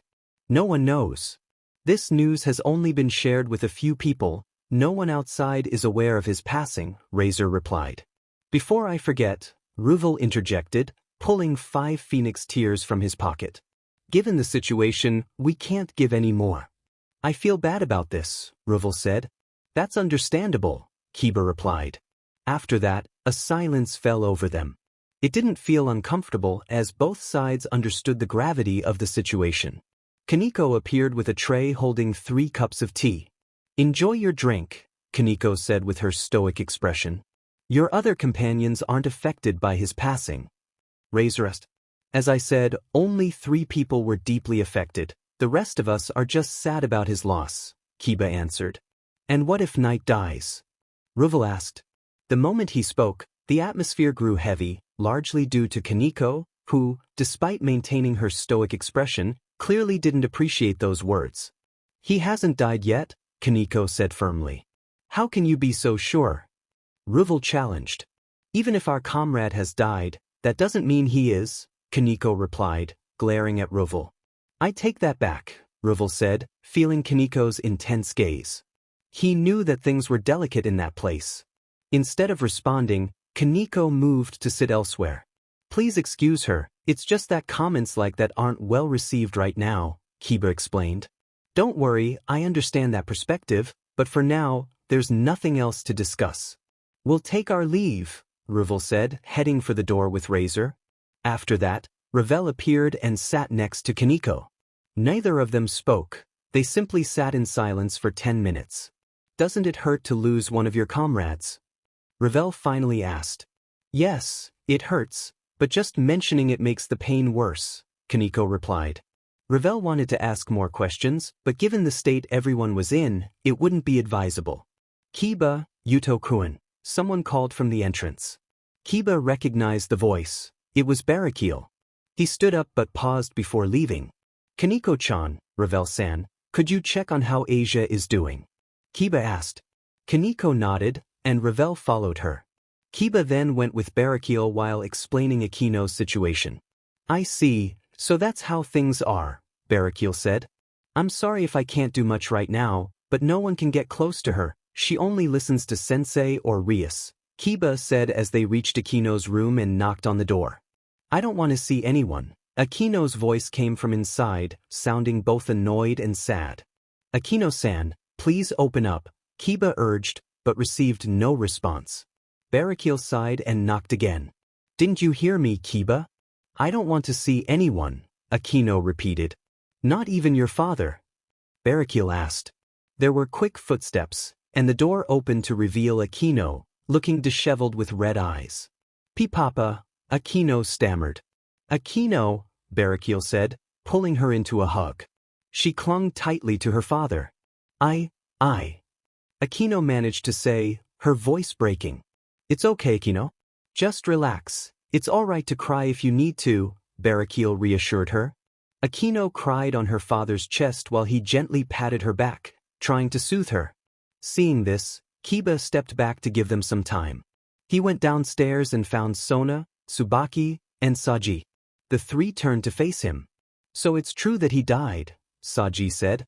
"It's hard to believe he's really gone," Kiba admitted.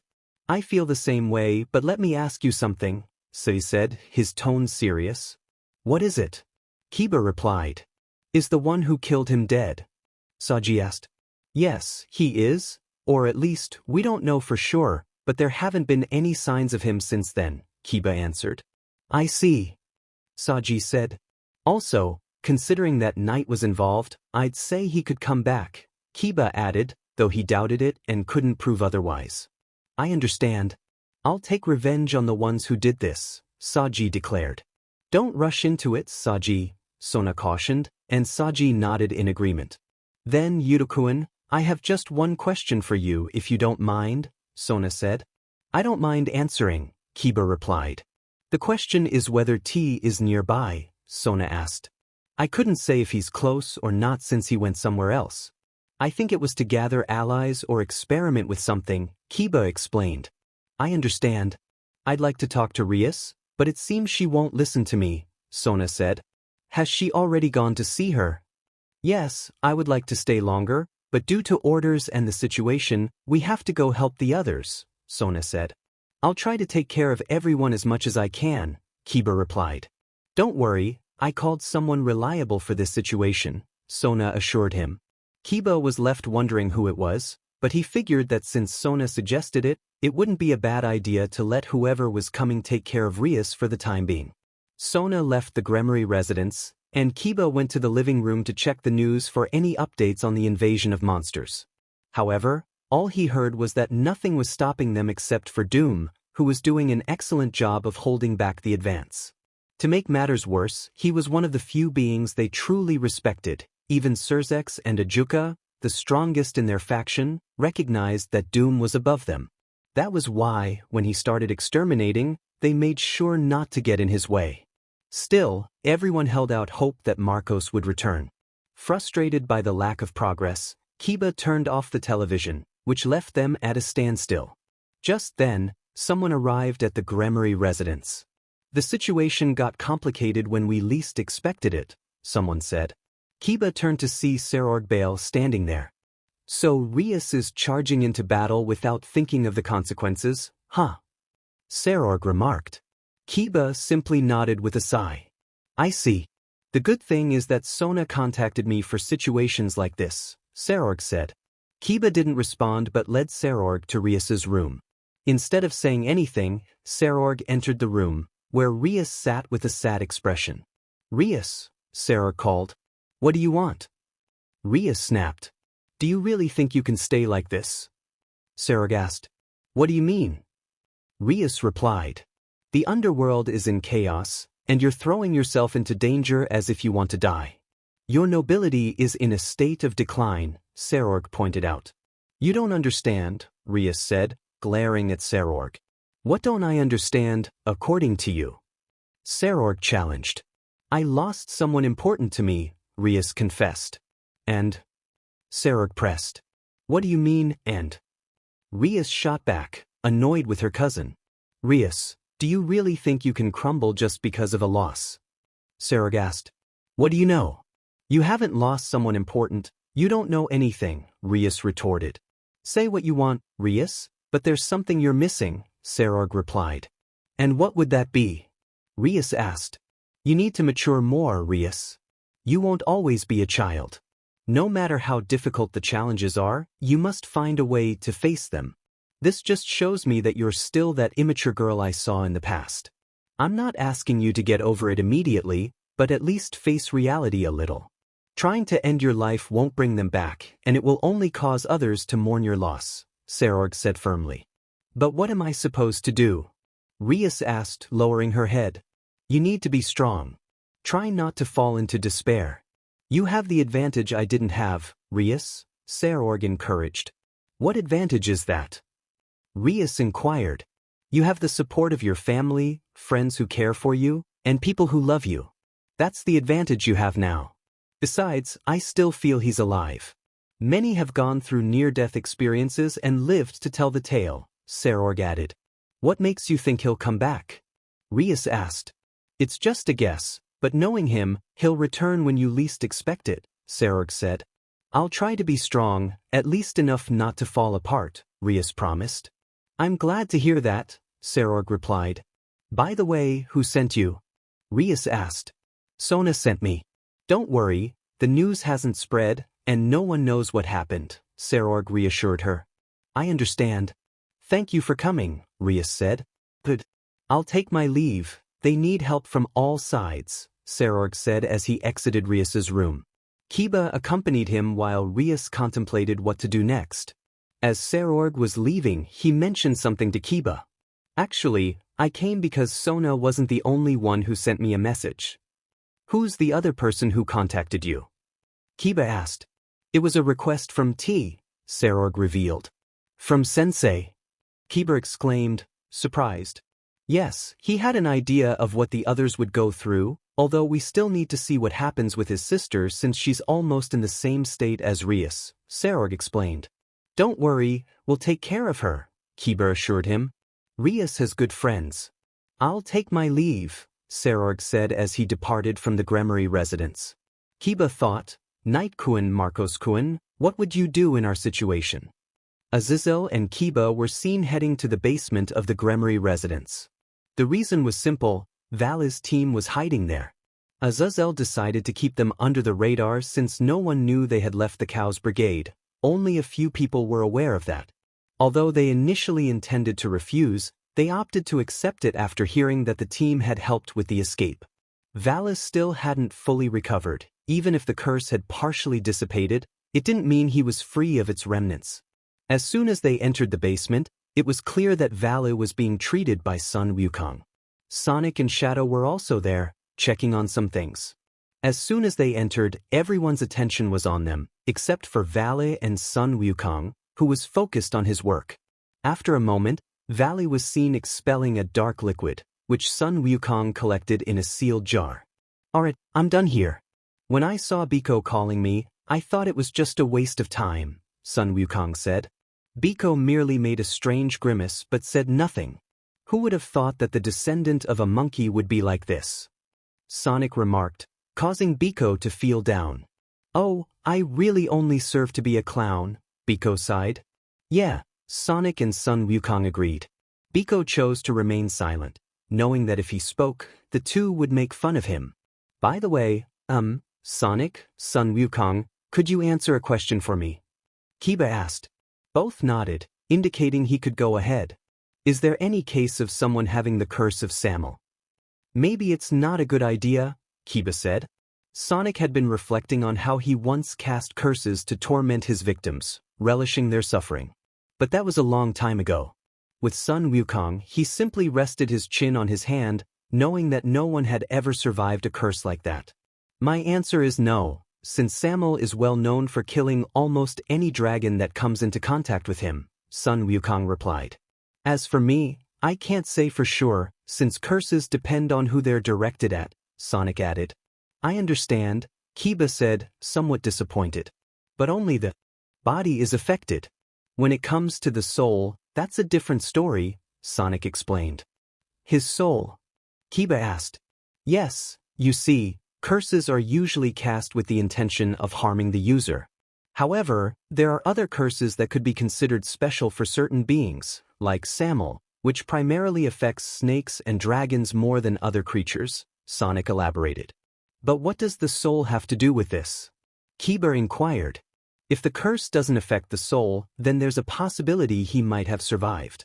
Otherwise, tell me, weren't the evil pieces found intact or without traces of Samel's curse? Sonic challenged. The pawns showed no signs of being affected by Samel, Kiba confirmed. Then that means there's a slim chance he's still alive, Sun Wukong said, and Kiba felt a surge of hope. Don't celebrate just yet. If his soul is still intact, that doesn't mean he's alive. So until we can confirm he's alive 100%, don't get your hopes up, Sonic warned. I understand, Kiba replied. He could tell them that he was still alive, but as Sonic said, without 100% certainty, it was better to keep quiet. By the way, where are those pawns? Sonic asked. The last I heard, Azazel sent them to Ajuka for a checkup, since apparently that effect shouldn't have occurred, Kiba explained. I see. Biko, I heard that they're being sought after by the factions and the Cows Brigade. What will we do now? Sun Wukong asked. Well, we have to follow our leader, Biko said. Ha. Besides, we have nowhere else to go. Kuroka chimed in. We'll stick with the others. What about you, Arturo and Isama? Luffy asked. I have no attachment to the hero faction. If I stay here, I'll keep fighting, and it's easier to follow Valley than Chow Chow, Arturo replied. Hee, thanks, guys, Valley said. Act like you usually do, Dragon Emperor of the Rear, Sonic teased. Please, poor Albion is crying inside because his pride was tarnished, Valley said. Kiba thought. So Albion suffered a similar fate to Drake, as a bead of sweat formed on his brow. So, Valley, what will you do now? Kiba asked. If I take revenge for what happened to Hyoudou, will you be satisfied? Valley replied. Even if you did, you wouldn't be able to. Leave that job to me and my friends, we'll take revenge for what happened to him, Kiba asserted. Excellent response. Until then, I'll wait for someone to whom I want to prove my strength. I couldn't do it before, but now I can, Valley declared. That is, if you don't rest first, Sonic said, and Valley grimaced in annoyance. Oh, come on. It's not like I'm weak, Valley retorted, and Sonic just smiled in response. Lavinia, Sonic said, causing Valley to become nervous at the mention of her name. I think I'd better rest, Valley stammered, fearful that she might find out.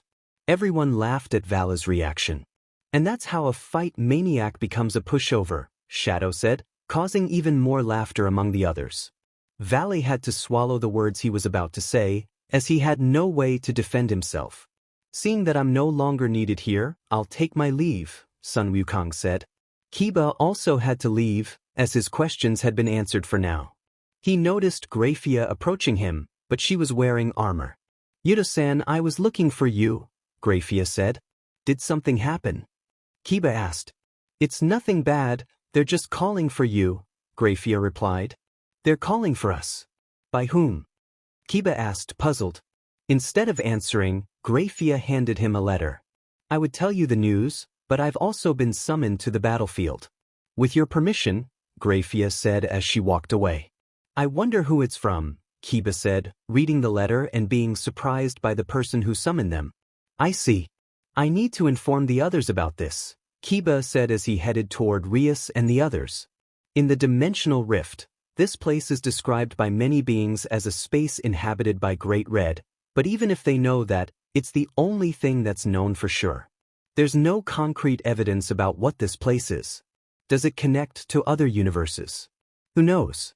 Only beings of great power can exist in this space, although sometimes there are exceptions to the rule. Why is attention focused on this place? Well, Great Red is here, but besides him, there are 3 other individuals, Hyodo Issei, and the armor of the Cherished, although the latter was lying unconscious on Great Red's back. Is that the reason they are with him and not in the previous dimension? The answer, as outrageous as it may sound, is the truth. Great Red passed through there. The combined power of Marcos and Issei caught his attention, prompting him to come to their aid. Hyodo, despite wanting Great Red to emerge from the rift, had to acknowledge that his current state made that nearly impossible. Moreover, Issei had somehow convinced her to abandon the idea. That was tough, Issei said breathlessly. His aura was unconsciously being released, which wouldn't have been a problem if the dimensional rift hadn't posed different pressures. He felt exhausted due to the high-risk process he had undergone beforehand, leaving him fatigued with unknown consequences. Interesting, Hyodo remarked stoically. If I had known this would happen, I would have stopped you by force if necessary, Curse said. That may be true, but still, no one knew that would be the outcome, Issei replied. Hey, why don't you put on your armor? It'll help you conserve unnecessary energy, Curse suggested. I'll give it a try, Issei said, causing his armor to materialize. The armor displayed noticeable changes compared to the previous version. It featured a blue and white design, offered more defensive coverage, and retained the same mask. 2 additional weapons were included, pistols. Even though Issei could shoot fireballs and had no issues with long-range attacks, he recognized that he didn't have unlimited energy, so the pistols filled that gap. Issei's aura had faded, allowing him to remain in the dimensional rift without fear of suffocating or facing other dangers. Hyodo's eyes sparkled slightly, despite her stoic expression. Issei imagined that Hyodo had stars in her eyes. She was the 4th person he had shown the armor to. The first 3 were Tails, Kiri, and Curse. It's worth noting that Kiri had been excited when Issei revealed it to her. Well, what's next? Issei asked, sitting on Great Red's back. He wasn't expecting an answer, but he felt uncertain about what to do next. How about you train here? Curse suggested. Reason? Issei inquired. This place seems to have more gravity. Haven't you noticed that it feels heavier than usual? Curse explained. Well, I don't notice the difference, but sitting around won't do me any good, Issei said, getting up to start doing push-ups.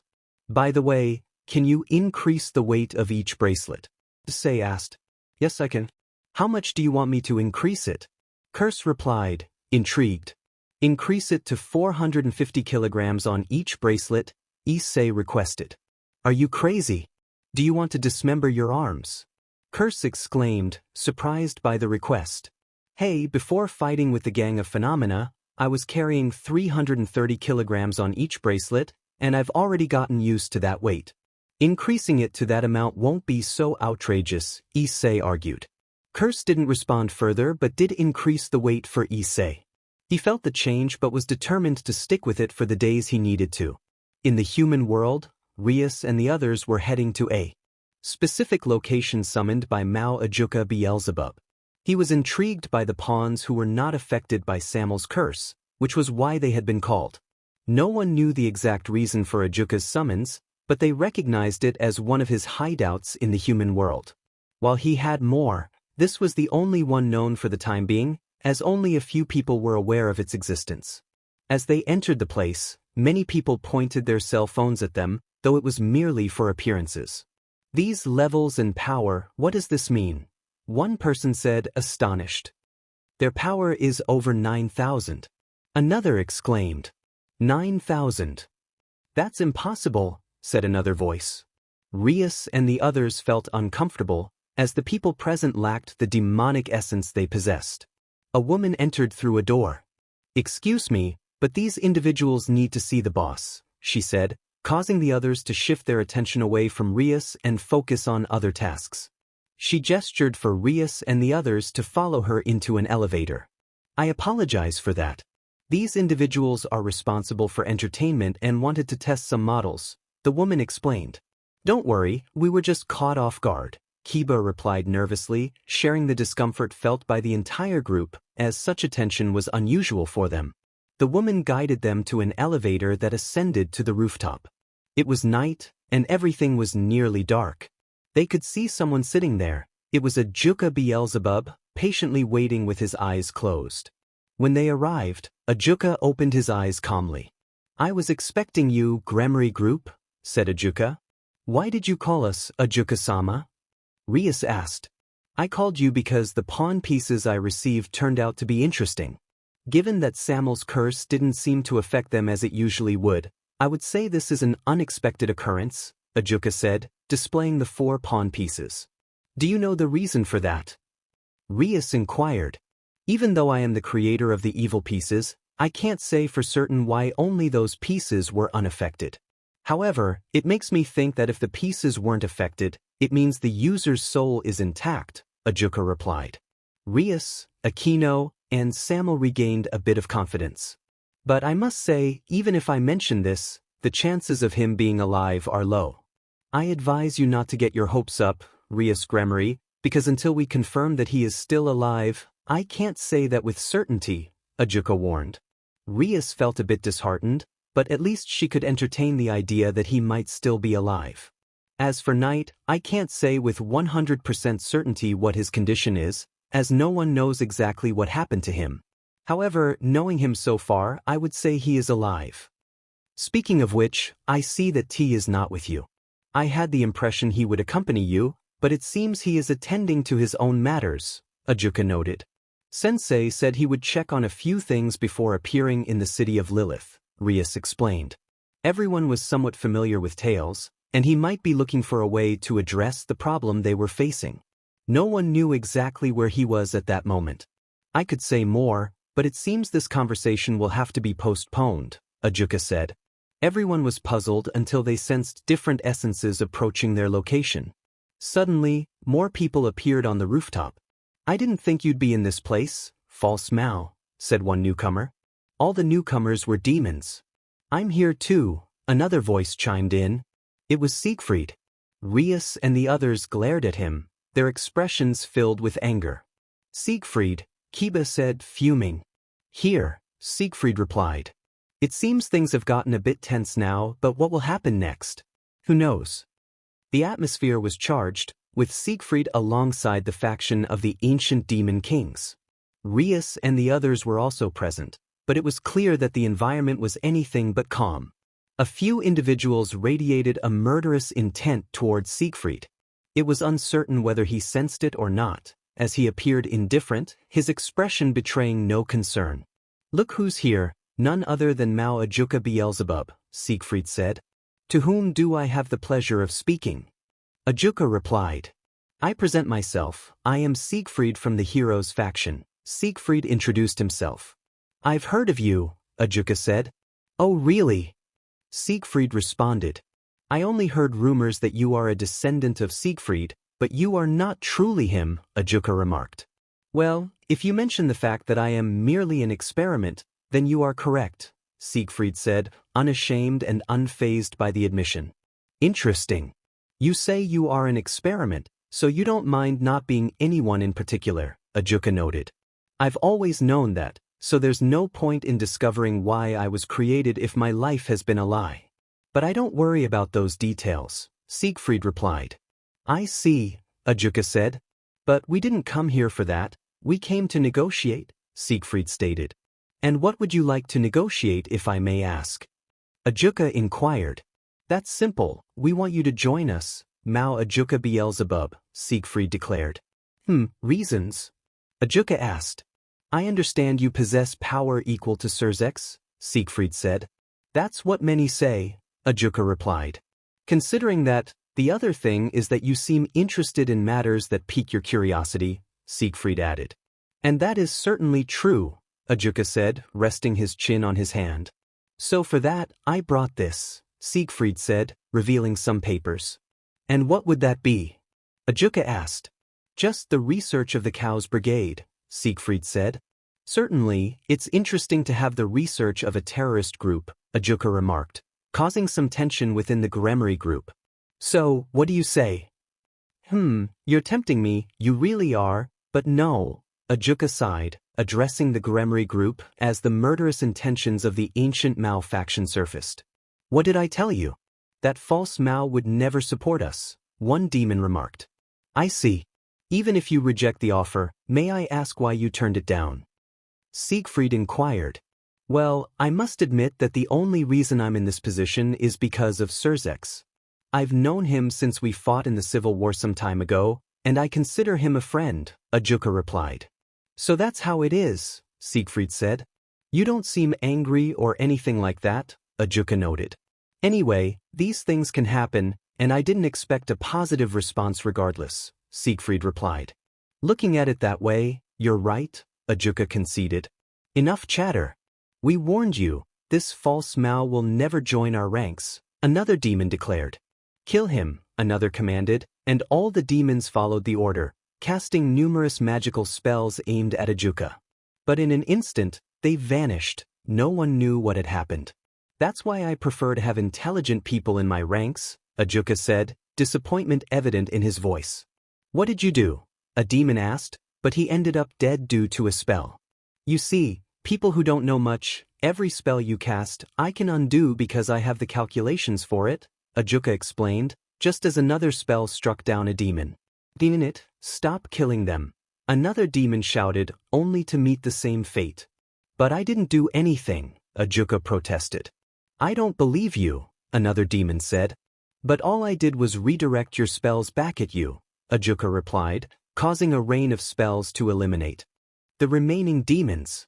Your reputation precedes you, Mao Ajuka, Siegfried said, impressed.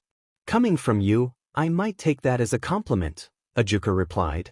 Then I'll have to take care of this now, Siegfried said. I could do it, but I'll have to leave it for another time, Ajuka said, turning to Kiba. Gremory Knight, I can sense the killing intent you're directing at this person. Tell me, would you like to take care of him in my place? Ajuka asked. You have no idea how much I want to defeat him, Kiba said, summoning his demonic holy sword. Siegfried summoned his arms along with the swords he wielded. It seems the rematch is about to take place, Siegfried said with a smile, while Kiba maintained a furious expression. What's wrong? Aren't you going to say anything? Siegfried asked. Kiba simply charged forward at high speed, delivering a vertical slash at Siegfried, who blocked it. Kiba followed up with a horizontal slash, but Siegfried blocked that too, though he stepped back slightly. It seems I have no choice but to use that sword, Siegfried said, summoning a new weapon. Kiba felt the aura of the sword, but it didn't distract him. Allow me to introduce you to the legendary sword, Graham, Siegfried declared, but Kiba remained unfazed. Seriously, you're not going to speak. That's a problem, Siegfried said. Kiba took a few steps back, took a deep breath, stepped forward, and then vanished in an instant. He delivered a swift slash, and Siegfried continued to block, but Kiba began to increase the speed of his strikes, forcing Siegfried to defend himself more. This time, Kiba summoned a sword with his other hand, but it was different from the demonic holy sword.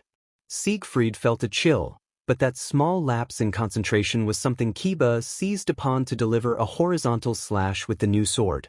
Siegfried thought it would be just a normal cut, but he soon began to feel its side effects and stepped back. Ugh, that sword, could it be what I think it is? Siegfried asked. If you're referring to it being a dragon slayer, then yes, Kiba confirmed. I see.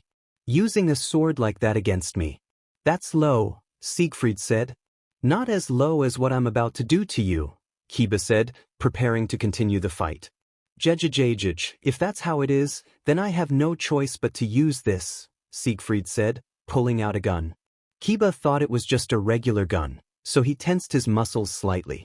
Relax, this gun is for injectable solutions, Siegfried explained. If that's the case, then why would you need that? Kiba asked. Normally, in my base state, I could wield Gram, but to face you, I have to use my balance breaker, Siegfried replied. And what does that have to do with the injection? Kiba asked. You see, since the confrontation in Kyoto, I've realized that I got stuck.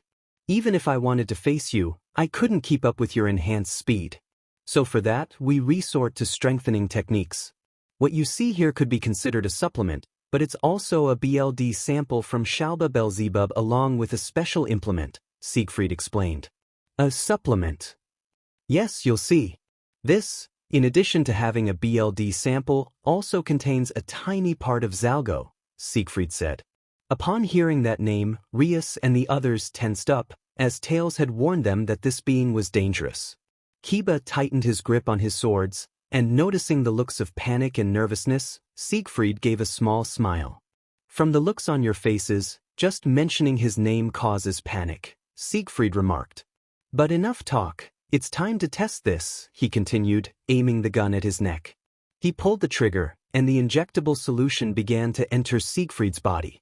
After a few seconds, nothing happened, but Siegfried started to mutate slightly. His skin darkened and developed red lines. Kiba became more serious than before, and the others tensed up as well. Siegfried simply knelt down. So, this is what it feels like.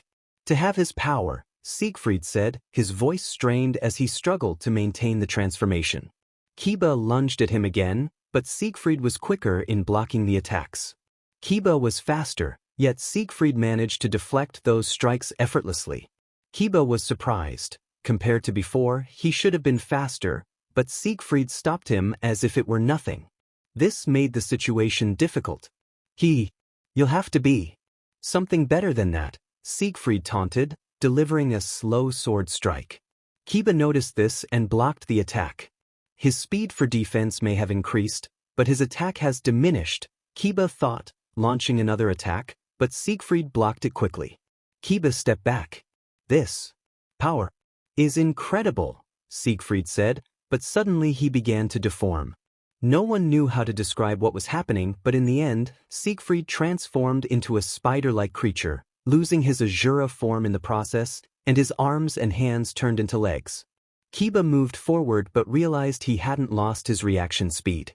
It seems I've reached the final stage, Siegfried said, now speaking clearly, though his voice was darker and stronger. Kiba had to distance himself, as Siegfried's attacks were now faster than before. He didn't have that speed before, Kiba thought, but he had to dodge again as Siegfried approached too quickly, surprising Kiba, who hadn't expected him to be faster than before. This feels amazing. With this, I feel unstoppable, Siegfried said, moving closer to Kiba again. Kiba summoned a holy demonic sword to defend against Siegfried's slashes, but as Gram attempted to strike, Kiba stepped back, as the aura emanating from Gram was harmful to a demon. The battle was dragging on too long, and Kiba was analyzing the situation. This is risky, but it's the only option for now, Kiba thought as he summoned a Dragon Slayer sword. He charged forward quickly to strike Siegfried. Clank. The sound of metal clashing echoed, but it also sounded like something breaking. Kiba was shocked, as Siegfried's skin was tougher than his holy demonic swords. It seems this proves I'm stronger than a Dragon Slayer holy demonic sword, Siegfried said, grabbing Kiba's foot to deliver rapid slashes. Kiba's left arm was cut in the process, but he didn't feel it, as the strikes were too fast. Kiba fell to the ground, and Siegfried approached slowly, aiming his other swords around Kiba's body. Kiba coughed up BLD. Rias shouted, unleashing her destructive power at Siegfried, who dodged it. This is unexpected, Ajuka said. I won't stand by while someone else dies, Rias declared. Bucho, Kiba said, surprised that his Emter would act this way. I can't just sit back and do nothing, Aquino said, revealing a bracelet that activated, revealing 6 fallen angel wings. With this, I'll have a better chance of gaining more power, Akino stated. Asia, please come and heal Yuto, Rias said. Asia rushed to Kiba and began to heal him, while Kaneko brought Kiba's severed arm for treatment. Bucho, why? Kiba asked. I have to understand that there won't always be people to protect me. I need to realize that if I keep this up, all of Marcos and Knight's efforts to get us out of that dimension will be in vain, Rias explained. Akino-san, Kiba said. If I want to move forward, I have to overcome this loss. I don't want to be left behind, and I don't want to be a burden to everyone. I don't want to lose a friend for nothing, Akino said. Samuel, Kiba murmured.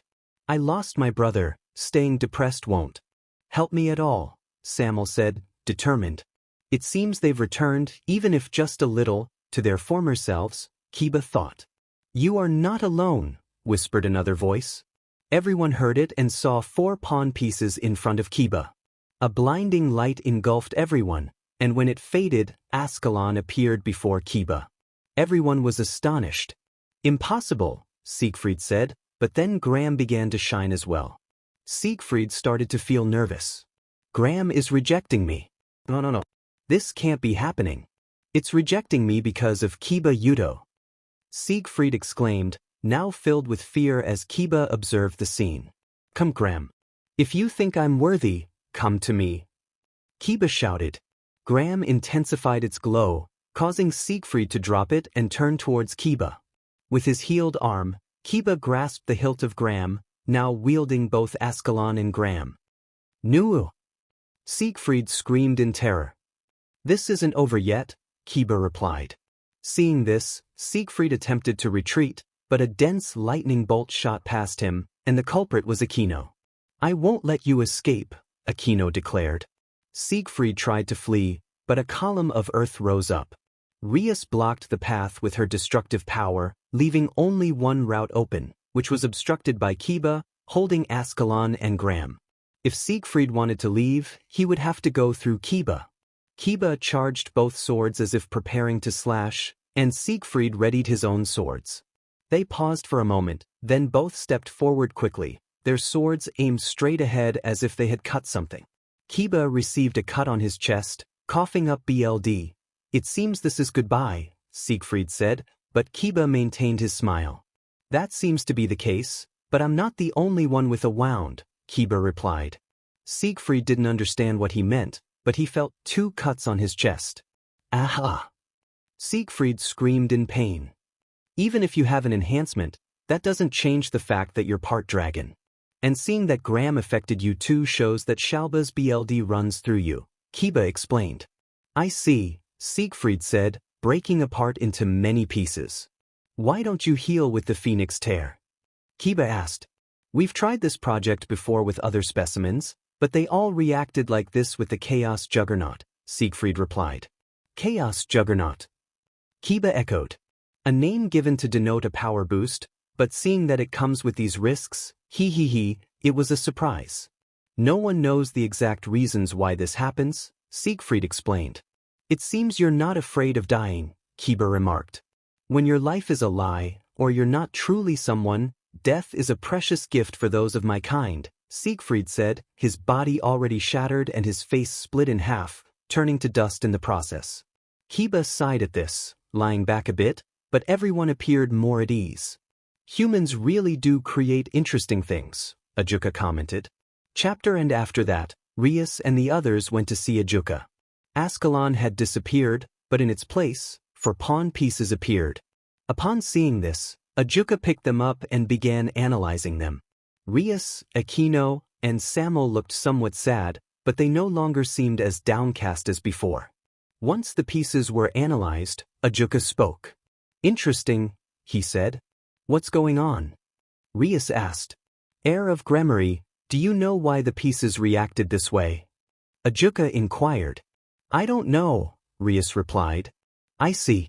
To put it simply, the pawn pieces react according to the person, and from what I can tell, these pieces were not affected by Samuel's curse, Ajuka explained. So, if the pieces are intact, what happens to the person who held them? Rias asked. Excellent question. To be honest, I don't know what would happen to that person, but one thing is certain, They are likely either alive or dead, Ajuka answered. Then it could be, Rias began to say. Don't get ahead of yourself, Rias Gremory. I said they might be alive, but they could also be dead. However, since the heavens haven't reported anything regarding the boosted gear, the chances of them being alive are quite high. Still, I suggest you don't get your hopes up too much, as nothing is guaranteed, Ajuka cautioned. Rias nodded in agreement, but at least she felt happy that Marcos might still be alive. However, thinking it over, there are other issues to consider, Ajuka said, drawing everyone's attention. What other problems should we take into account, Ajuka-sama? Akino asked. Well, even if the pieces are intact, their soul is another matter, Ajuka replied. Their soul? Asia asked. You see, their soul might also be intact, but the body may not have survived. And since the soul and the sacred gears go hand in hand, that's another issue to consider, Ajuka explained. Is there something wrong with that? Rias asked. I wouldn't say it's wrong. We could construct another body for them, but sacred gears are special, especially the Longinus. Even if we were to create a body for them, the boosted gear is a different story, Ajuka clarified. So, is it necessary to wait? Rias inquired. Partly. Besides, Ophis is with them along with Night, so there's no need to worry too much, Ajuka reassured them. Rias and the others agreed, knowing that with those two by his side, there was nothing to be concerned about. Another interesting detail is that it seems these pieces have mutated, and it appears that these pieces can only be used by him. If I'm not mistaken, you could make him your servant, Ajuka said. Rias and the others felt relieved to know that he was okay. Knowing Knight and Marcos, they'll show up when we least expect it, Kiba said, and everyone nodded in agreement. That's all for now. You need to return to the city of Lilith. All the young demons are doing their best to help, Ajuka said with a smile. Rias and the others thanked Ajuka for the pieces and left. In the dimensional gap in this place, two streaks of speed could be seen colliding with each other. The culprits turned out to be Ophis and Issei. The reason for this was that Issei had challenged Ophis to a duel, and she accepted. It's worth mentioning that Issei was surprised by Ophis. Even if her power seemed limited, that didn't mean she was weak, and he confirmed this when he faced her. Afterward, Issei went to rest behind Great Red, where the Cherished armor lay. He simply sat beside it and waited for a moment until someone screamed nearby. Issei jumped at the sudden shout, while Ophis remained stoic. Then, you scared me, Issei said, clutching his chest as he hadn't expected that. Am I still alive? The Cherished armor asked. I don't know, Marcos, but let's just say alive isn't quite the right word, Issei replied, realizing that the armor belonged to Marcos. Why do you say that? Marcos asked, puzzled. Just try to take off the helmet or a part of the armor, and you'll see what I mean, Issei suggested. Marcos attempted to remove the helmet but couldn't, so he tried with his hand. When he did, he was startled to find that he had no hand, or rather, there was nothing inside the armor. Hey, what does this mean? Marcos stuttered, feeling both nervous and scared. Drake, Issei said. Ugh, what's going on? Drake replied through the left gem, sounding a bit tired. How am I alive? Marcos asked, somewhat impatient. As you can see, your body was damaged by Samuel's curse, and your soul had to be removed. To prevent that from affecting you, certain measures had to be taken, Drake explained. What measures? Marcos inquired. Drake hesitated to answer, but before he could speak, in order to save your soul, lives had to be sacrificed, Issei revealed. But there's no one around, Marcos protested. It doesn't necessarily have to be someone living, Issei clarified. Marcos pondered this until something clicked in his mind. Drake, tell me whose lives were sacrificed, Marcos demanded. The lives of my previous hosts, Drake admitted. To verify this, Marcos entered the mental space of the boosted gear and found no one there. After checking, he exited that mental space. I see, Marcos said. Issei remained there, but suddenly he curled up a bit and was breathing heavily. It was then that Marcos noticed Issei's new armor and felt concerned. Hey, are you okay?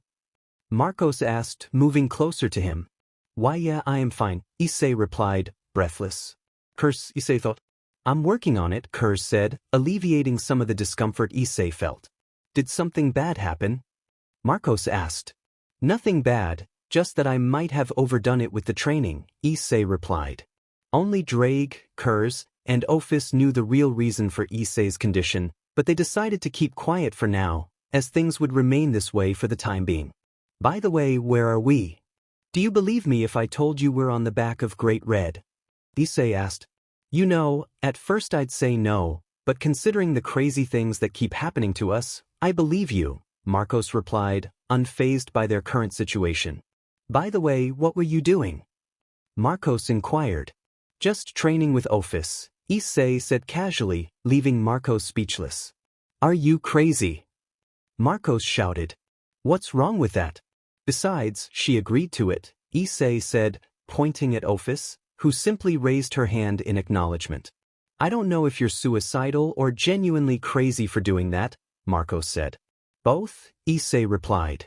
Sometimes I forget you're like this, Marcos remarked.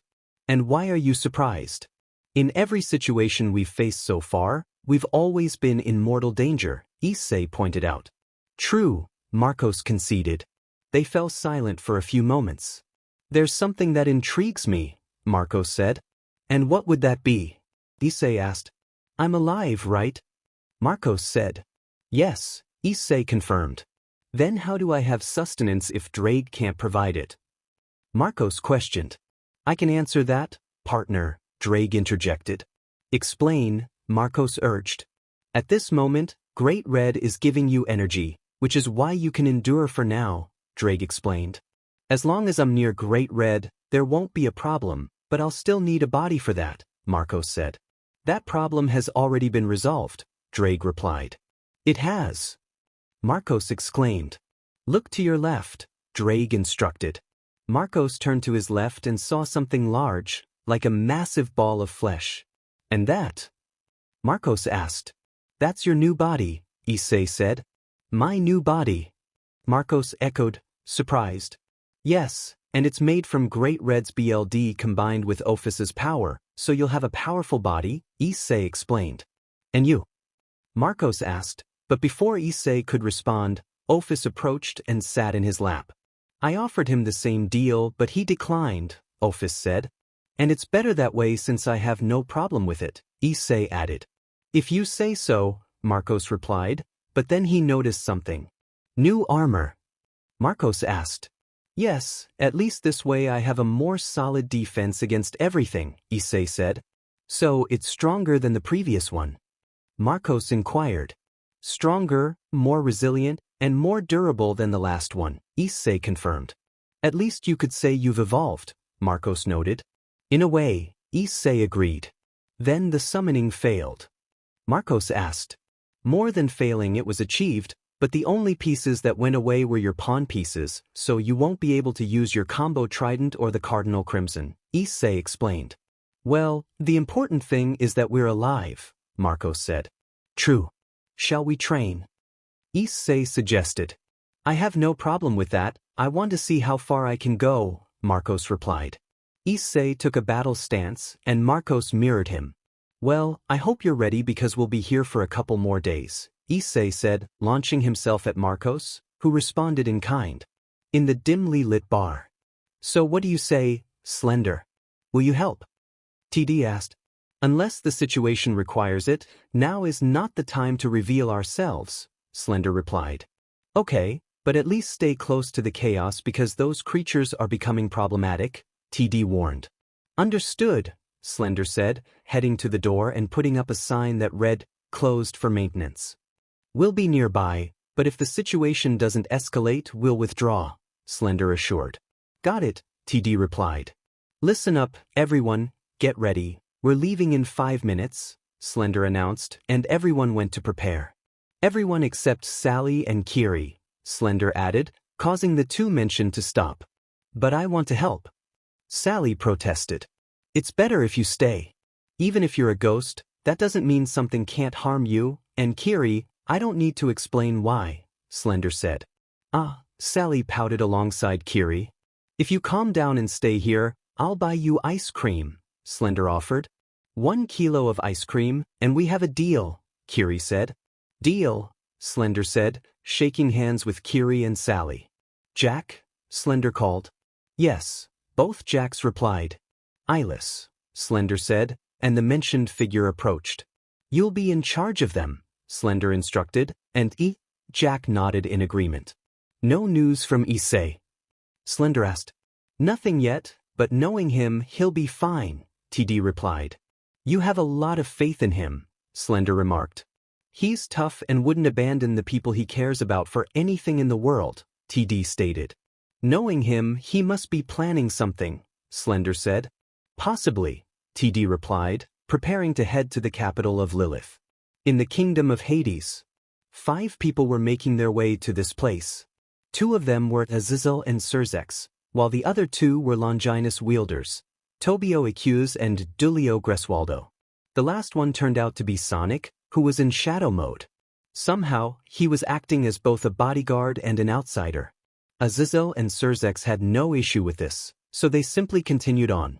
As they reached the gates of Hades' castle, many Soul Reapers appeared, their hostility evident since no one was expecting them there.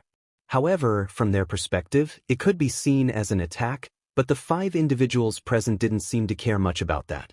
So this is the kingdom of Hades, huh? Sonic said. Surprised? Indeed, said Azazel. I would be surprised, but from my perspective, these kinds of things don't shock me at all, Sonic replied. Just then, Hades appeared, but instead of his usual attire, he wore a robe similar to those worn by priests.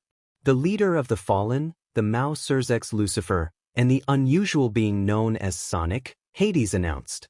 I was expecting a more dramatic entrance, but what can you do? Sonic remarked, to which Hades didn't respond.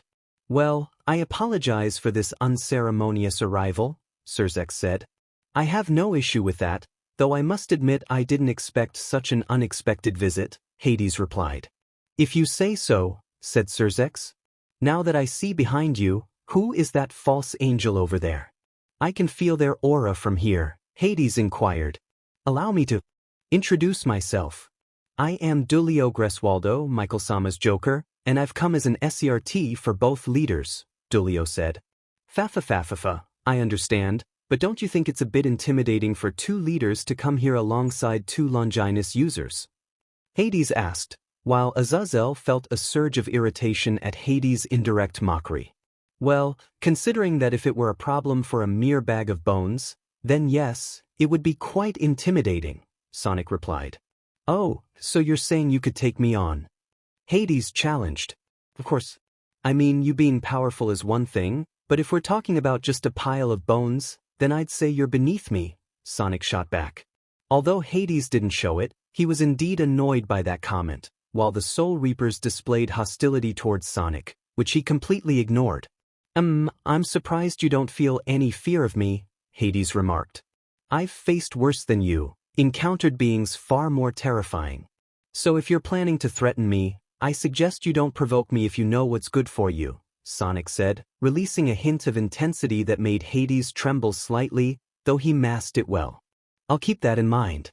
But now that you've come to my realm, how can I assist you? Hades asked politely.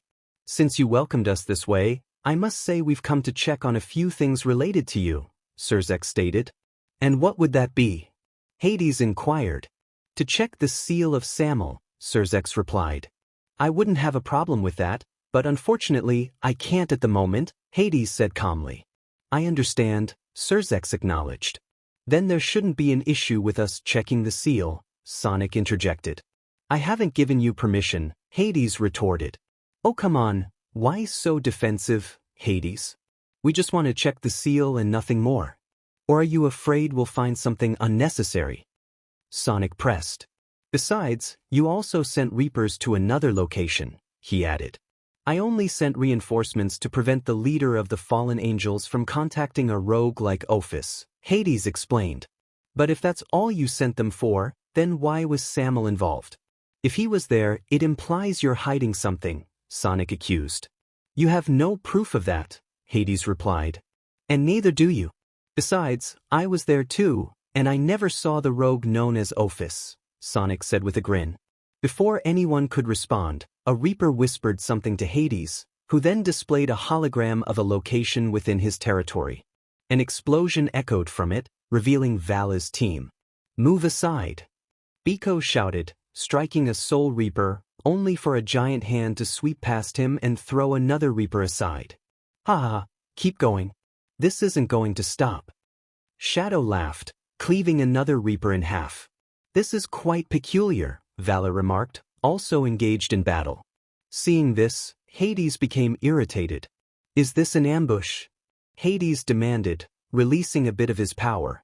"How strange, I never ordered an attack on this place, did you, Azazel?" Sonic asked. "How strange, I didn't order that attack either," Azazel replied with a smile. "If you'll excuse me, I have some matters to attend to," Hades said, standing up. "Wait, Hades. Even if you say the seal hasn't been altered or that Samuel was supposedly here the whole time, you're still under suspicion. So stay or leave, but we're going to check the seal, so it's your choice," Sonic insisted. "Seeing it that way, I'll stay, but I have a request regarding it," Hades said. "And what request would that be?" Sonic asked. "It said that Mao Surzek's Lucifer is a demon very different from the others, so there's a rumor that you have a true form. I'd like to see if that rumor is true," Hades stated. "I understand. If that's your condition, then I can agree to it, but if I'm going to show my true form, it's necessary for the Reapers to step back a bit, as revealing this could cause irreversible damage," Surzek explained. Naturally, that comment didn't sit well with the Reapers accompanying Hades, who showed hostility toward him. "Don't worry about it, these Soul Reapers are of the highest level, so there won't be any issues," Hades assured. "If you say so," Surzek replied, removing part of his armor and taking off his shirt, handing them to Azazel. Before anything else, Azazel and Sonic step back a bit as well, since this could be overwhelming for some, Surzek advised. "I'm fine with it, so I'm good," Sonic said. "I understand," Surzek replied. After he said that, a torrent of dark energy began to surround Surzek until it started to take on a human form. The ground trembled, and Azazel felt a bit nervous, recalling the times when they were at war. But one thing was certain, Surzek surpassed the original Lucifer. Hades merely observed, while Sonic remained unfazed, showing no signs of fear. In fact, even if Surzek's destructive power reached him, it didn't harm him at all. Fafa, as expected of the super demon, but if it had continued, this place would have crumbled completely, Hades remarked, prompting Surzek to glance at him. "Even after showing you this, I still want to discuss another matter with you," Surzek said. "And what would that other matter be?" Hades asked. "If you think it's a formal matter, then you're mistaken. The matter I'm bringing up is a more personal one," Surzek explained. "Personal?" "Yes, it's personal, and that's because you made my sister cry, not to mention you seriously injured my brother-in-law," Surzek said. "You know, I've been wanting to hit you too," Azazel replied, summoning a spear of light. "Ah, the bat and the crow revealing themselves to me. It's unexpected, but if I just have to stay here." Hades said. "It seems the SCRT is unnecessary here," Dulio remarked. "Not necessarily unnecessary, but just to be safe, stay at the entrance in case we run into any more trouble," Azazel instructed. Dulio then went over to where Tobio was. "One misstep and it will all be destruction," Sonic warned. "You won't fight," Hades said. "No. If things start to get more complicated, then I'll act. Until then, I'll just stay on the sidelines," Sonic replied, moving to a corner. Things in Hades' realm were a bit tense, but for now, it was the only way to keep everything under control on that front. Rias and the others returned after the meeting with Ajuka, barely making it back to the underworld. Upon arriving at the Gremory mansion, they found their spirits were as they had been before. However, they were greeted by 3 unexpected visitors. "Rias, guys, it's good to see you again," Irina exclaimed. "Irina, Zenobia, Rosweiss, it's great to see you all again," Rias replied. "I only heard the details from the others." "What did Mao Ajuka say?" Zenobia asked. "That they might both still be alive, but we shouldn't get our hopes up just yet. It's just a possibility," Rias explained. I understand, Zenobia said. At least things are somewhat calm, especially with Knight's ally, Irina added. I don't know if I would call something that gives me chills an ally, Rias said, and she wasn't the only one. The others felt the same way. The moment Doomslayer appeared, everyone wanted to flee because something told them to stay out of his way. They all headed to the living room, where the television showed the alliance of factions battling the monsters present. It seemed that the situation was more under control now compared to before. Come on, Mom, shouted a girl who turned out to be Kunu riding on the back of a nine-tailed fox that was charging at the monsters. What stood out was that, besides the yokai following them, there were 3 individuals with Kunu holding on tightly to avoid falling. Whenever one of the yokai got into trouble, one of the 3 would leap in to buy time for a retreat or counterattack. On another channel, a Bandersnatch was seen facing someone but couldn't do much as half of its body ended up frozen. Leviathan will prevent the bad guys from getting through that place, Serafal said, using her ice magic to halt their advance. But as the broadcast switched to another location, they showed the monster that started it all, the Jabberwocky. The ones confronting it were Surzek's entourage, led by Garifia, who was fighting alongside them. It seems things are being controlled by the strongest queen of the underworld. Wait, things in that direction are becoming more manageable, the reporter said, pointing to where 2 Bandersnatch were being brutally beaten down by Doomslayer, who had drawn a red sword and was effortlessly slicing through both monsters in a matter of seconds. The situation here is being managed by that person, but we advise you not to get too close if you don't want to be caught in the chaos. Currently, civilians are being evacuated to safe locations, and it looks like things will improve. Isn't that the Dragon King Vritra? The reporter asked, focusing on Saji battling against Heracles. However, instead of fighting, Heracles was heading toward a bus filled with people. Before he could continue, Saki stepped in his path, allowing Heracles to take advantage of the situation. Sona and Tsubaki were facing off against Jane, but it was clear they were exhausted. Let's go. Let's go quickly to the capital of Lilith and help our friend, Rias urged, prompting everyone to gather around and create a magic circle. As Irina transported them with a beam of light, they arrived at the center of the capital. They rushed to the site of the confrontation, where Heracles held Saji by the neck while Sona lay defeated, unable to stand. Tsubaki struggled to hold back Jean, but her strength was waning. Kiba, witnessing this, couldn't bear it any longer and dashed toward her. Jean, unaware of his approach, was about to strike Tsubaki when Kiba appeared, blocking her attack with one of his swords. In a surprising move, he plunged his sword into the ground, summoning numerous blades that formed a wall. Jean was taken aback, allowing Kiba to pull Tsubaki away in his arms. Heracles quickly moved toward them, but Kaneko dashed in, delivering a double kick to his ribs and pushing him away from Kiba. Heracles, surprised, merely smiled. That hurt, he said with a grin, preparing to launch himself at them, but George intervened. Hold on, Heracles. There's no need to confront them, George said just before anyone else could speak. Guys, someone called from behind the Gremory group. They turned to see Gasper. Gasper Kuin. Aquino exclaimed. It seems the Gremory entourage is back together, Rias remarked. At least things are about to get interesting, George added. Why did you take so long? Heracles asked. The flames of Vritra were no easy task to extinguish, so I had to isolate them to avoid interference, George explained. That just shows that Sona Citri's entourage isn't strong at all, Heracles said, glancing down at Sona, who groaned in pain as he stepped past her. Damn it, Saudi muttered, barely managing to rise, bloodied and with his dragon form deactivated. Does it hurt that your beloved is injured? Heracles asked with a smile. Saji clenched his fists, and he wasn't alone. The others did too. Kiba summoned Graham, causing George to widen his eyes. So, Siegfried was defeated, George said, somewhat surprised, and Jean and Heracles looked taken aback as well. He wasn't an easy opponent to defeat. Even after injecting that serum, he was still taken down, Rias stated. If he was defeated, that just means he was weak. Pathetic, Heracles scoffed. Kiba rushed in at high speed, slashing at Heracles, who merely defended himself. Now! Kiba shouted. Rias and Aquino unleashed their powers of destruction and holy lightning against George and Jean. They defended themselves, but in doing so, they neglected Sona, allowing Kiba to seize the opportunity to carry her back to the others. Seeing this, Heracles charged at Kiba but had to dodge a blue fireball from Kaneko. Kiba placed Sona down with the others so Asia could start healing them. So that's how it is. I highly doubt you can do anything against us now, George said. Everyone took up battle stances, but a Bandersnatch appeared before them. George merely smiled at the sight.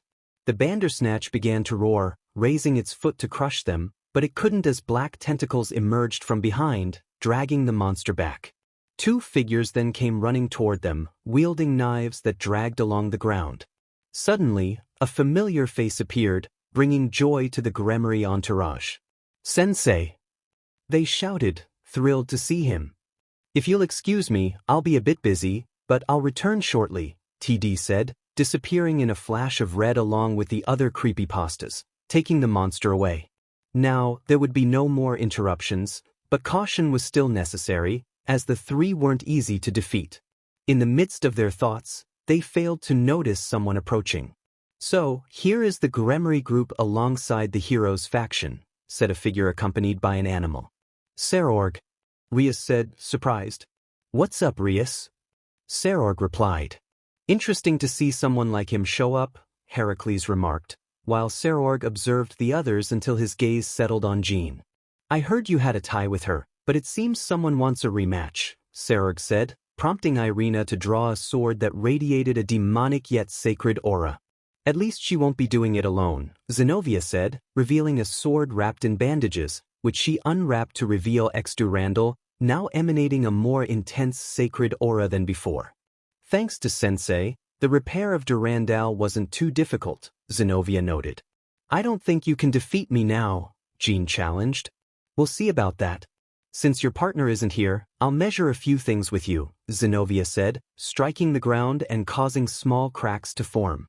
"Just that won't be enough to defeat me," Jean retorted, invoking her balance breaker and transforming into her dragon form. "Are you not going to use that enhancement?" "I'll use it, but not now," Jean said as she climbed onto the dragon's back, heading toward another building, while Zenobia and Irina followed closely behind. "They're going to need help," Aquino said, spreading her wings and flying after Jean, leaving only a few people behind. "It's interesting that they've left. Things are tough, but what can we do now?" Serorg remarked. "If that's the Nemean lion, and since I'm a descendant of Heracles, you'll need it to defeat me," Heracles declared. Serorg simply replied, "I don't need it." Heracles looked puzzled. "But you're a demon born without any power, and you didn't inherit anything," Heracles pointed out. "And what's wrong with that?" Serorg shot back. "That you're useless without it?" Heracles taunted. "You might be right, but if you were defeated by the Gremmery group in the past, then that proves you're a failure," Serorg countered. "You BSDRD!" Heracles shouted angrily, throwing a punch at Serorg's face, but Serorg stood his ground. "Is that what you call a punch?" "This is a punch," Serorg said, landing a blow on Heracles' face and sending him flying a couple of meters away. "If you couldn't withstand that hit, then you're still a failed hero, and you don't deserve that title," Serorg declared. "Come on, Mr. Lion, you can do it," a child shouted from the sidelines. "I see. If that's the case, then I'll prove it with my strength," Serorg replied. "Now you'll see," Heracles said, pulling out a syringe gun along with a phoenix tear. "Is he really going to use that?" Rias wondered, noticing Heracles' hesitation. "DMNIT." Heracles shouted, shattering the phoenix tear and charging at Serorg. "It seems you preserved your honor, but that won't save you at all," Serorg said, striking Heracles and defeating him. "With Tails and the others, this monster has been causing trouble around here," Slenderman said, restraining the creature with the tentacles on his back. "It has caused too many problems for the young and innocent," TD added. "They don't seem like much to me," Jeff remarked. "Tell that to the others who don't know how to fight," TD replied. "You'll be back," Jack said. "I have to return. If the situation worsens, I need to be close by." "You won't have a problem with that, will you?" TD asked. "We've faced worse things in the past," This is nothing, Slenderman said, piercing the monster's skin effortlessly. I'll see you in a bit, TD said, disappearing in a flash of red. Now kill it, Slenderman ordered, and the other creatures obeyed, starting to take down the monster little by little.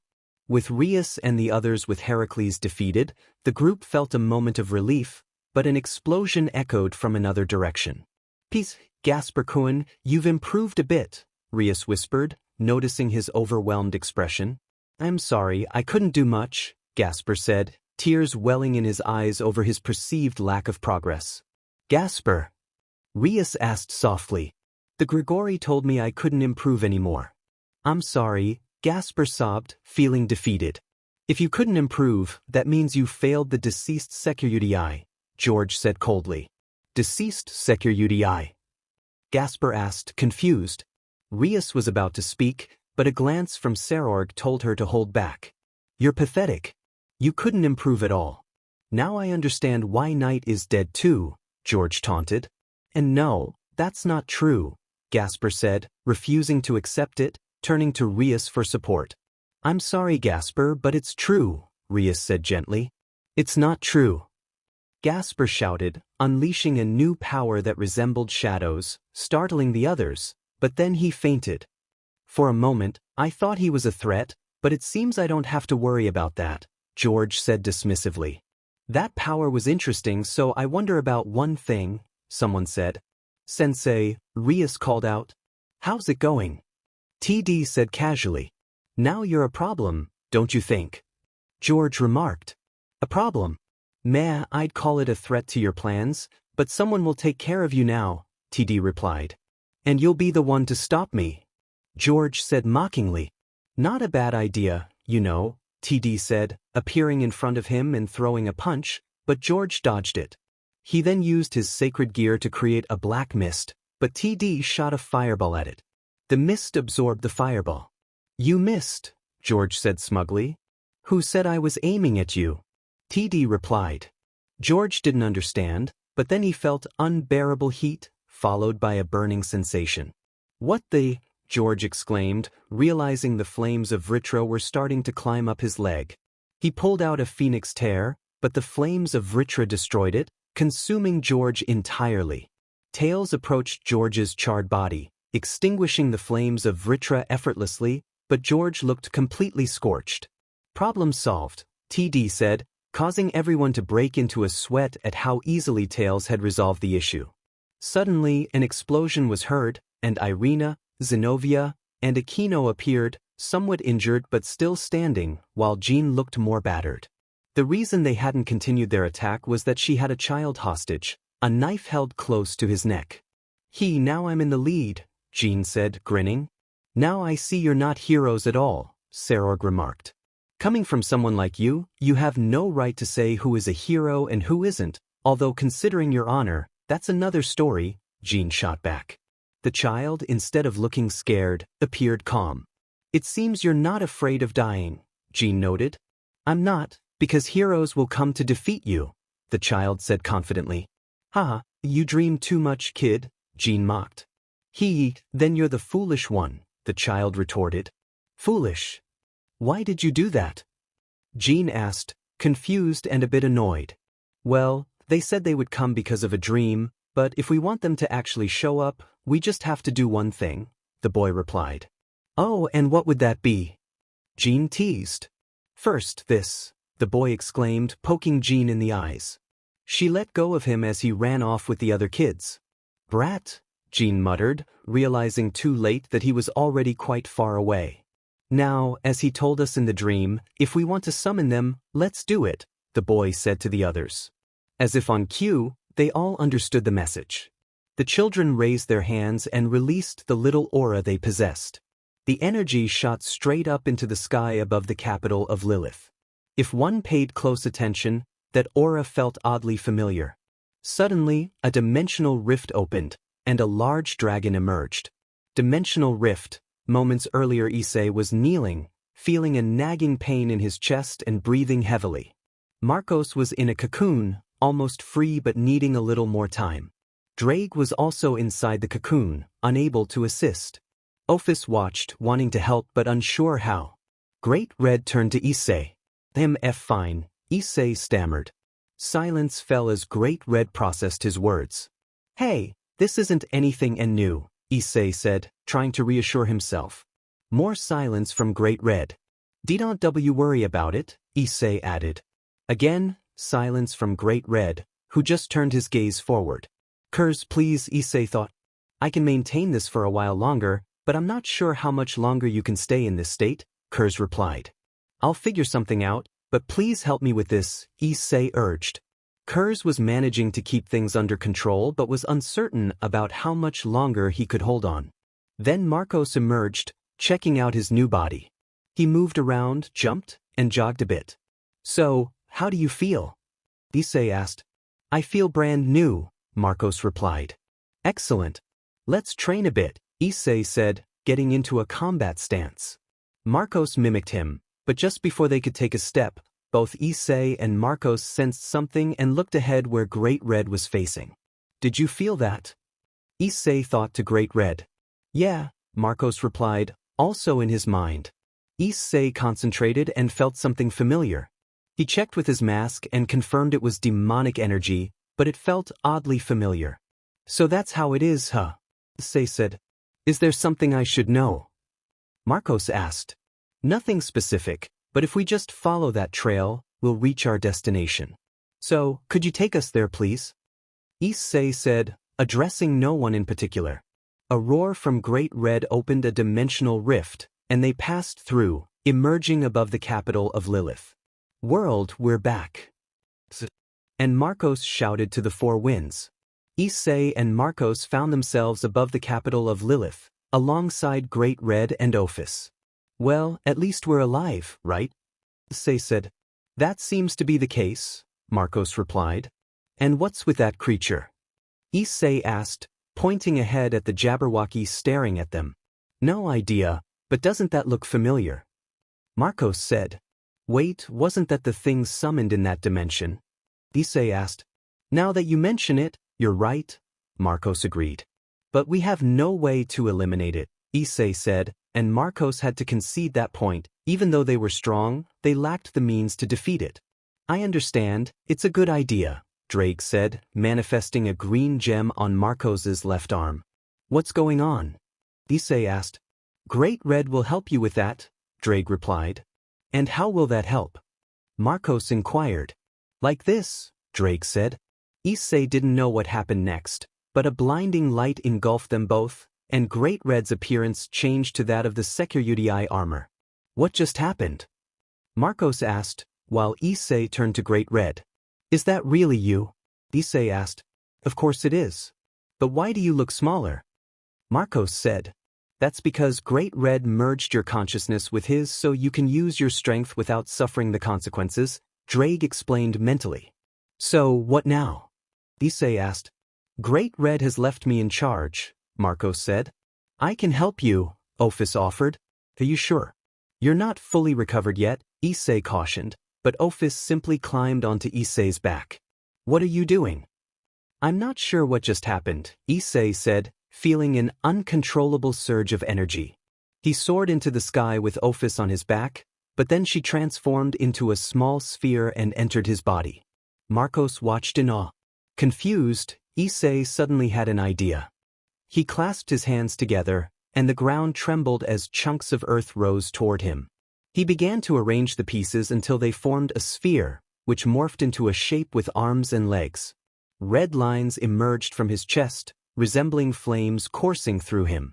At a height of 130 meters, he certainly qualified as a titan. Unfortunately, the Jabberwocky was even larger than Issei and Marcos, but they didn't let that deter them. For now, they would handle the monster. The Jabberwocky roared at them, but Issei and Marcos remained unfazed. Issei charged at the creature, which responded with a powerful strike, but Issei leaped to the left. Marcos seized the opportunity to tackle the Jabberwocky, throwing it off balance. Issei took advantage of the moment to jump at the Jabberwocky and land a hit. For the first time, the Jabberwocky felt pain, realizing that something was standing in its way. It roared in fury, beginning to radiate heat. Issei and Marcos were unaffected, but they knew the others wouldn't be so lucky. Issei clasped his hands again, causing the ground around the Jabberwocky to shake. Suddenly, jets of water erupted from the earth, astonishing everyone, both allies and enemies, who witnessed this spectacle. As the water collided with the Jabberwocky, steam billowed from its body, but it still didn't prevent the others from suffering from the extreme temperature. Acting quickly, Issei jumped again to strike the Jabberwocky in the face, forcing its attention onto him. We might be able to keep it occupied, but we still need something to destroy it, Marcos thought. I understand, excellent idea, Drake replied. What's going on? Marcos asked. I've communicated with Great Red, and we have the opportunity to use the Longinus Smasher technique, Drake explained. Isn't that technique forbidden because it could harm me? Marcos questioned. Under normal circumstances, yes, but given your current condition, it's possible. However, we need a large space since the technique can be dangerous, Drake clarified. Seriously, is it that dangerous that it could pose a risk to others? Marcos pressed. The technique wouldn't just destroy the beast. Being a higher power, it would also affect anyone nearby, Drake warned. Marcos didn't have many options. They needed to destroy the monster. Issei dodged another blow from the creature and was about to continue when a fireball struck the Jabberwocky in the face. The Jabberwocky clutched its face, roaring in pain, clearly indicating that it hurt. Marcos approached Issei. Any ideas on how to stop it? Issei asked, sounding somewhat disoriented. I'll launch an attack, but we need the others to take cover or stay far away from the blast, Marcos replied. But how? Issei wondered. Just then, they noticed Grafia approaching from below, soaring up with her wings until she reached their heads. Grafia-san. Issei called out. Do I know you? Grafia asked. It's me, Knight, Issei answered. Knight-san. Then the big dragon must be Marcos-san, right? Grafia said. Correct, Marcos confirmed. Great. I'm glad to see you both alive, Grafia said. That's good to hear, Issei replied. Putting that aside, do you have a plan to defeat it? Grafia inquired. We do, but we need the others to stay back since the attack could cause problems, Marcos explained. Didn't you think about sending it into the sky? Grafia suggested. The sky? That's not a bad idea, Issei mused. Then tell us what we need to do, Grafia said, along with the rest of Surzek's entourage who had also flown in. We need time, or if possible, we need the civilians to move away from this area, Issei stated. Understood, Grafia said, moving away with the others from the entourage. Issei was about to launch himself at the Jabberwocky when a Bandersnatch appeared, but it couldn't do anything as black tentacles emerged, restraining the beast. Issei fixed his gaze on the source and saw it was Slender. He gave a thumbs up in thanks, but when he blinked, Slender had vanished along with the monster. Issei was surprised by the trick but had no time to be distracted. I'll buy you some time, Issei said, launching himself at the Jabberwocky. When the Jabberwocky regained its sight, Issei delivered a punch to its face, obscuring its vision again. The Jabberwocky roared in rage, its skin turning red, a clear sign that the beast was entering a furious state. I'll need some help, Issei thought, but just when he least expected it, the monster's leg was severed. Issei turned to see the culprit, a samurai who sheathed his sword afterward. Let's lift it up. Grafia shouted, causing a large magic circle to begin blowing air with tremendous force, lifting the monster high into the sky. Now, partner, Drake said. Marcos pointed at his chest, and suddenly it began to glow, signaling that the attack was charging. Longinus Smasher. Marcos shouted as a torrent of green energy shot forth, striking the Jabberwocky. The sheer amount of energy was so immense that it shook the capital of Lilith, and the result was that the Jabberwocky was completely disintegrated. That attack completely disintegrated the monster. Impressive, Issei thought, then felt his energy waning, dropping to his knees. He touched the ground, causing his earthen creation to begin to crumble. Issei emerged from it, and seeing this, Marcos also felt his consciousness fading. A blinding light engulfed him, and when he regained his sight, he found himself back in his human form. He saw Great Red leaving, opening a dimensional rift and disappearing from the capital of Lilith. A small purple sphere emerged from Issei's body, reforming Ophis. That felt strange, Ophis remarked. You caught me by surprise, Issei said, deactivating his armor except for the mask. But it felt good being inside you, Ophis replied, a curious sensation lingering. Issei fell silent, feeling uncomfortable but not saying anything. That sounded bad, Kurz remarked. Let's hope Tails doesn't find out that knowing him will just lead to more teasing, Issei replied. But hey, what was it like having a dragon inside you? Kurz asked. I'm not going to answer that question, Issei said, though he felt a strange sensation inside him. Just then, Marcos arrived. We need to get out of here and find the others, he said. Then let's go, Issei replied. Marcos spread his dragon wings and took off to join Rias and the others. Issei was about to run when Ophis climbed onto his back. You're not going to do that again, are you? Issei asked. Not for now. Besides, it feels comfortable being here, Ophis said, snuggling against Issei's back. He didn't respond, so he simply dashed from rooftop to rooftop in search of the others. Along the way, they stumbled upon a disastrous scene.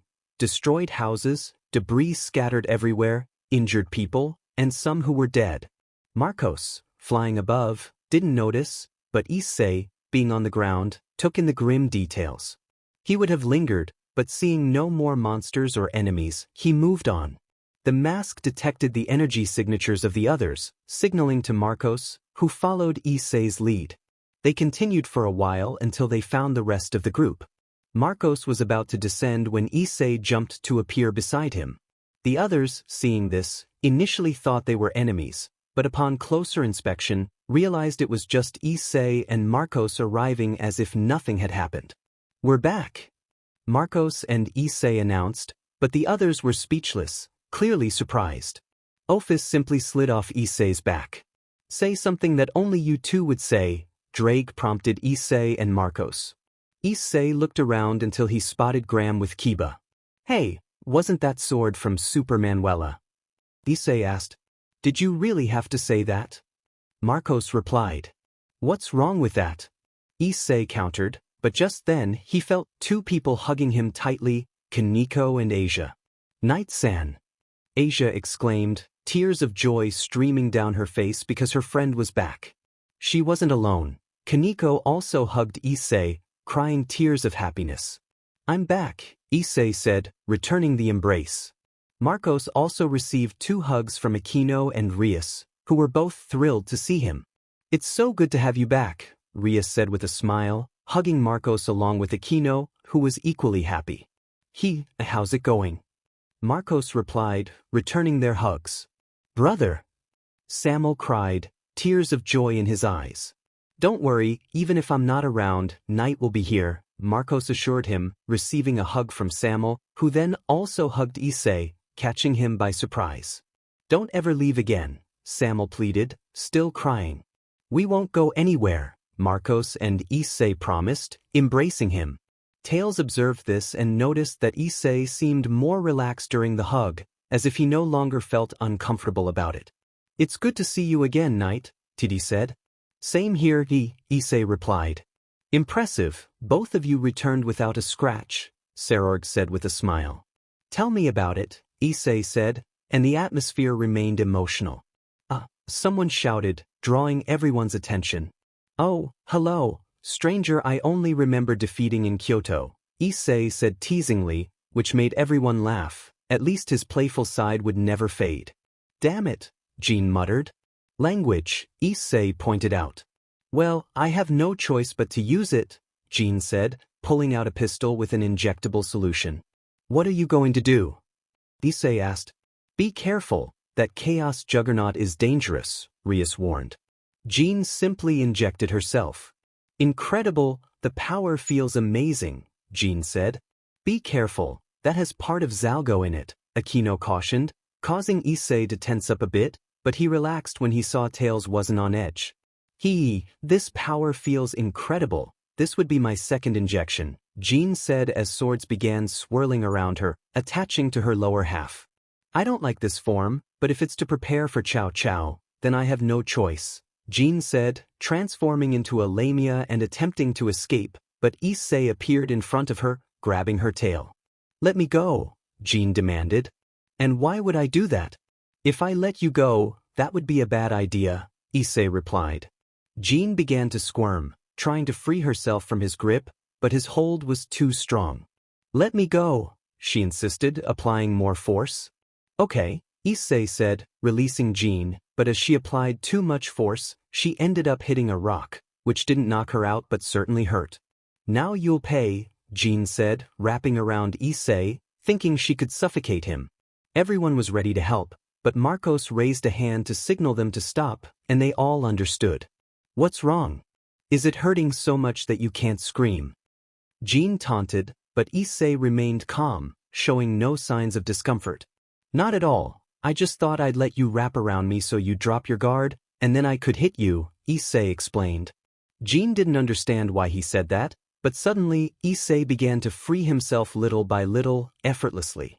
Jean tried to apply more force, but she realized Issei was stronger than her. She attempted to escape, but Issei hugged her from above, and as she struggled to break free, she noticed his intention was to cut off her air supply, feeling the pressure of his embrace. After a while of struggling, she was growing weak, and Issei finally released her. Cuff, now, Jean said, only for Issei to grab the snake part made of swords and the upper part. What are you doing? Jean asked, but Issei began to stretch both parts in opposite directions. Jean wanted to do something, but she was too weak. Gradually, Issei started to pull the snake part apart until, at one point, both halves separated. Jean emerged intact, without any damage, while the snake part disassembled back into swords. Issei then delivered a blow to the back of Jean's neck, knocking her unconscious. Impressive, Aquino remarked. I must say that display of strength was incredible, and you maintained control throughout. You'd be a tough opponent, Knight, Sarah commented. Thanks for the compliment, Issei replied. Now that we have a little break, can you tell us what you did? Rias asked. Right? Marcos said, removing his helmet. So you have a new body, Sarah noted. Yes, and Marcos said, moving closer to Rias.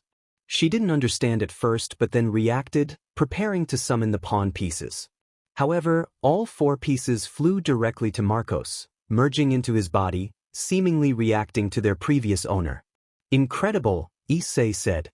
So, as I was saying, Issei began recounting their time in the dimensional rift, which took a while. So you have Great Red's flesh along with Ophus's power? Ross asked. Yes, Marcos confirmed. And you, Knight? Asia inquired. I rejected the offer, Ophus said, standing beside Issei. You turned down the offer? Rias asked, surprised, along with the others.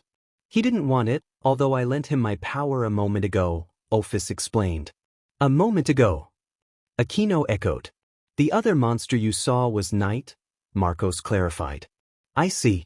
How did you give him your power? Kaneko asked. Ophus was about to speak, but Issei covered her mouth. She just placed a hand on me and transmitted it, Issei said, and everyone found his attitude suspicious. You can fool everyone, Issei, but not me, TD thought to himself. It's the truth, Issei replied, feeling like he was overlooking something but not knowing what it was until Kurz spoke up. She got inside Issei. Kurz said. Kurz. Issei shouted.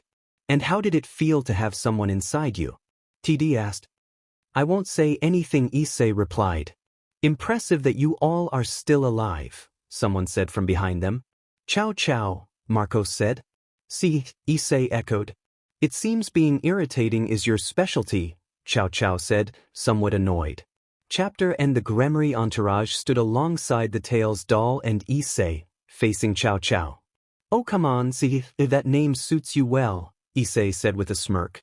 Seriously, will you ever shut up? Chow Chow replied, irritation evident in his voice. Let me think about it. I don't think so, Issei responded playfully. I see, Chow Chow said, his patience wearing thin. What did you come here for?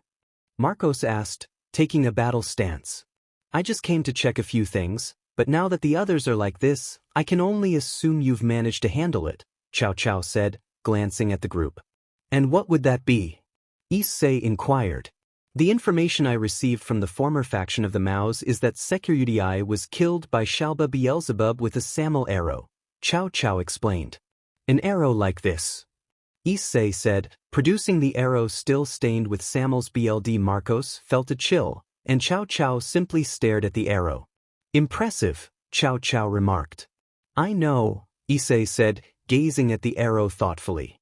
Issei felt a strange chill as he contemplated the arrow's significance. Why does having this arrow nearby give me chills? It's a strange feeling, but the most important question is why does it feel like it was aimed at me? He brushed off the unsettling thought, dismissing it as unimportant. Hey, you'd better not pay too much attention to that, said Curse, pulling Issei back to the moment. He shook his head, realizing he had started to drift in his thoughts. I see you got lost for a moment, Marcos noted as Issei stored the arrow in his pocket dimension. Don't worry about it, I just got distracted for a bit, Issei replied. But hey, see, don't you care about your companions? Issei asked, raising an eyebrow. I would be concerned, but they've shown they're not necessary, Cao Cao said dismissively. Then you deserve nothing, Issei shot back. I deserve nothing. Cao Cao echoed, taken aback. Not kindness, not riches, nothing, Issei stated firmly. That doesn't matter much to me, Cao Cao replied, his tone indifferent. Not even being a hero. Issei pressed, challenging him. You don't get to decide that, Cao Cao said, annoyance creeping into his voice. Of course I do, Issei countered defiantly. By what right? Cao Cao challenged. By the right that you could never defeat me. You never cared about anything but yourself. People like you are the reason the concept of a hero is tainted. Hero faction. Just nonsense from a faction that can't stand on its own without sacred gears. A faction that blindly follows an idiot with delusions of grandeur. And without that Longinus, you're nobody, Issei declared, shaking his head slightly as he noticed Cao Cao's spear stretching ominously. You have nothing to say to me, you know nothing about me, Cao Cao said, irritation bubbling beneath the surface. Here we go again, but if you won't understand nicely, then it'll have to be the hard way, Issei said, clenching his fists. Before anyone could respond, a Soul Reaper appeared, instantly recognized by everyone. Pluto, what are you doing here? Cao Cao asked, surprised to see him. I came on orders from Hades-sama to capture Ophis as soon as she appears, no matter the cost, Pluto said, glancing at Ophis, who stood beside Issei. Oh great, Pluto, a bag of bones has shown up, Issei said mockingly. Don't make fun of me, Pluto replied, slightly annoyed. Oh come on, is the Reaper upset over a little comment? Issei teased, but Pluto rushed at him to strike. Seriously, you're getting upset over that? Issei asked, dodging the attack.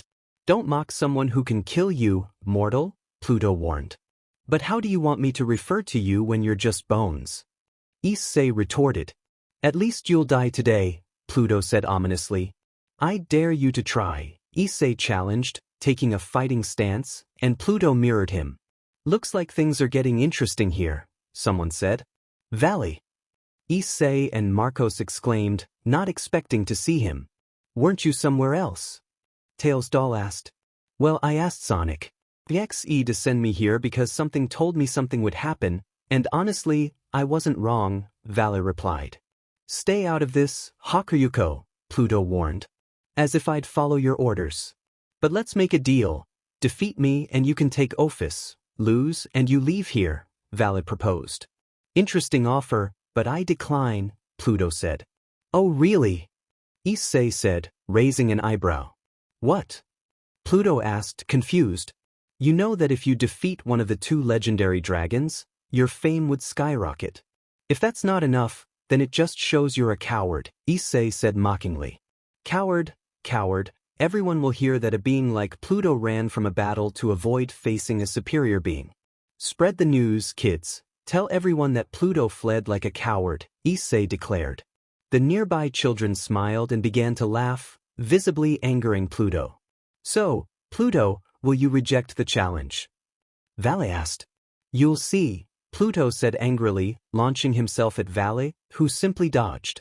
I was going to use this against Hades as revenge for that incident in the dimension, but now that you're here, I have no choice but to unleash my fury on you, Vale said, releasing a massive aura. What is he going to do? Marcos asked, eyes wide. You'll have to wait and see, Issei replied, anticipation building. If the bearers of Sekyudai harbor hatred, then I will show you what my previous bearers would do, Vale declared, significantly increasing his aura. I, the one who will awaken, am the Hakuryuko who will take the law of darkness. What I will strengthen is the position of the celestial dragon. The path I will walk is the way of the White Emperor Dragon's domination. We will stop the infinite and devour the dream. I walk the path of domination with infinite destruction, traversing the imaginary dream. I will be the pure dragon emperor, and I must make you obey the silver-white illusions and the paths of perfect evil. Juggernaut Overdrive. As he finished that chant, Vale's armor materialized, revealing a silver suit floating in the air. It descended to the ground, but as it neared the surface, everything around it was reduced to nothing. Hey, are you planning to kill us with that? Issei said, the weak would be significantly affected, but you all act as if nothing has happened. Feel proud to have reached a level where you're considered strong, Vale replied, a hint of arrogance in his voice. But to be honest, his words weren't entirely false. Do you think I could win if I faced Vale? Issei asked. You might tie, but only in balance breaker mode and if you activate your wrath mode, TD replied. And what about the evolved wrath mode? Issei inquired. You might tie with his current armor, but I can't say. For sure, TD answered. You'll see, Pluton said, launching himself at Vale. Vale stood there, unfazed, as Pluton barely managed a slash with his scythe.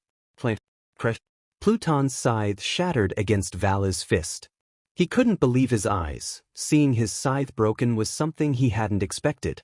I expected a bit more, but coming from you, I'd say it's understandable, Vale remarked. Pluton fell silent. Lost for words. Well then, half dimension. Vale declared, activating his ability and reducing Pluton to the size of an ant. Last words? Vale asked. Rot in hell. Pluton spat with hatred, but Vale simply crushed him underfoot. That was a rather quick death, Issei said, somewhat disappointed as he had anticipated a more exciting fight, but it turned out to be easy and swift. Vale returned to his normal balance breaker. So you've reached that level, Vale? Cao Cao said. If Hyodo evolves, I'll have to evolve too. I can't fall behind my rival, Vale replied. If you put it that way, then you're right, Cao Cao agreed, and Vale fixed his gaze on Issei. That includes the two abnormal cases we have here, like you, Night and Shadow, Vale added. Abnormal? Issei echoed. Consider that you and he appeared out of nowhere, showing improvements, and with each passing day, you grow stronger. We don't know why that is, but you both are different from any other beings in this world, Vale explained. Well, if you put it that way, then you're right, Issei conceded. So, are you going to keep discussing, or will you face me? Cao Cao asked, readying his spear for combat. I'll go, Marcos declared. Are you sure? Issei asked. Of course, besides, I want my revenge for the last time in the dimension, Marcos replied. Okay, but first, take this, Issei said, handing him one of his pistols, which resembled a revolver, along with a round, silver bullet. Oh, I see, Marcos said, merging the pistol with the boosted gear, resulting in a hand that looked like a revolver while he inserted the bullet into one of its chambers. You know what to do, right? Issei asked. Of course, Marcos replied as the gauntlet returned to normal. Use his ideology against him, Issei instructed. His ideology? Marcos asked. He thinks he's a hero, so make him believe that fate will protect him, and you'll see, Issei said. Marcos nodded and prepared for battle.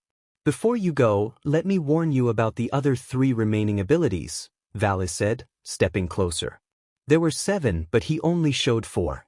If I remember correctly, they were redirecting attacks, sealing powers that only work against women, a weapon breaker, and teleporting with any opponent, Marcos recounted.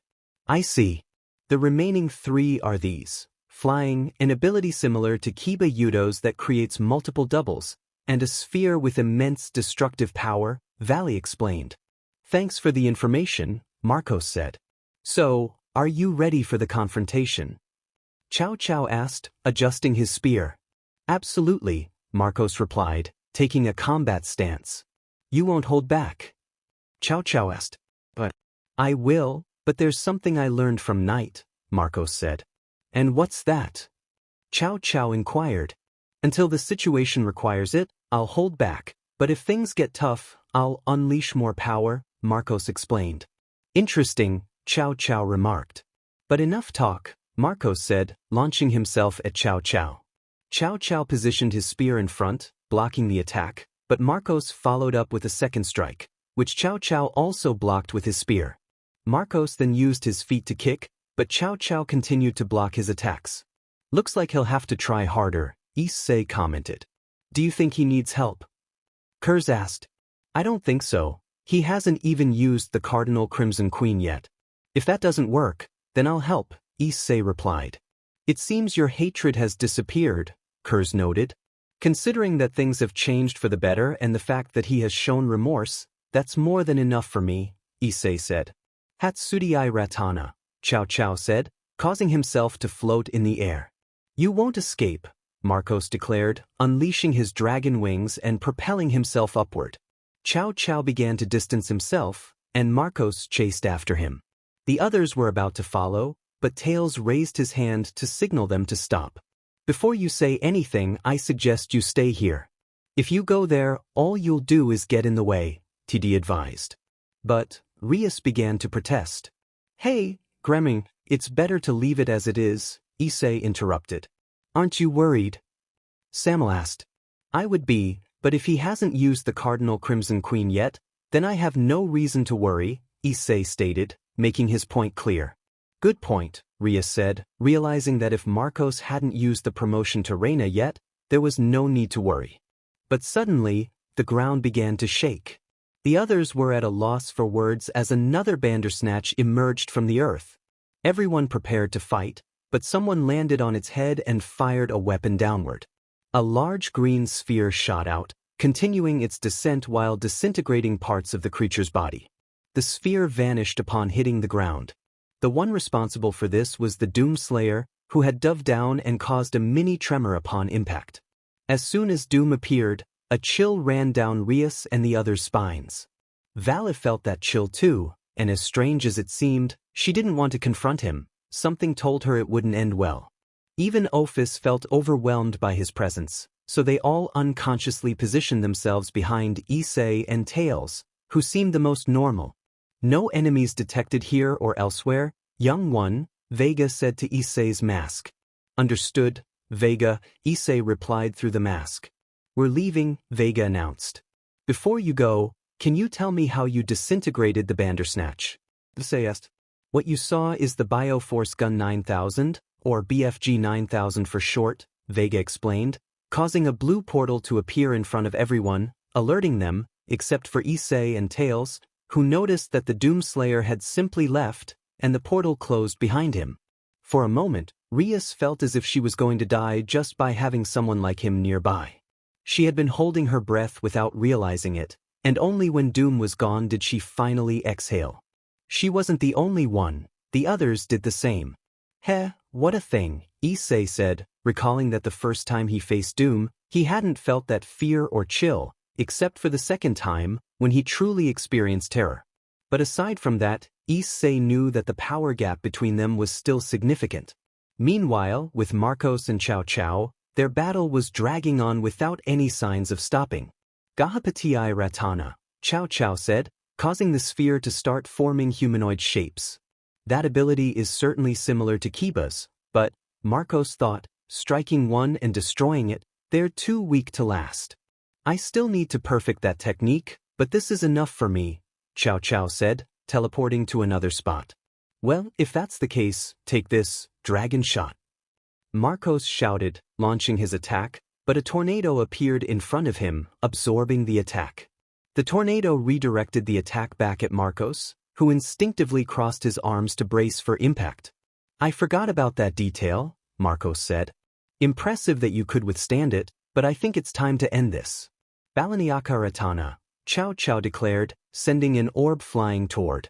But he shielded himself from the attack, but what he didn't expect was for it to be so powerful, pushing him against a building, which he crashed through, landing on the floor and breaking through the ceiling. That attack was devastating. I feel like my arms are asleep, Marcos said, wincing in pain as he felt his arms go numb. Chow Chow entered through the collapsed ceiling. Wow, even after taking that hit, you're still standing, Chow Chow said, somewhat impressed. Don't think I came out unscathed. I feel like my bones are broken, and I'm a bit dizzy, Marcos replied. But I think it's time to finish this, Chow Chow said, aiming his spear at Marcos. Hey wait, could I have some last words? Marcos asked. Speak, Chow Chow replied.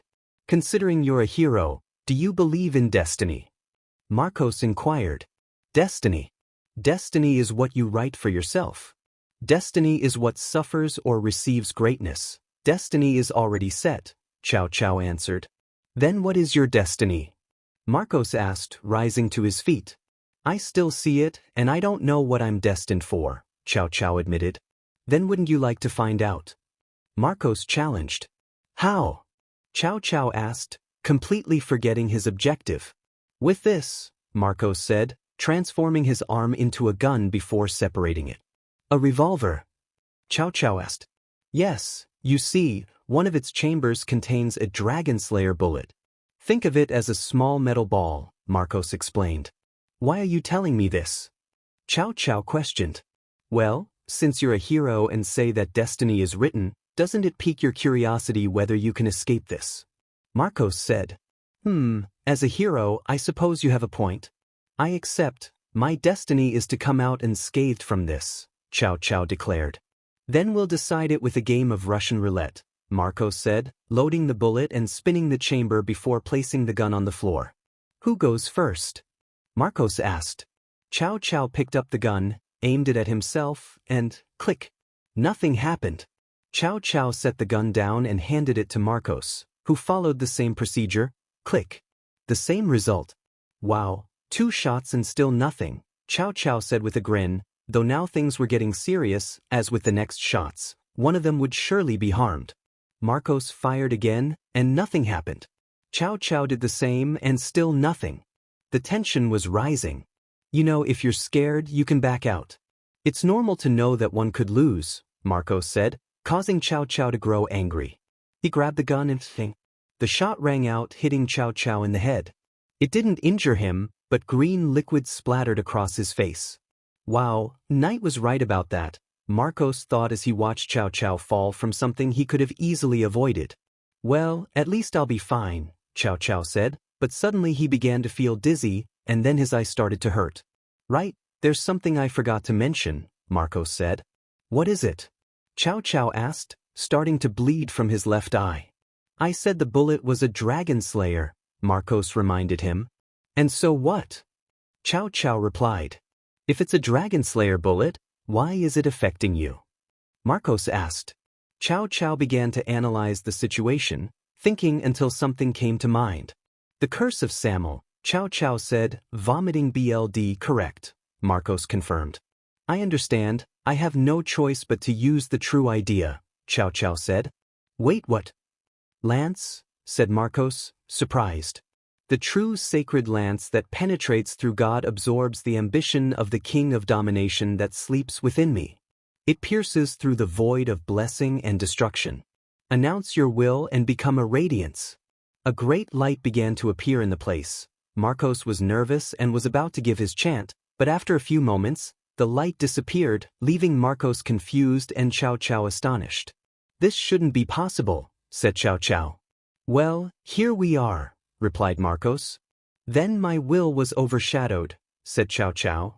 Your will? Asked Marcos. The true idea would be the will of the deceased god of the Bible. Its activation is independent compared to other Longinus, Chow Chow explained. If that's the case, then why do you say your will was overcome? Marcos inquired. As I said, possessing the will of the deceased god will only accept one who has a strong will or a dream, but even so, I don't know who here has a strong will, Chow Chow said, beginning to analyze the situation, yet he still didn't understand why the true idea hadn't worked. Interesting that you lost, said Valley, who appeared from the ceiling. Who would have thought your rival would be like this? I must say, though, it was clever of him to come up with that plan, Chow Chow remarked. Actually, it was Knight who advised him, Valley replied. So both of them are a danger to me, Chow Chow said. At least he knew how to seize the opportunity, Sarug chimed in, having appeared as well. I see, said Chow Chow. Now it's time to lock you up, Sarug said, carrying Chow Chow like a sack of potatoes, holding the lance since the others couldn't touch it due to its sacred nature. As they arrived with the others, everything seemed calm. Well, you've been defeated, Issei. Not that it's surprising, Issei said. Shut up, Chow Chow snapped, annoyed. Ugh, we couldn't do it, George groaned, in pain since this battle had ended in defeat. Oh wow, the Four Eyes has awakened, Issei remarked. We're retreating, Chow Chow ordered, prompting George to move his arms. Everyone was about to intervene, but Issei signaled them to stop. Hey, Four Eyes, before you leave, a warning, Issei said, making George pay attention. Don't make me regret the decision to return you to the Summoner Boy, because next time, I won't be responsible for what happens, and Issei added. What? Chow Chow replied. If you want to be a hero, act like one. Here, all you did was something foolish. Next time you're on this path, there won't be a chance to let you go, Issei said. Chow Chow pondered this as they ultimately vanished, leaving Heracles and Jean behind. Well, at least this is over, Rias said. I don't think so, said someone behind the others. They all turned to find a figure in a white hoodie with red eyes. Tails recognized him immediately. Insane, TD said, growing serious as a more formidable enemy had appeared. What are you doing here? TD asked, serious. Just passing by to see the results of that so-called chaos juggernaut, but I see it turned out to be a little failure since it couldn't handle Night, Insane replied. Then you've seen the result, so you can leave, TD said. Do you want me to leave that quickly? I don't think so, Insane said calmly. Tails knew he had to fight. Even if Insane appeared relaxed, he understood that things were about to get tough. Rias, stay out of this. Everyone else stay back too, including you, Knight, TD said seriously. But Sensei, Rias began to protest. I'm serious, Rias. This battle isn't something you're ready for yet, so keep your distance, TD insisted. Everyone could see he meant it, and they all stepped back except for Issei. You didn't hear me, Knight, TD said. I did, but I know you can't handle him alone. Let me help you, not just as a student but as a friend, Issei replied. Even if I tell you to go, you won't listen, will you? TD asked. No, Issei answered. What am I going to do with you? TD sighed. Knight-san, are you sure? Asia asked. Very sure, Argento-san. If anything slips through, please destroy it. We don't want anyone else getting hurt, Issei said, as there were still civilians nearby, and the last thing they wanted was more injuries. Rias simply complied with the order. Well, after this, I'm going to test my new weapon, Issei declared. New weapon? Insane asked. Yes, the scythe I had underwent some changes, so you'll see when I bring it out, Issei said, causing his weapon to be stored in his pocket dimension. When it appeared, the changes to the scythe were immediately noticeable. Is that the scythe you had before? Marcos asked. Yes, Issei replied nonchalantly. Do you have a name for it? TD inquired. I'd say no, but now that you mention it, I've come up with one, Issei said. And what will you name it? TD asked. It will be called Hellraiser, Issei announced. Interesting name, TD remarked. I know, but for that, another appearance is necessary, Issei said, glowing slightly and taking on a different appearance than usual. His face was revealed, but still, no one recognized him because his hair was darker and styled differently than usual. Knight-san. Yes, Asia said. Yeah, Issei replied, adjusting his scythe on his shoulders. You look different, TD remarked. I know, but for now, I'll adopt this form when I wield the scythe. For some reason, this happens every now and then when I take it out, Issei explained. While he was in the dimensional rift, the scythe had infused him with a bit of its power, and this was the result. That alone won't be enough, Insane said. I won't know unless I try, Issei responded. With both of them ready, Tails charged at Insane, who dodged but caught Issei's scythe with his hand. Issei countered with a kick aimed at him, but Insane quickly jumped back, avoiding Tails' upward kick at the last second. Issei and Tails followed up with a punch, but Insane, as always, evaded. Nothing surprising, Insane commented. I think the little help wouldn't hurt, Issei said, drawing his sword and handing it to Tails, who accepted it. At least we won't give up, TD added. Tails lunged forward, extending the sword, but Insane dodged again. Issei then swung his scythe in a vertical arc, launching it in a spinning motion. Insane sidestepped, but as the scythe returned to Issei, he swung it horizontally, catching Insane off guard and slicing into his body. Instead of showing pain, Insane remained calm, his expression unchanged. Issei was taken aback but quickly received a kick from Insane. He crashed into a wall but quickly recovered, dashing back to strike Insane, who merely caught his arm. Issei smiled at that, suddenly opening his palm and unleashing a burst of flames right in Insane's face. Insane quickly recoiled, now sporting burns, but it seemed to regenerate almost instantly. He never dies, Issei said, adjusting his scythe. He has superior regeneration, so don't expect him to go down easily, TD warned, sword at the ready. Any ideas on how to defeat him? Issei asked. For now, we keep attacking, TD replied. Issei dashed toward Insane, who was ready for him, but Issei changed direction to the right. Insane was caught off guard and jumped back just as Tails aimed a rising kick at him. Issei and Tails stood side by side. It looks like I'm going to have to take off a bracelet, Issei said, drawing everyone's attention. Okay, TD replied. Drake, does that bracelet have something special? Marcos asked, a green gem manifesting on his left arm. Nothing special, except that it weighs a bit, Drake said, knowing full well how heavy the bracelets were. How much does it weigh? Marcos inquired. I honestly don't remember, Drake replied, giving a half-truth since he knew the bracelets increased their weight but didn't know how much. How much are you carrying right now? TD asked. I think each bracelet weighs about 800 kilograms, Issei replied. So much? TD exclaimed, surprised that Issei was currently carrying almost 3.5 tons. Trust me, being in the dimensional rift has a different concept of time, so this isn't that outrageous, Issei explained, recalling how different it felt to be in that place. Once he removed the bracelet, he dashed forward, and the difference was that he was much faster, catching Insane off guard. Issei delivered a quick vertical slash, and while Insane raised his arms to block, he didn't expect Issei to sever them. Not stopping there, Issei then decapitated him, leaving everyone stunned. Problem solved, Issei said, turning his back on the now-dead Insane. I wouldn't be so sure about that, TD cautioned. Why do you say that? Issei asked. Because of that, TD said, pointing behind Issei. He turned around and was shocked to see Insane regenerating. His head and arms were returning to their places, and as if nothing had happened, Insane stood there. How? Issei stammered. As I explained, I regenerate quickly, and even if you kill me, I'll come back.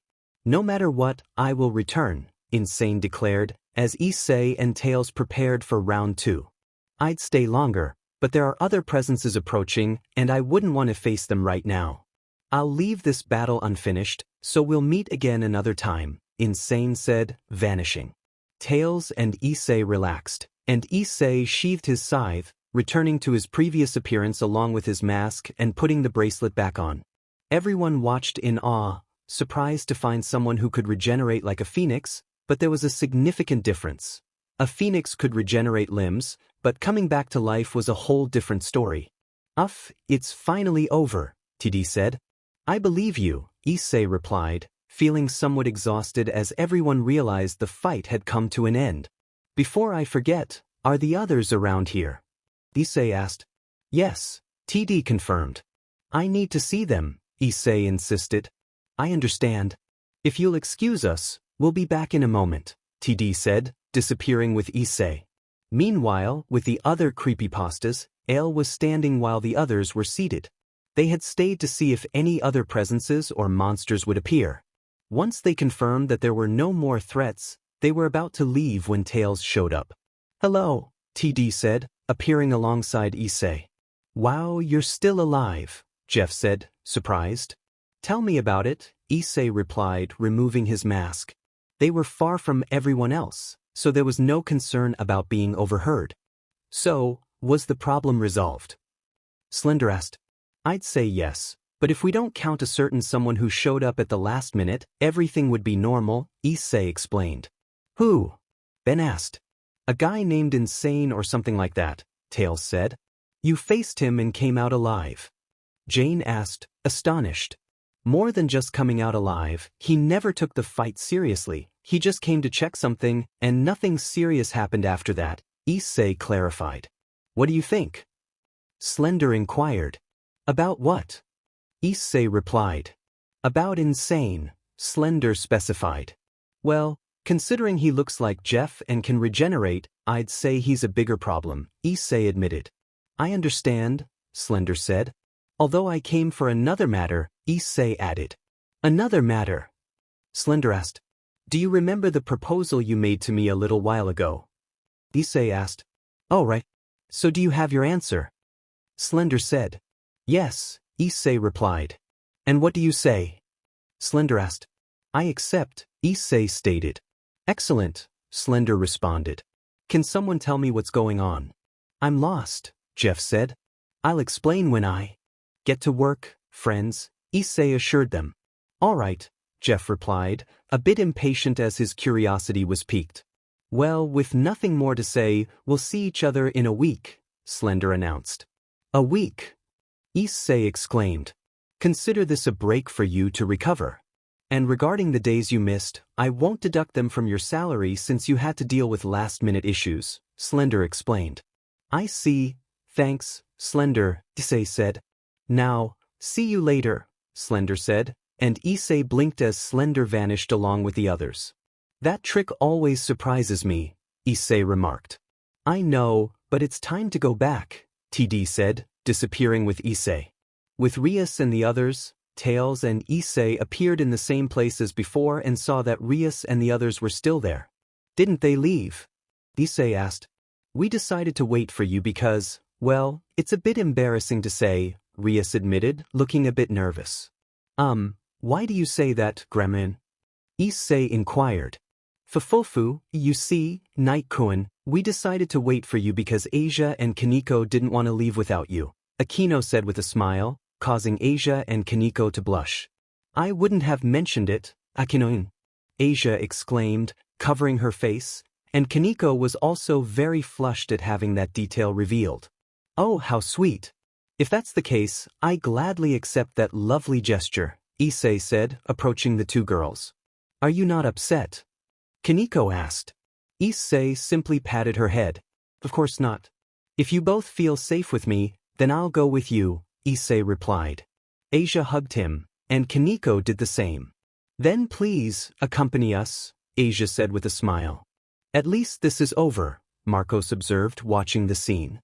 "And that's a good thing," Drake said, manifesting as a gem on Marcos's left arm, though he sounded a bit tired. "I can tell you're tired, Drake," Marcos noted. "Yes, to be honest, I enjoyed those moments without a care," Drake admitted. "Drake," Marcos called. "Yes, it was a pleasure to help you, my friend," Drake replied. "Drake," Marcos asked again, but he received no response. No, Drake, please don't fade away. Live just a little longer," Marcos pleaded, saddened for his companion. "I'm not gone, you idiot," Drake said, slightly annoyed. "Oh really?" Marcos said, confused. "I'm just tired, so let me rest. I used a lot of energy to transfer your soul into your new body, and I won't be available," Drake explained. "But if that happens, then what will happen to the boosted gear?" Marcos asked. "It will work, but the difference is that I won't be there." "But what are you worried about? During your training with Tannen, you were able to use the boosted gear without me, so it'll be the same," Drake reassured him. True, hee, I forgot about that. Rest well, Drake, Marcos said. Likewise, my friend, Drake said, and it could be heard that he was starting to snore. You and Knight are special cases, Ophis said, appearing next to Marcos. I don't doubt it, but tell me, Ophis, what will you do now? Marcos asked. I'll keep studying them, Ophis replied. Oh, I see, Marcos said. But I think seeing Knight makes you feel safe, as if nothing bad could happen to you, Ophis remarked. And is that a good thing? Marcos asked. I don't know, I've always been curious, and that's something I can't overlook, Ophis said. I see, Marcos replied. I wonder what he will do in the future, as somehow I feel he's already doing great things, and this was one of them, Ophis mused. Jajage, at least we know this will continue, Marcos said, and Ophis said nothing in response. In the realm of Hades, Cerzex, Azazel, Dulio, and Sonic stood before Hades, with the first two paying close attention to Hades's actions. Suddenly, a circle appeared on Azazel's ear. I see, understood, Azazel said, dissipating his light spear. Seeing this, Cerzex deactivated his destruction power. It seems the situation turned out to be favorable for us, Azazel noted. Then can I leave now? Hades asked. For now, but next time it might not be so formal if you do something against my family, Cerzex warned. Well, with nothing more to say, we'll take our leave, Sonic said, stepping beside Azazel and Cerzex to exit the realm of Hades alongside Dulio and Tobio. Hades remained there for a moment before returning to his throne, deep in thought until a Soul Reaper arrived. Hades, Sama, what are you thinking about? Asked a Reaper, who was different from the others. About the proposal, but more than anything, they gave me something to experiment with, Hades replied. How so? The Reaper asked.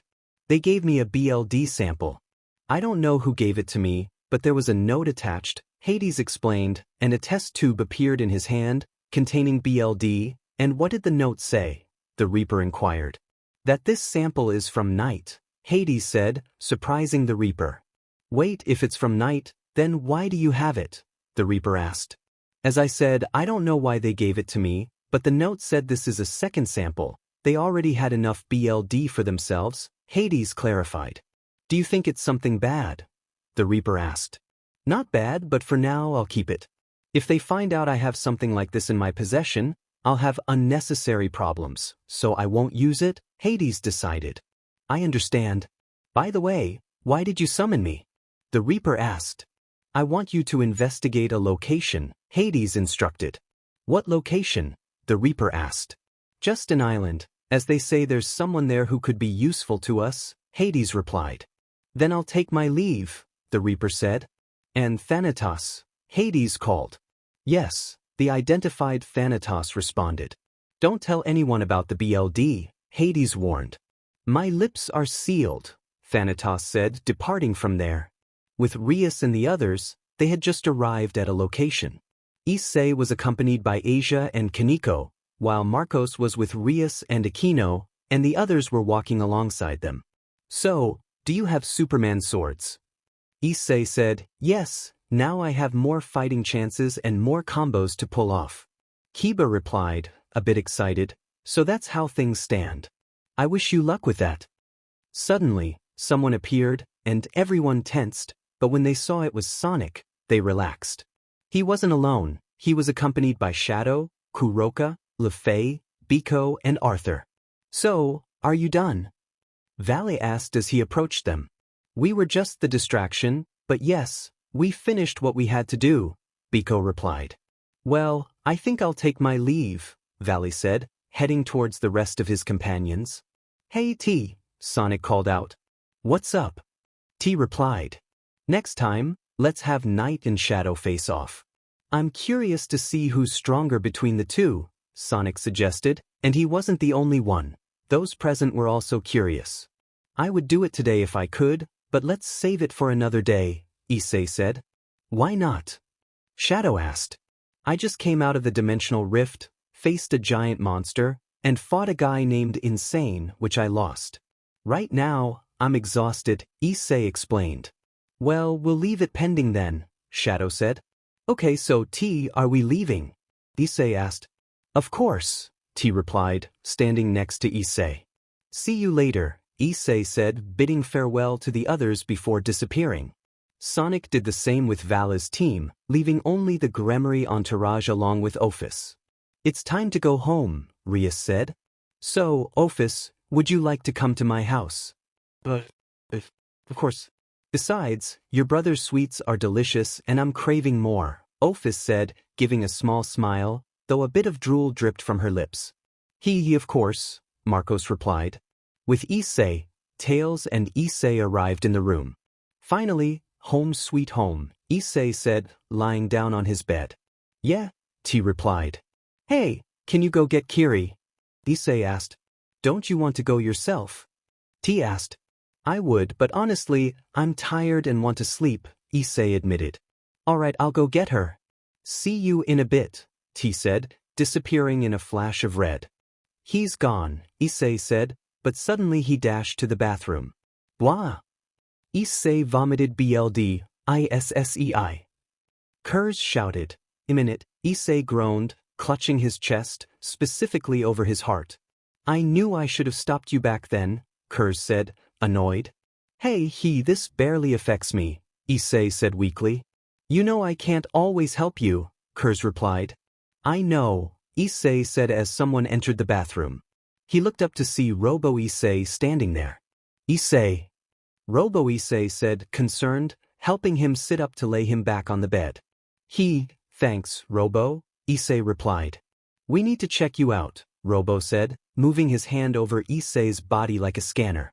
He stayed like that for a few seconds before finishing his analysis. The analysis shows anomalies in your heart. The cause is unknown, but you need to rest and not overexert yourself too much, Robo Issei stated. I think I know what I can do, Issei said, producing a green marble, chewing it, and starting to recover. Well, at least this will keep me healthy for now, Issei remarked. Yes, but we don't know how long that will last, Kurz pointed out, manifesting outside of Issei, the size of a teenager.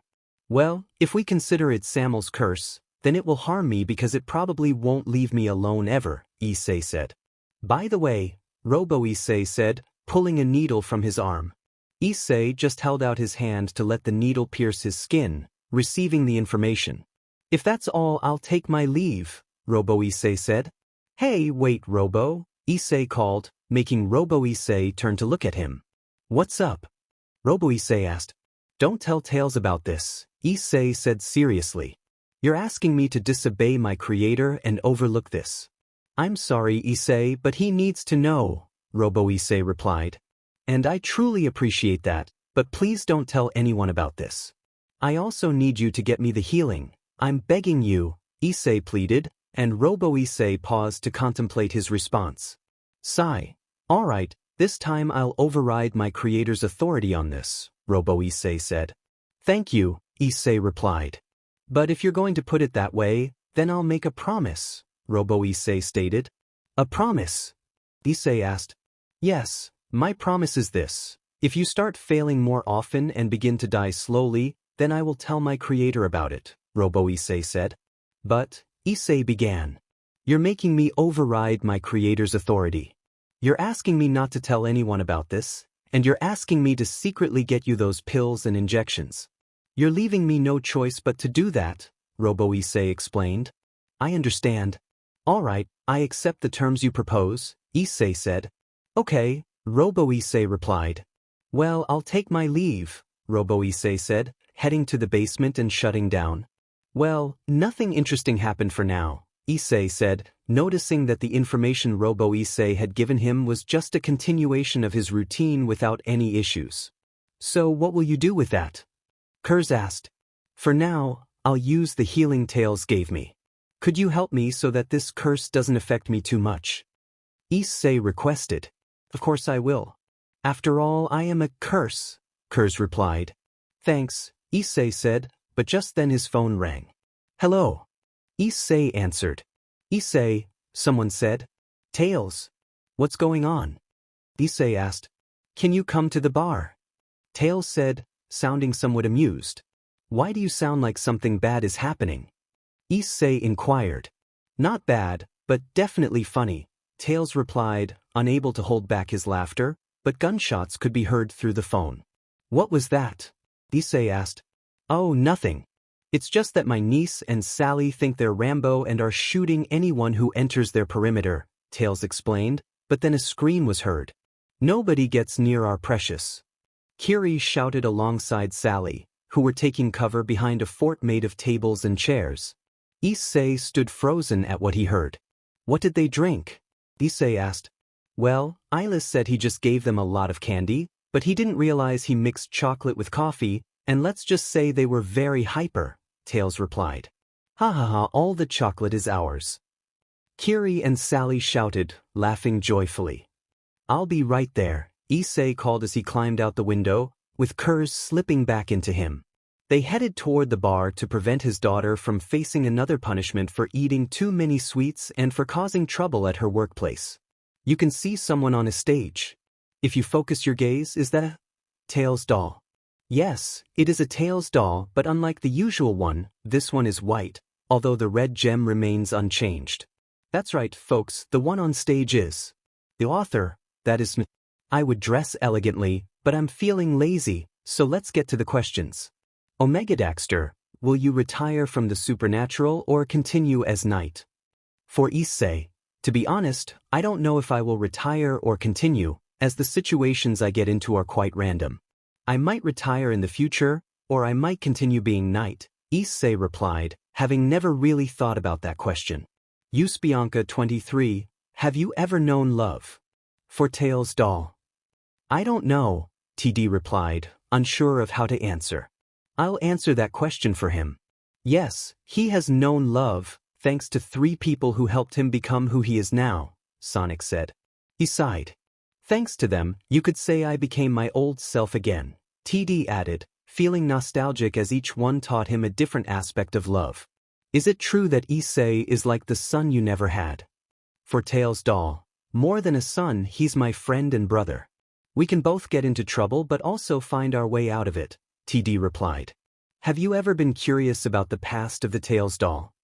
For Issei, I have been curious, but there have been a few occasions when I've avoided the question.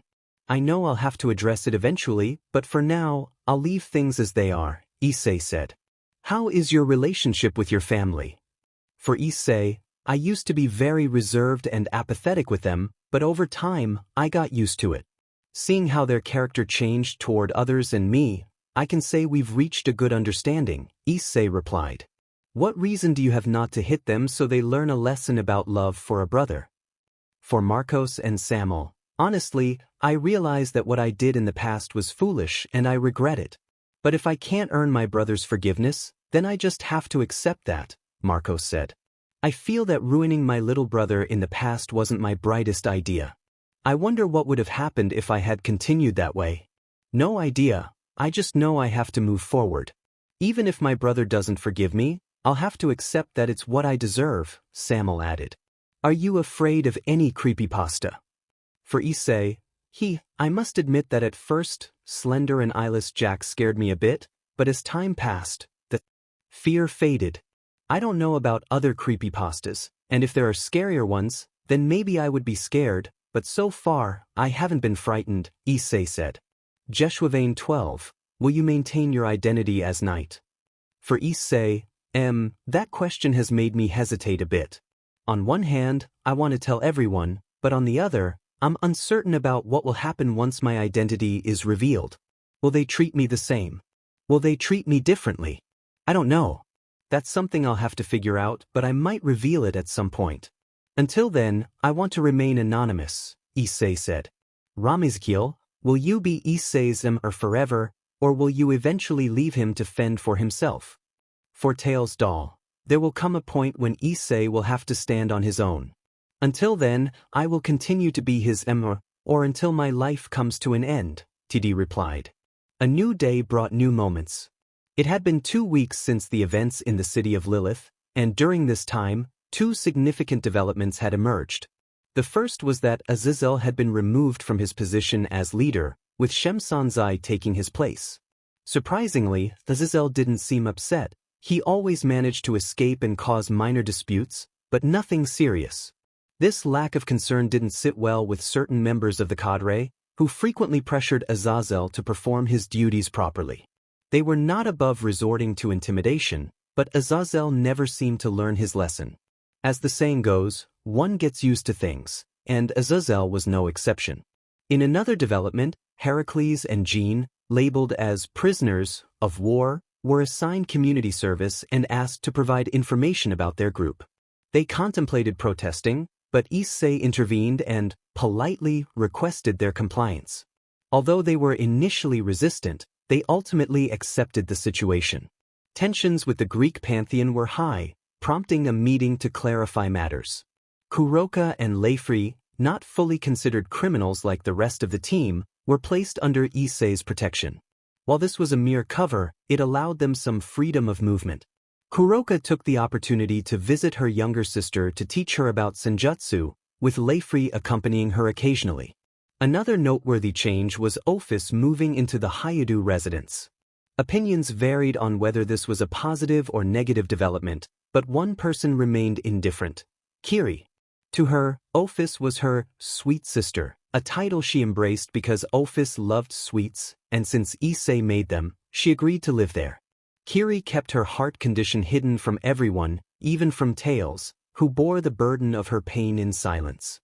Thanks to Hyodo Issei secretly providing her medication, she managed to maintain her health without raising any alarms. Amidst all this, a peculiar moment unfolded in the Hyodo house. Flashback: Issei was at home with Kiri, who was still grounded but had taken to cooking. The rest of the household had left for club activities with the Gremory group or due to work commitments. In addition to them, Irina was also present, having skipped academy with Sona's approval, which allowed everyone a little rest. As Irina made her way to the kitchen, she spotted Kiri at the table and knew that Issei must be cooking. She hesitated, but Issei appeared just in time. "Here you go," Issei said, serving her a plate. "Thanks, Oto-san," Kiri replied, savoring her food. Issei was about to eat when he noticed Irina standing there. "Oh, it's you, Shido," he said with a somewhat monotone expression. Hello," Irina stammered, feeling awkward since she hadn't expected to run into Issei. An uncomfortable silence settled between them. "Why don't you come eat?" Kiri suggested. I don't know," Irina replied hesitantly, still uncomfortable in Issei's presence. "Come on, join us," Kiri insisted, standing up and taking Irina's hand, gently pulling her along. Irina wanted to resist but found herself unable to. Kiri smiled as she guided Irina to a chair across from Issei. Though Issei seemed unfazed, he realized too late that Irina was already seated in front of him. "Come on, eat," Kiri encouraged, handing her a plate. "I'm not hungry," Irina protested. "Oh, really?" Kiri asked, raising an eyebrow. "No," Irina replied. I don't believe that," Kiri said playfully. "Why?"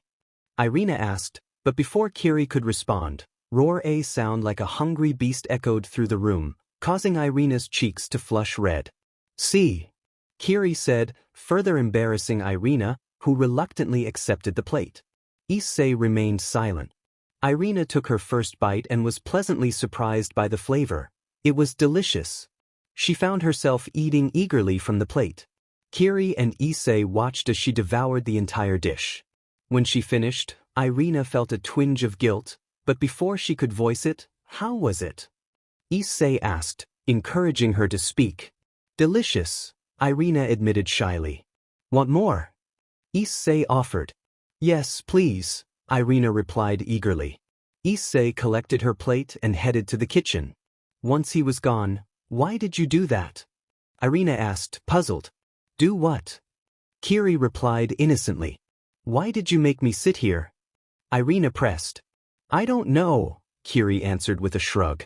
"You don't know?" Irina echoed, bewildered. "It was just an impulse. Something told me that Oto-san wasn't feeling well when you or my uncles or grandparents were around," Kiri explained, her kitsune instincts allowing her to sense the atmosphere. "More negative?" Irina asked, beginning to understand. "I can't explain it, but it was that feeling. Plus, I can't call them uncle or grandpa without worrying they'll scold me," Kiri added, her expression turning sad. Why do you mention that? Irina inquired. Because Odo-san never calls them brothers or mom or dad like I do with him. I feel like if I say that, he'll scold me or say something bad, Kiri confessed, looking downcast.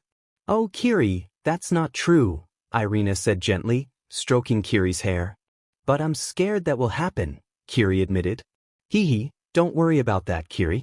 Your dad might not get along well with your uncles or grandparents, but I don't think saying that would be bad. He loves you very much, and if you say that, it's because you never know what might happen, Irina reassured her. So, there's no problem with that? Kiri asked, her eyes brightening with hope. Come on, Kiri, Irina replied, a bit surprised when Kiri hugged her. Thank you for telling me this, Kiri said, beaming with happiness. Anytime, Irina said, returning the hug. Unbeknownst to them, Issei was standing at the door, listening to their conversation. Does she really think that if she calls Marcos and Samuel uncles, I'll get mad at her? Issei thought, realizing that he no longer hated his brothers, though he still hadn't told them he forgave them. Relax, Issei. She's scared, like a child. She's afraid that if she calls your brothers uncles, or your parents grandparents, you'll scold her, Kurz said. Am I really that bad of a father? Issei wondered, feeling a bit down. You're not a bad father, Issei, Kurz reassured him. Issei remained silent. Serve yourself another plate, and you'll see what happens, Kurz suggested. She didn't know about Issei's past, but she was aware that he hadn't gotten along with his family. She was curious but preferred not to pry into others' lives. If someone wasn't comfortable sharing, it was better not to ask. Issei went back for 2 more plates since the third one was for Irina. He served the food and returned to find both of them already separated from their hug.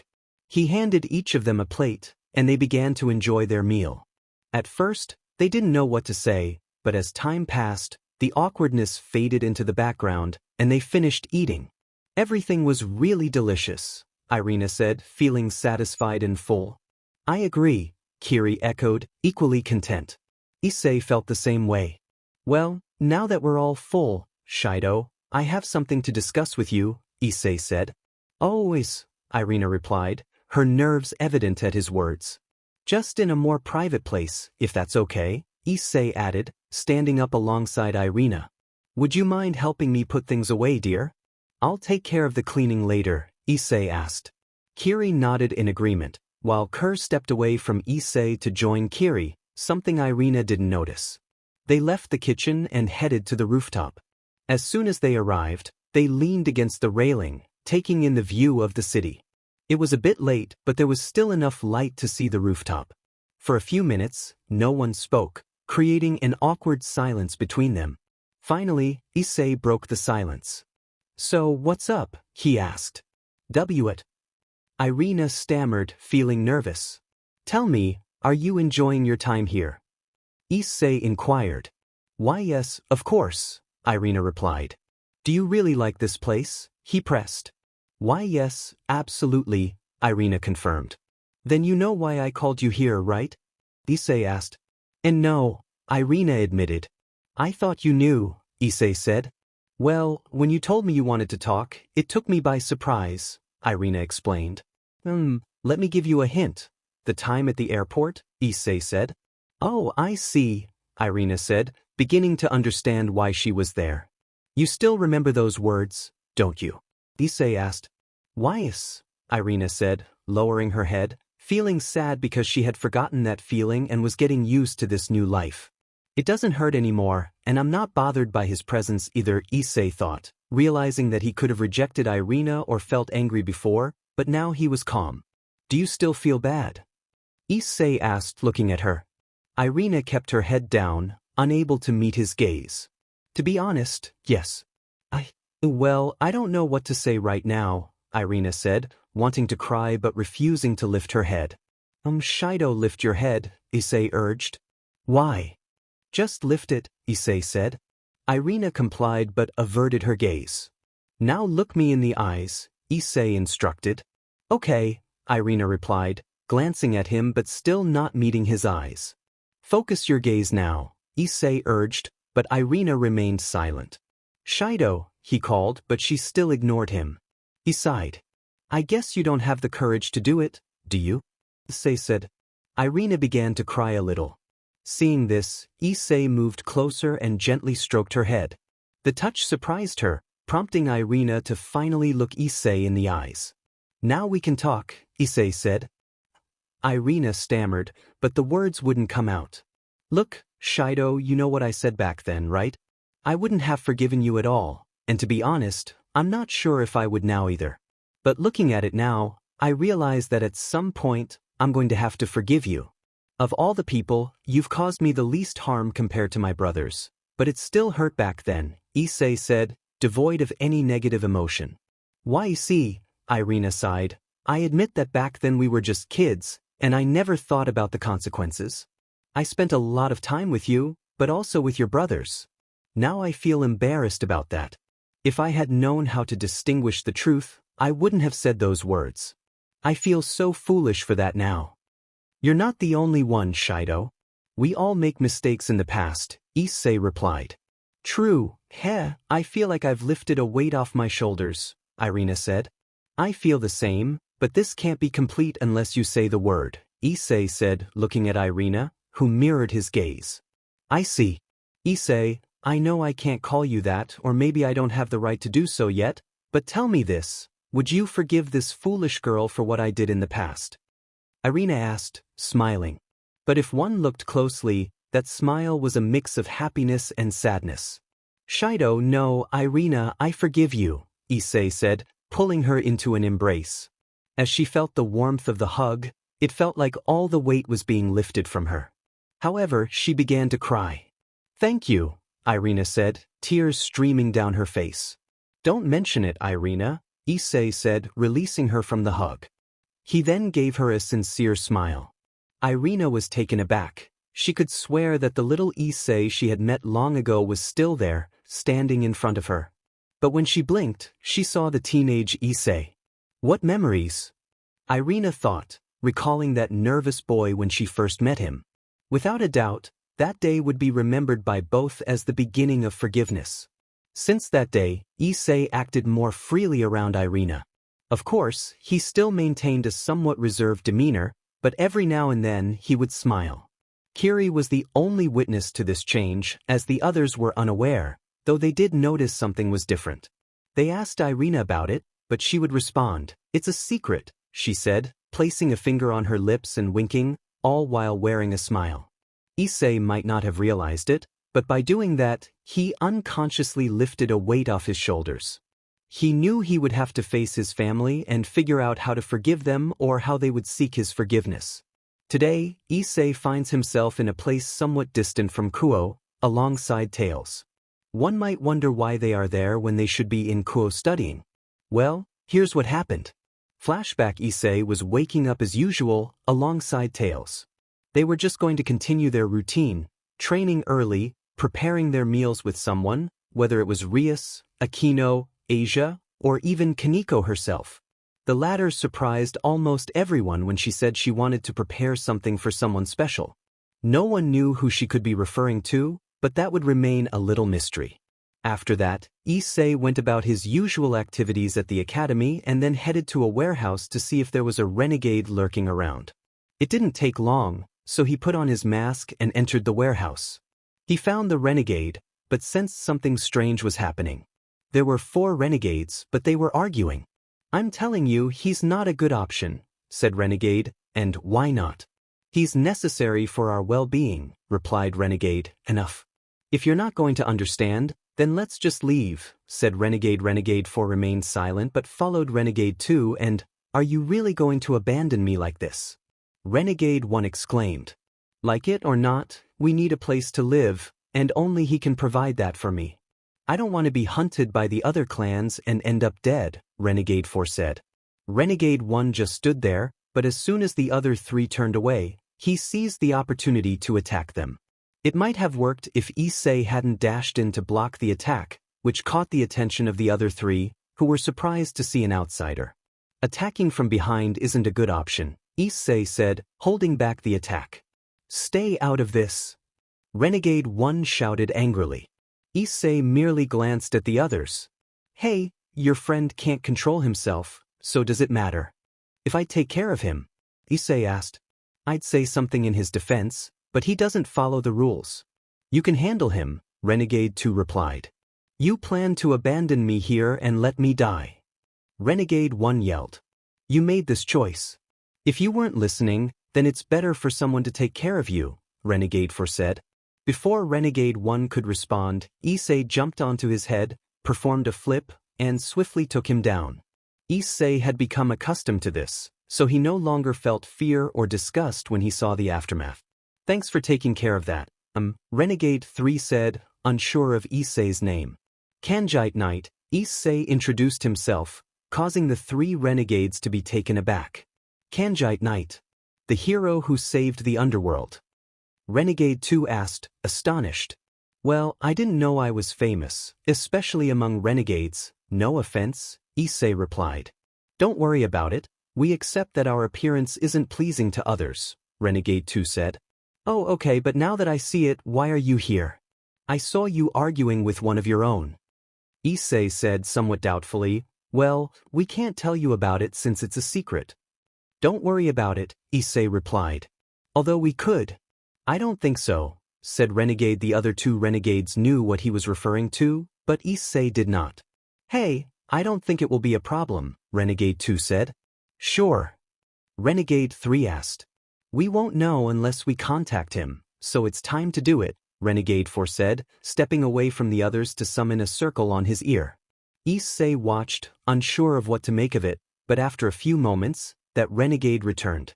Well, he says you can meet him tomorrow on the outskirts of Kuo, Renegade 4 said. Okay, what time specifically? Issei asked. In the morning if that's possible, Renegade 4 replied. Alright, I'll be on the outskirts of Kuo. It doesn't matter if I bring someone else, right? Issei asked. As long as it's not someone from the clans, fallen angels, or anyone from the Alliance, then it's all good. See you, Renegade 2 said, creating a magic circle and disappearing along with the other 2 renegades. What pleasant individuals, Issei said as he walked away. Tails, who had been nearby, remained thoughtful, but he would figure out what to do tomorrow. End of flashback. As they arrived on the outskirts, Issei and Tails noticed a figure that was initially indistinguishable. However, as they got closer, they realized it was a renegade demon, and both of them went on high alert. Calm down, I'm here in peace, the renegade said. Okay, but what's someone like you doing here? Tails asked, relaxing slightly alongside Issei. I'm here on behalf of the person who requested your presence today, the renegade explained. And where is he? Issei asked. Just then, someone appeared behind the renegade, surprising both Issei and Tails. The being standing before them was about 2.5 meters tall, emanating a strong and somewhat dangerous presence. His body seemed to be covered in what looked like vines, and while his face was mostly obscured, Issei could swear he saw 3 eyes watching him. Here I am, the being said. Who are you? Tails asked. You can call me whatever you like, strange, weird, unknown, etc., the being replied, his voice deep and somewhat monstrous. At least you don't have a title or something. Issei inquired. Well, I might have a name and title for that, the being said. And that would be? Tails asked. Call me Urizen, the Renegade King, the being declared. Renegade King. Issei echoed, noticing that his mask bore a mark indicating he was a renegade. What? You've never seen a renegade demon before? Urizen asked. It's not that, but it's hard to believe someone would claim to be a renegade king, Issei replied.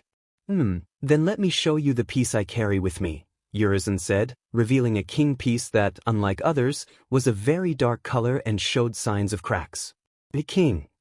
Issei stammered, and he wasn't the only one. Tails looked equally astonished.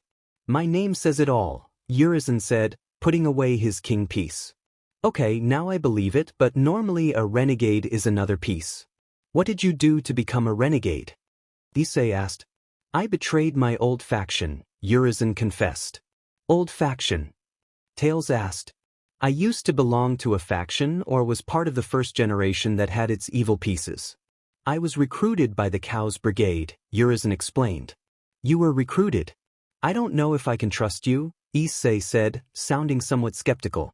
Yes, but I no longer work for them. At first, I thought their ideals were somewhat just, but as time passed, I began to see things differently. So, I intended to warn the current Maos, Urizen said. And what happened? Tails asked. I was discovered. Instead of killing me, they cursed me, which harmed my peace and is killing me slowly, Urizen revealed.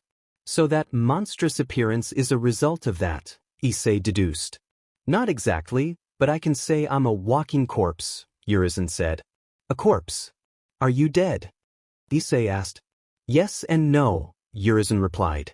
Yes and no. I'm not following, Issei said, confused.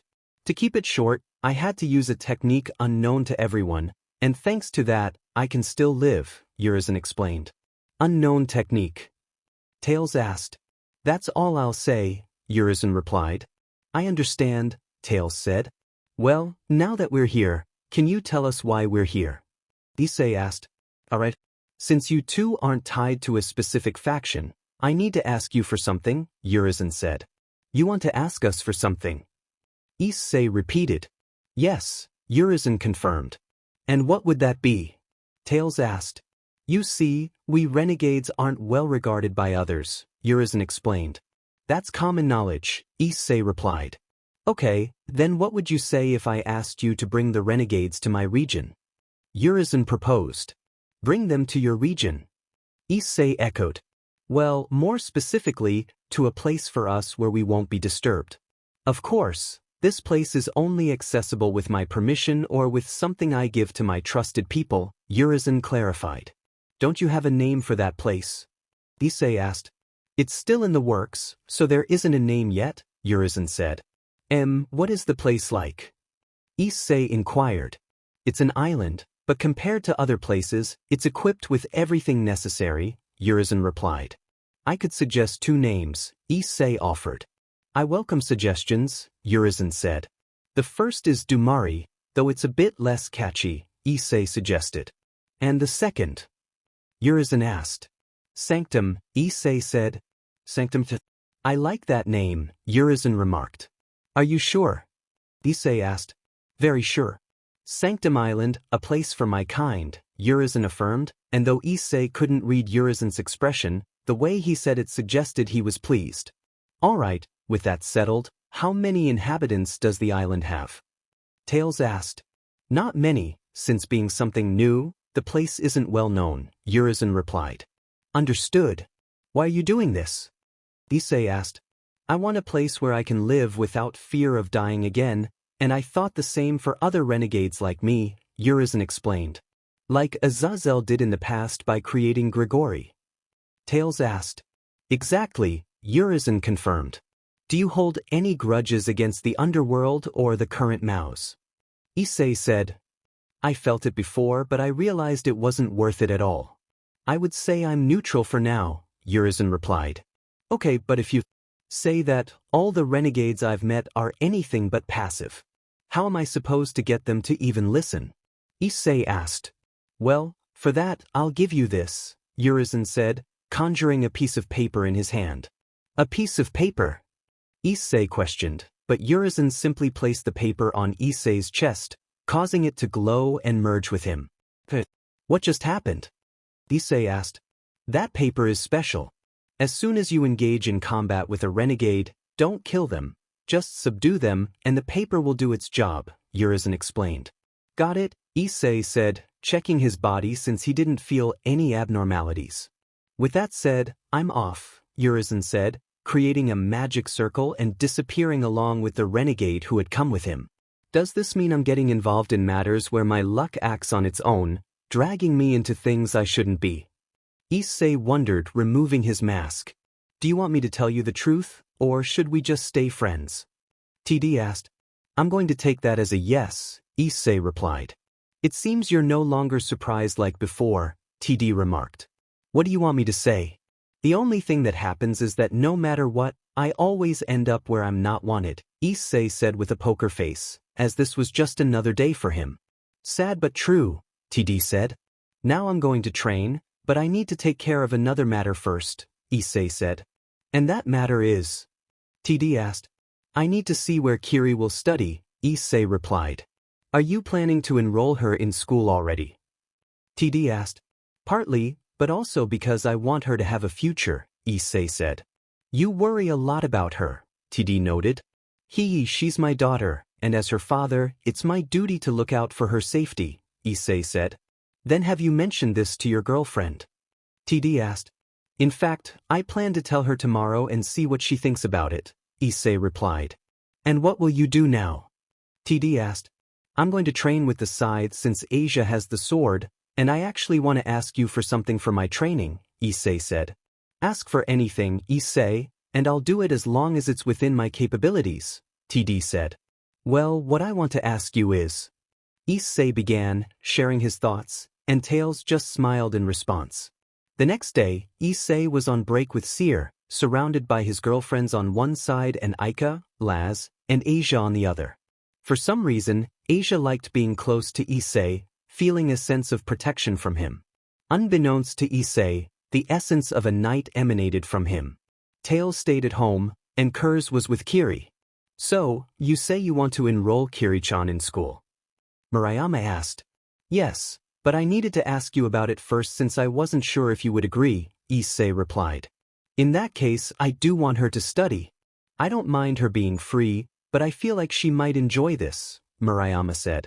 Yes, and I would also like her to have more friends her age, Issei added, noting that her only friend of a similar age was Sally. Sorry to ask, Issei, but who is Kiri? Seer inquired, puzzled. Issei hadn't told the others that she was his daughter, except for Asia, who lived in his house. Oh right, I didn't mention that, but she is my daughter, Issei said, causing Seer, who was drinking something, to spit it out. Cough, cough, you have a daughter. Seer exclaimed in surprise, while Kates, Laz, and Aika remained calm. Yes, although it seems Aika, Laz, and Yui-chan are not surprised, Issei said, looking at them. If you're wondering why we're not surprised, it's because we already knew, as well as the fact that Seer has a daughter too, Aika said, making Issei's eyes widen in shock since he hadn't known that detail. Well, I would say we're in the same boat, so surprise. Seer said. Oh wow, well, congratulations. Issei said. Thanks, and congratulations to you too, Seer replied, raising her glass of soda. And what's her name? Issei asked. Her name is Sen, Seer answered. Then that means her mother is Yuchunha. Issei said, causing Yui to blush. Same goes for Kaori-chan, Seer added, making her blush as well. Ha ha ha, a toast to making our girlfriends blush. Issei declared, raising his glass high. Kampai. Seer and Laz shouted with smiles. Don't say it so casually. Murayama and Kates exclaimed, seeing their boyfriends toast to that. But they're adorable when they blush, Issei said, and Murayama turned her gaze away. Oh come on, love, don't let this embarrass you, Issei said, positioning himself behind his girlfriend and hugging her with a smile. Murayama didn't say anything but enjoyed the feeling of being in Issei's arms, as he always brought warmth and protection. Asia in some way observed this. I wonder if Knight-san is like that. Is he affectionate? Is he kind? Asia thought, blushing as she imagined herself with Knight as a couple. She had to shake her head as those thoughts began to take hold, but it didn't erase her blush, everyone noticed. Oh, little Asia is thinking about someone. That's good, Aika teased. No, that's not true. Asia pouted. If it's not that, then what is it? Aika pressed. Just thinking about someone, Asia said, realizing what she had just said, but it was too late. Jojo, so someone already has Asia's heart occupied. Tell me who it is. I know him, he's from here, Aika said, asking somewhat personal questions. Asia looked nervous, while Issei observed and decided to intervene. Hey Aika, that's enough. Don't you see you're starting to make Argento-san a bit uncomfortable? Issei said, and Aika, noticing, moved away slightly. Sorry Asia, Aika apologized. It's okay, Aika-san, Asia replied with a smile. At least can I know his name? Aika asked. His name is Kanjite Knight, Asia said, unaware that Murayama reacted to that name. Really, do you know him? Murayama asked. Do you know him too, Kaori-san? Wow, Asia said, surprised. Well, I only met him once, but he saved me, Murayama replied. Awesome, Asia said. Issei stayed on the sidelines, feeling a bit embarrassed about that occasion, which he remembered quite well. Seer simply looked at him. What's wrong, Issei? Jealous that someone caught your girlfriend's attention? Seer teased, but Issei didn't respond. How strange, I was saved by someone named Shadow, Keitase chimed in. Jealous that someone caught your girlfriend's attention. Issei shot back, returning the teasing. Ah, okay, I deserved that, Seer admitted, while Laz observed with a small smile. So, what do you think about these shadows and knights? Laz asked. Nothing interesting, except they always keep their faces covered, Murayama said, and Keitase agreed. I see, Laz replied. What do you think? Issei asked. Nothing, I'm just a bit curious, Laz said. If you say so, Issei replied. They continued with their classes until Issei arrived home. He went straight to his room and headed down to the basement. As soon as he entered, the space felt much larger. Instead of 3 rooms, there were now 6. 1 was the forge, 2 was the lab, 3 resembled a museum since his old armor and other items were displayed there. 4 was a room that Tails had told Issei not to enter, and 5 and 6 were empty rooms that could be used for other purposes. Tails was in the lab. Welcome, Issei, Tails said. Hey, Tails. Did you finish what I asked you to do? Issei inquired. Of course. It took me almost all night, but I managed to finish it, Tails said, revealing something small. Excellent. Issei replied. And what will you do with it? Tails asked. I'll try it out, Issei said, taking the item, putting it in his pocket, and heading outside of Kuo to see the new creation. Chapter End. Issei was in the process of recruiting another renegade. Recently, there had been fewer incidents, thanks to his efforts in dealing with some rogue demons. While he had to use force with some, others were more open to diplomacy, and a few posed such a significant threat to Sanctum that he had to eliminate them. Fortunately, these cases were rare, drawing the attention of several key figures, including Seraphal, Surzex, Hazazel, and Michael. Since they had been in Kuo for quite some time, they dispatched the Gremory and Citri factions to investigate. However, by the time they arrived, the renegade had already left. There was only one instance when they arrived in time. The renegade was present, but instead of attacking, he was engaged in conversation. This was unusual, as renegades typically attacked without hesitation. Just as the Gremory faction prepared to strike, Sona intervened. Why are you stopping us, Sona? Rias whispered, aware that speaking too loudly could reveal their position. Attacking something that could provide us with an advantage is not our usual approach. In this case, we're investigating, not hunting. Let's proceed cautiously, we might learn something valuable, Sona replied. If you put it that way, then discreet measures are indeed better, Rias agreed, accepting her friend's suggestion. Both factions moved closer to the abandoned building, the darkness posing no challenge for them. Upon arrival, they spotted the demon conversing with someone, and to their surprise, it was night. So, do you accept? Issei asked. Okay, how do I know you're not lying to me? The renegade replied. Have you heard what happened to the other renegades? Issei asked. Yes, I heard that something or someone is making them disappear, the renegade said. Right, I've been handling it, but I'm not eliminating them, so you can rest easy on that front, Issei assured him. If you're not eliminating them, that doesn't prove they're just disappearing, the renegade countered. They're not dead, I'm just sending them to another place at someone else's request, Issei clarified. Who? The renegade asked. Have you heard of Urizen? Issei inquired, leaving Rias and the others puzzled. Oh, that says a lot, the renegade replied. So, do you accept? Issei pressed. Alright, where do I need to go? The renegade asked. I'll extend my hand, a purple light will appear, and you'll be in Sanctum, Issei explained. He demonstrated, and the renegade was enveloped in a purple light before vanishing. Sigh, and that makes 31 renegades I've encountered, Issei remarked. At least it seems you're handling this job well, TD said, appearing in a hooded figure. Well, at least this doesn't involve anything impossible, and it's pretty easy to do, especially with what Urizen set me up with, Issei replied. At least this time you're not involved in difficult matters, Kurz remarked. I just hope the others don't get involved since Urizen is unknown to them. Only Tails and I are aware of his existence, Issei thought. And what are you going to do now? TD asked.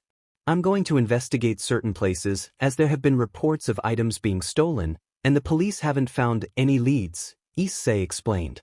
True, that's something difficult for a human, so it's likely something supernatural. But it can't be that, as neither Surzex nor anyone from the Alliance has acted. It must be someone from our side, TD speculated. Let's see if I can find any clues, Issei said. Both continued their conversation, unaware of Rias and the others approaching. Issei was about to leave when Rias and Sona stepped in front of him. He was surprised, having been distracted while speaking with the renegade, but Tails remained unfazed. Gramerson. Citri-san. What are you doing here? Issei asked. We were sent to investigate reports of suspicious activity regarding the renegades, Rias explained. But now we see that it's you who's been doing this. I must ask what you were doing here, Knight, Sona said seriously. Don't worry, if it's something bad, someone asked me to take care of the renegades, Issei replied. Why exactly them? Sona pressed. I don't know why, Issei said, offering a half-truth. You know we'll have to report this, right? Sona said. I know, Citri-san, but don't worry, you can tell the Alliance that this isn't anything bad, Issei assured her. I know, Knight-san, but still, it can be investigated for suspicious activity, Sona said, her tone tinged with regret. She didn't know Knight as well as Rias and her faction did, but she recognized Issei as trustworthy and a valuable ally. I understand that part, but I assure everyone that this isn't meant to harm the Alliance, let alone overthrow it. They can consider this as allies, Issei stated. Allies? Rias echoed. Yes, allies, but for various reasons the person can't present themselves right now. However, they may show up in the future, Issei explained. I understand. I'll trust you, Knight, Rias said. We will too, Rias's faction chimed in. Are you sure about this, Rias? Sona asked. You know, Knight, you've seen what he's capable of, and you've also seen how Sensei hasn't said anything bad. I trust both of them, and if they say they're allies, I believe their word, Rias replied. We'll have to report it anyway, Sona said.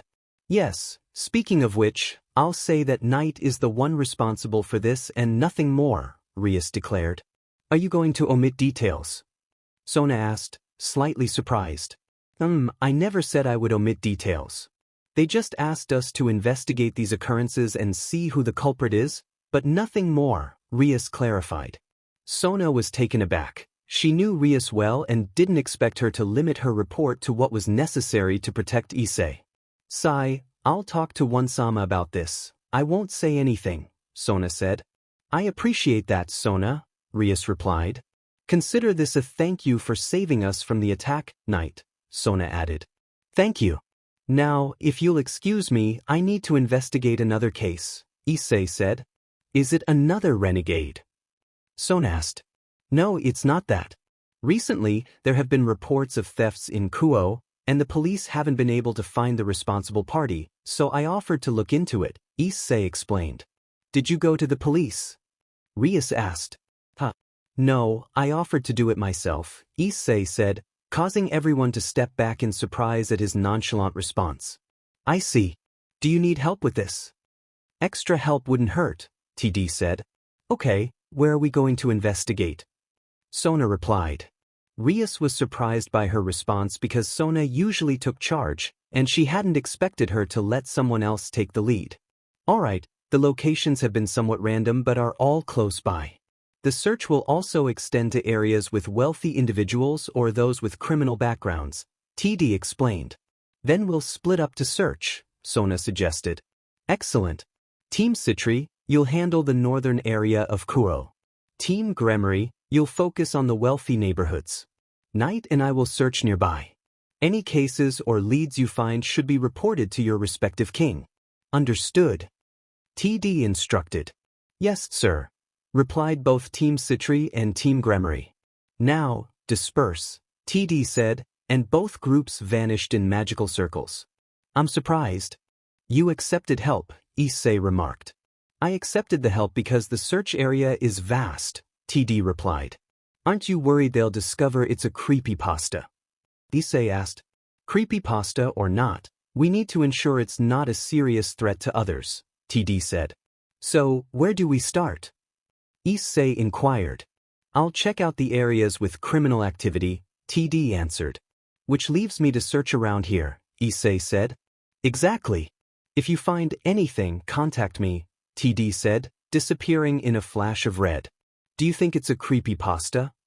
Kurz asked. No idea, but that seems to be the closest possibility since nothing has been found so far, Issei replied as he moved away. He wandered the dark streets, wearing his mask and scanning his surroundings, but found nothing. He would have continued like this if the mask hadn't detected something. I found you, Issei thought, heading in the direction indicated by the mask. He climbed a building and sprinted to reach it, landing in an alley. According to this, the person should be here, but why isn't there anyone? Issei wondered. Above you, Kurz said, prompting Issei to look up just as someone dashed past. In response, Issei quickly scaled the roof to chase after the figure. Stop. Police. Issei shouted. Seriously? Kurz said, face-palming at Issei's impulsiveness. Ignoring Kurz, Issei noticed the figure was hard to see in the darkness, casting a dark silhouette. He had no idea who or what it was. Well, if it's not going to be easy, Issei said, dashing toward the figure and catching it. Then it'll be hard, Issei declared, holding the person tightly. However, they kicked him away, but he quickly rolled to regain his footing, using the wall to propel himself back at them. The figure dodged and landed a punch, which Issei managed to catch, but it took a lot of strength since the blow was powerful. The figure was surprised, not expecting that, and Issei seized the moment to embrace them. They struggled to break free, but Issei's grip was too strong. Eventually, they surrendered, but as soon as Issei loosened his hold, they escaped, landing a short distance away while Issei prepared to defend himself. You're really strong, the figure said, and from the tone, it was clear she was female. And you're quite slippery, Issei replied. I'd stay longer, but I have to go. We're attracting unnecessary attention, she said. I can't let you go without asking some questions, Issei insisted. You'll get your answers, but not now, she said, resuming her escape. Issei jumped to continue the chase, but she kicked him again, sending him crashing into a trash can. Issei was about to get up when someone spoke. Wow, it's surprising to see you getting beaten up, Knight, someone said, and Issei turned to see Shadow appear beside him. Shadow, what are you doing here? Issei asked. I heard noises nearby and was investigating the robberies that have been happening around here, Shadow replied. Well, the person we're looking for is up there. Hurry, she's getting away. Issei urged. Shadow nodded, and now there were two of them chasing after someone. They spent an hour pursuing the figure, who turned out to be very elusive. Eventually, she grew tired, not expecting Issei and Shadow to be so persistent. To their surprise, they managed to corner her. At least tell me your name, Issei said, while Shadow prepared for another potential escape. Suddenly, the darkness surrounding them began to dissipate, revealing the moonlight. As it illuminated the figure, Issei and Shadow were stunned to see that she had black horns with red tips, red hair, and dark clothing. Her outfit consisted of a shirt that covered almost everything, but her hands were different. One looked larger and had spikes, while the other appeared normal but had claw-like fingers. And to top it off, she was a girl. My name is Zari. See you later, handsome, she said, attempting to walk away, but as she turned, she was met with a light tap on the forehead from Tails. Sonic caught her, but he was in his shadow form. Seriously, of all the people, you had to show up here, Zari, TD said. Zari was about to continue when, don't do anything, girl. You might have escaped the other two, but these two are on another level, a voice echoed within her. Understood, Zari replied. You won't say anything, Zari, Sonic warned. My name isn't Zari, it's Zari, she corrected. How do we know you're telling the truth? TD asked. Zari didn't respond, but something was emanating from her. A figure that was a red-haired woman with a red wing that looked skeletal. She's telling the truth, the unknown figure said. That explains it, Zari. Sonic, let her go, TD instructed. Sonic released Zari, but Zari was surprised to hear that. Sonic. Is that really? Zari exclaimed, a hint of joy in her voice. Hey there, Sonic replied, only to be embraced by her. I'm so glad to see you again, Zari said, and Sonic returned the hug. Great, but I'm not the only one here, Sonic reminded her. Wait, if you're here, does that mean Tails' doll is here too? Zari asked, her cheerful tone still intact. Actually, he's the one who gave you that tap, Sonic said. Tails was about to say something, but Zari hugged him too. I missed both of you, Zari said. Easy there, little Zari. We're here now, TD said, soothingly returning the embrace. Issei, Shadow, and Zari stood off to the side, feeling awkward as the reunion unfolded in a rather peculiar manner. This doesn't feel right, does it? Issei remarked. Awkward. Zari and Shadow asked in unison. Exactly, Issei confirmed. Just another day for us, Shadow chuckled. Now then, we want to know what you are, Issei said. I'm human, Zari replied, surprising Issei and Shadow. So you're just like me, Shadow said. You too? Issei asked, astonished. Wow, I thought you were a creepypasta, Shadow admitted.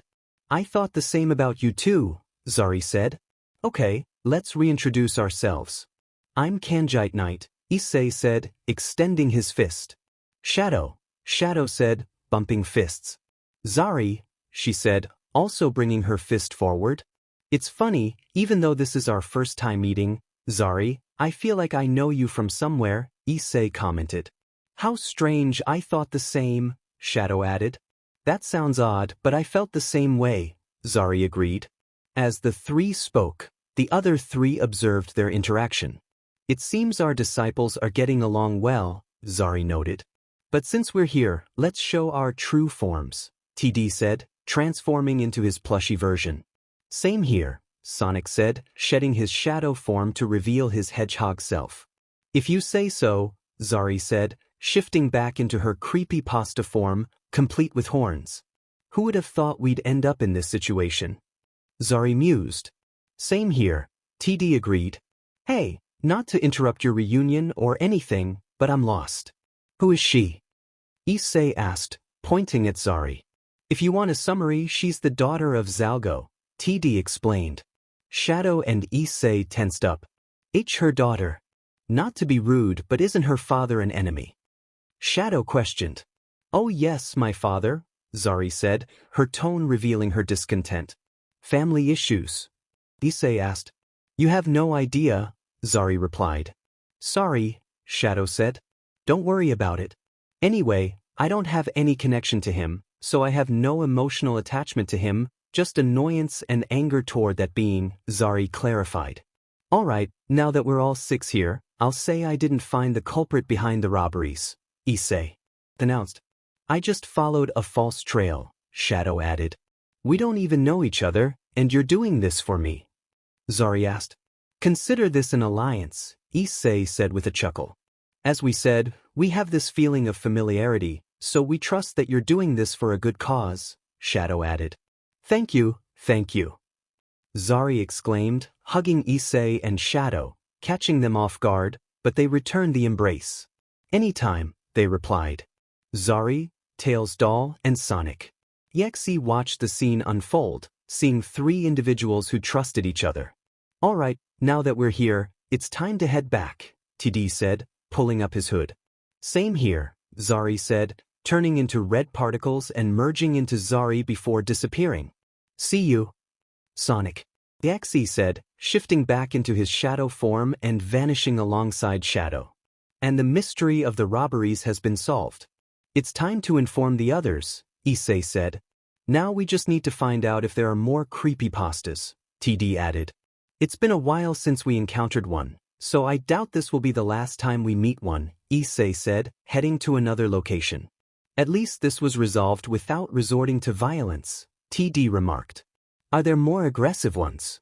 Issei asked. Do you want me to remind you of Rake or Red?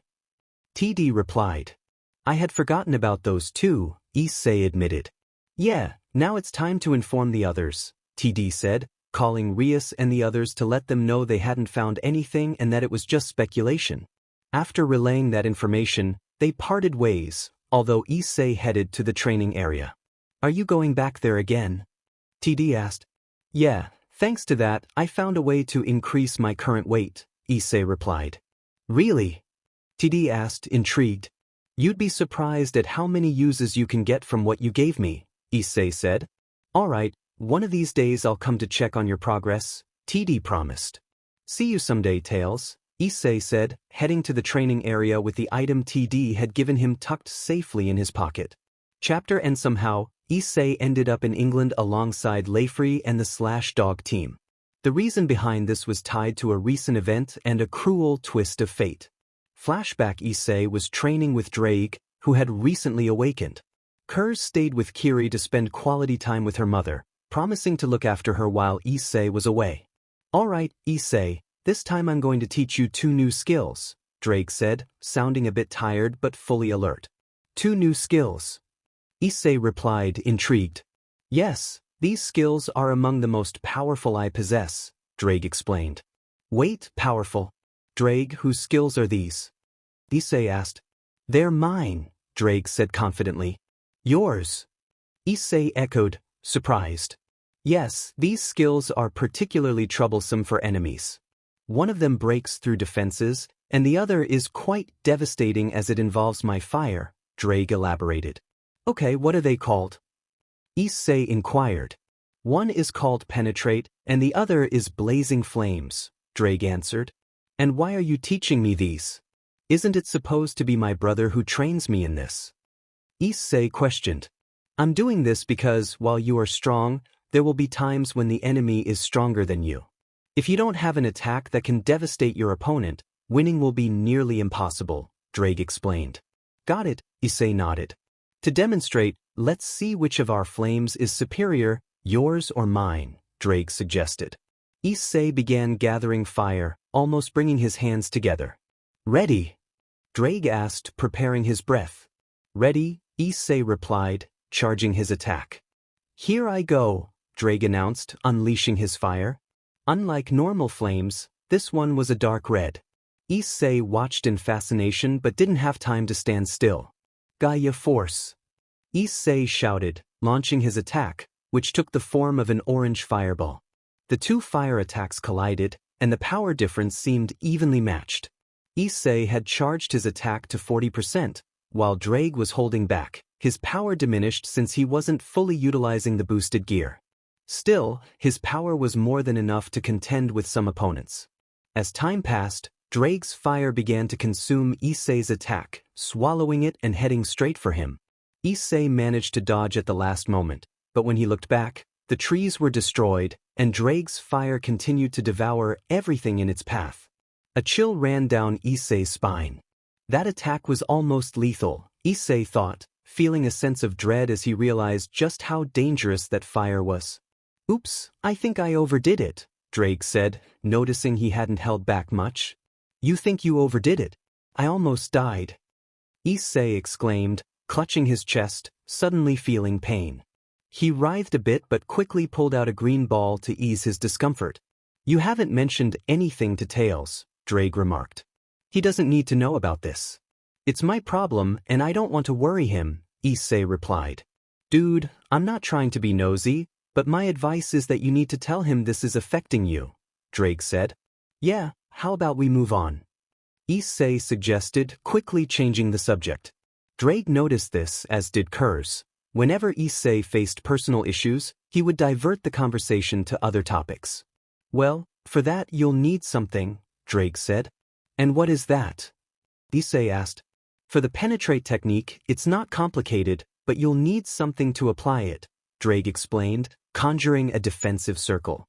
However, when he activated the skill, the shield shattered easily. I've got it, Issei said, opening his hand to reveal a ball of air.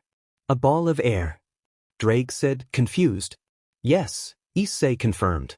And what are you going to do with that? Drake asked. If you say I need something for the technique to work, then I need something to use, and air is the solution, Issei explained. Tell me how you plan to do that, Drake said, curious, as he appreciated Issei's creativity in battle. What if you compress the air until it's nearly invisible, but when you launch it, it becomes a bullet? Issei suggested. Interesting, I want to see this for myself, Drake replied. For that, you need to conjure a shield or something similar, Issei instructed. How strong? Drake asked. As strong as you can make it, Issei replied. Understood, Drake said, summoning a magical shield that resembled more of a dragon's than a demon's. Here I go, Issei said, compressing the air ball as much as he could before launching it. What they didn't account for was that Issei threw it with such force that the air bullet sped towards the shield, piercing it slightly and creating a crack. Issei and Drake stood there, staring at the crack, both feeling a chill run down their spines. Now I see why you say the penetrate technique is dangerous, Issei remarked. I think I understand now why my enemies fear it so much, Drake said. But thanks to that, I've come up with another way to use your technique, Issei added. Oh really? Drake asked. Well, instead of breaking shields, why not break through the enemy's defenses? Issei proposed. Their defenses? Drake questioned. Yes, instead of destroying the shield, it would internally damage the enemy. Something like launching a powerful current of air directly at them, ignoring whatever shields they have, Issei explained. Interesting, Drake said. Yes, Issei agreed. I can grant you one of my spheres, so you can adapt the penetrate technique to yourself, and also to give you some immunity against the blazing flames, Drake said, causing one of his claws to produce a green sphere. I see, Issei said, taking the sphere.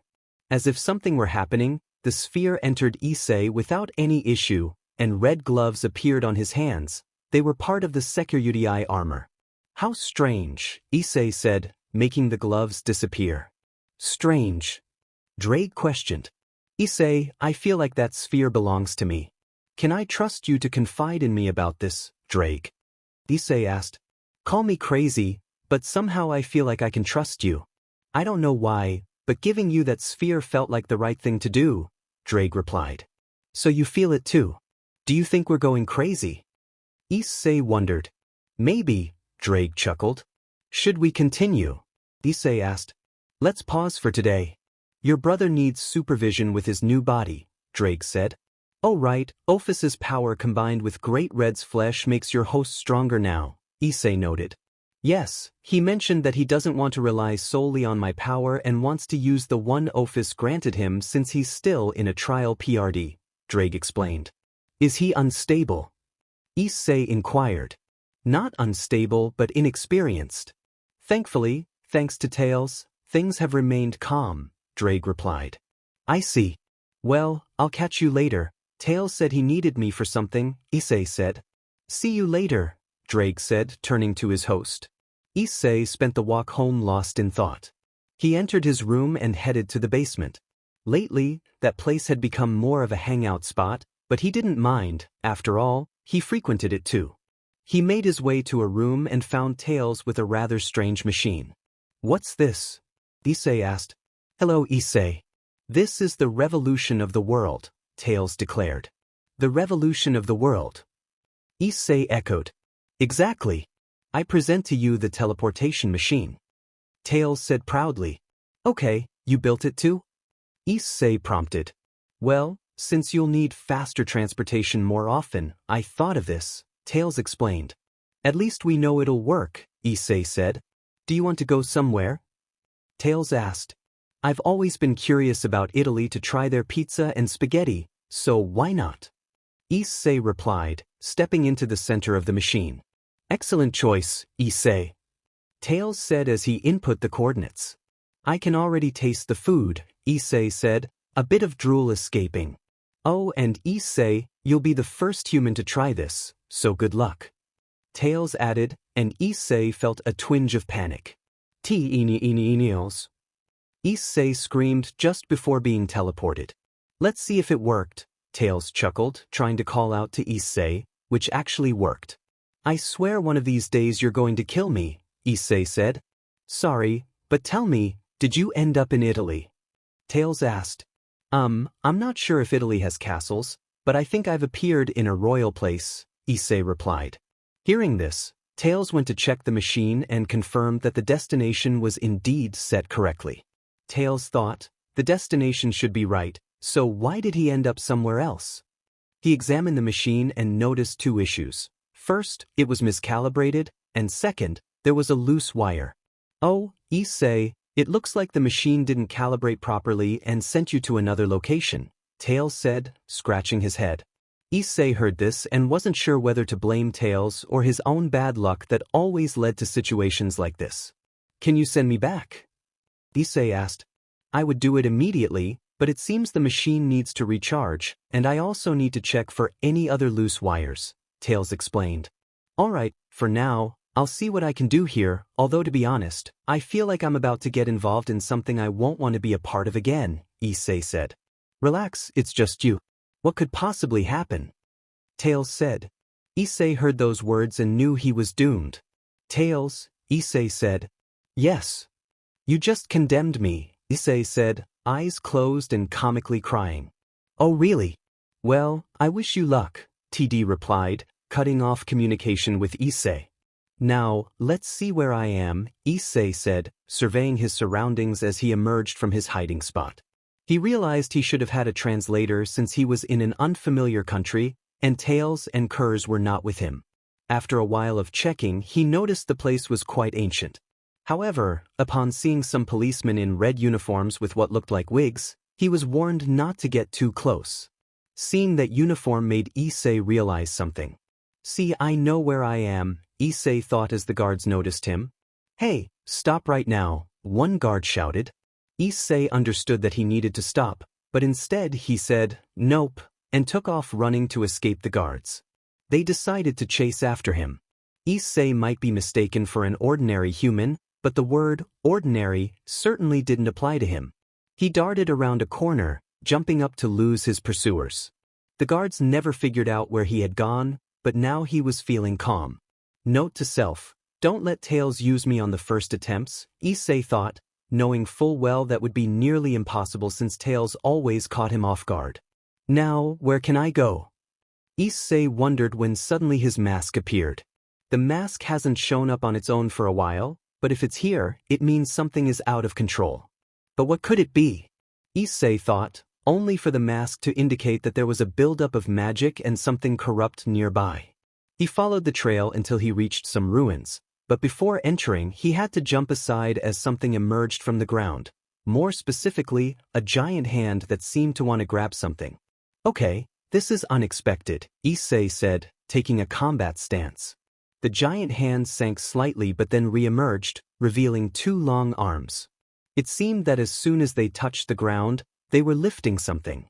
When it did, Issei was surprised to see that what had emerged was a humanoid figure, though he couldn't quite describe it. While it had a humanoid shape, it was somehow neither human nor supernatural, perhaps a creepypasta, but that was unlikely since the mask showed no signs or anything related to that. What the hell is that thing? Issei exclaimed, jumping sideways as it swung at him. But that wasn't the end of it. It swung again, and Issei had to catch its fist, applying a bit of force to hold it back. Well, it's strong, but I wonder how agile it is, Issei said, throwing a punch. Instead of dodging, the creature did a backflip. Issei dashed forward, throwing another punch, but this time it evaded by stretching its body backward. Issei was surprised but had to shake off that impression quickly as the creature lunged at him, catching him off guard. He was about to cross his arms in an X to absorb the blow when suddenly, a sword pierced the creature. Issei checked and saw that the sword had come from a shadow. Shadow? I don't think so. While he controls shadows, invoking something like a sword is difficult for him, which leaves me with the option that it's Canis Lycaon. I think I know who's here, Issei thought, looking in a specific direction. Come out.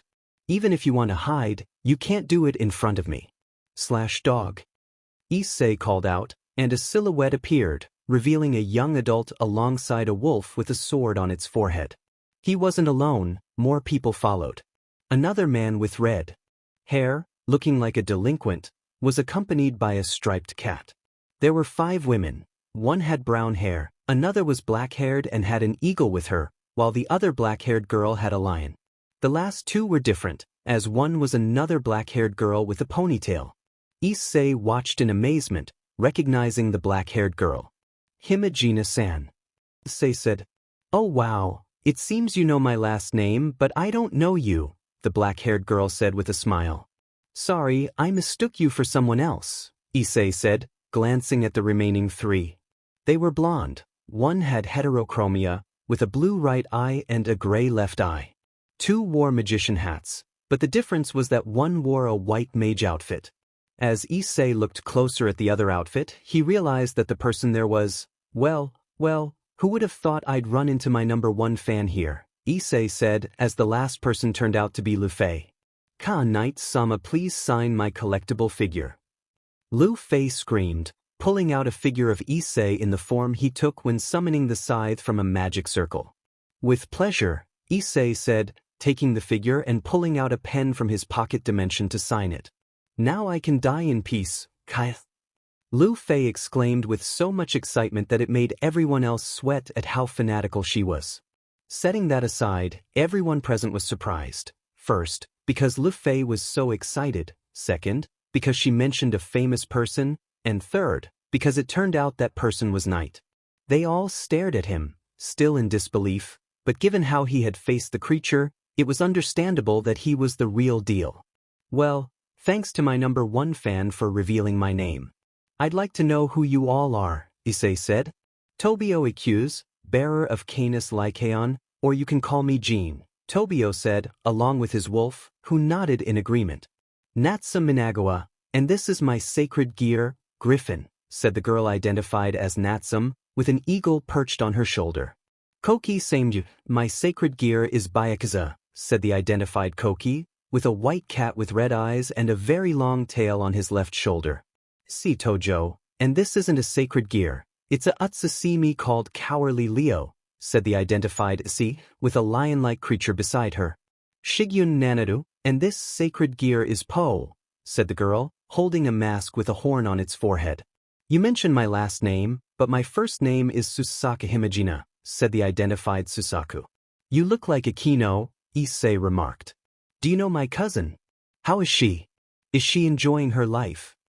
"Because I found out from my uncle that she has moved on from her past and is in a relationship, I would like to see her at some point," Susaku said. "Well, I know her. She's doing well, enjoying her life so far, and as for her partner, their relationship is good," Issei replied, recalling how Akino sometimes helped his brother at home, along with Rias and occasionally Ravel. The 3 of them were doing fine.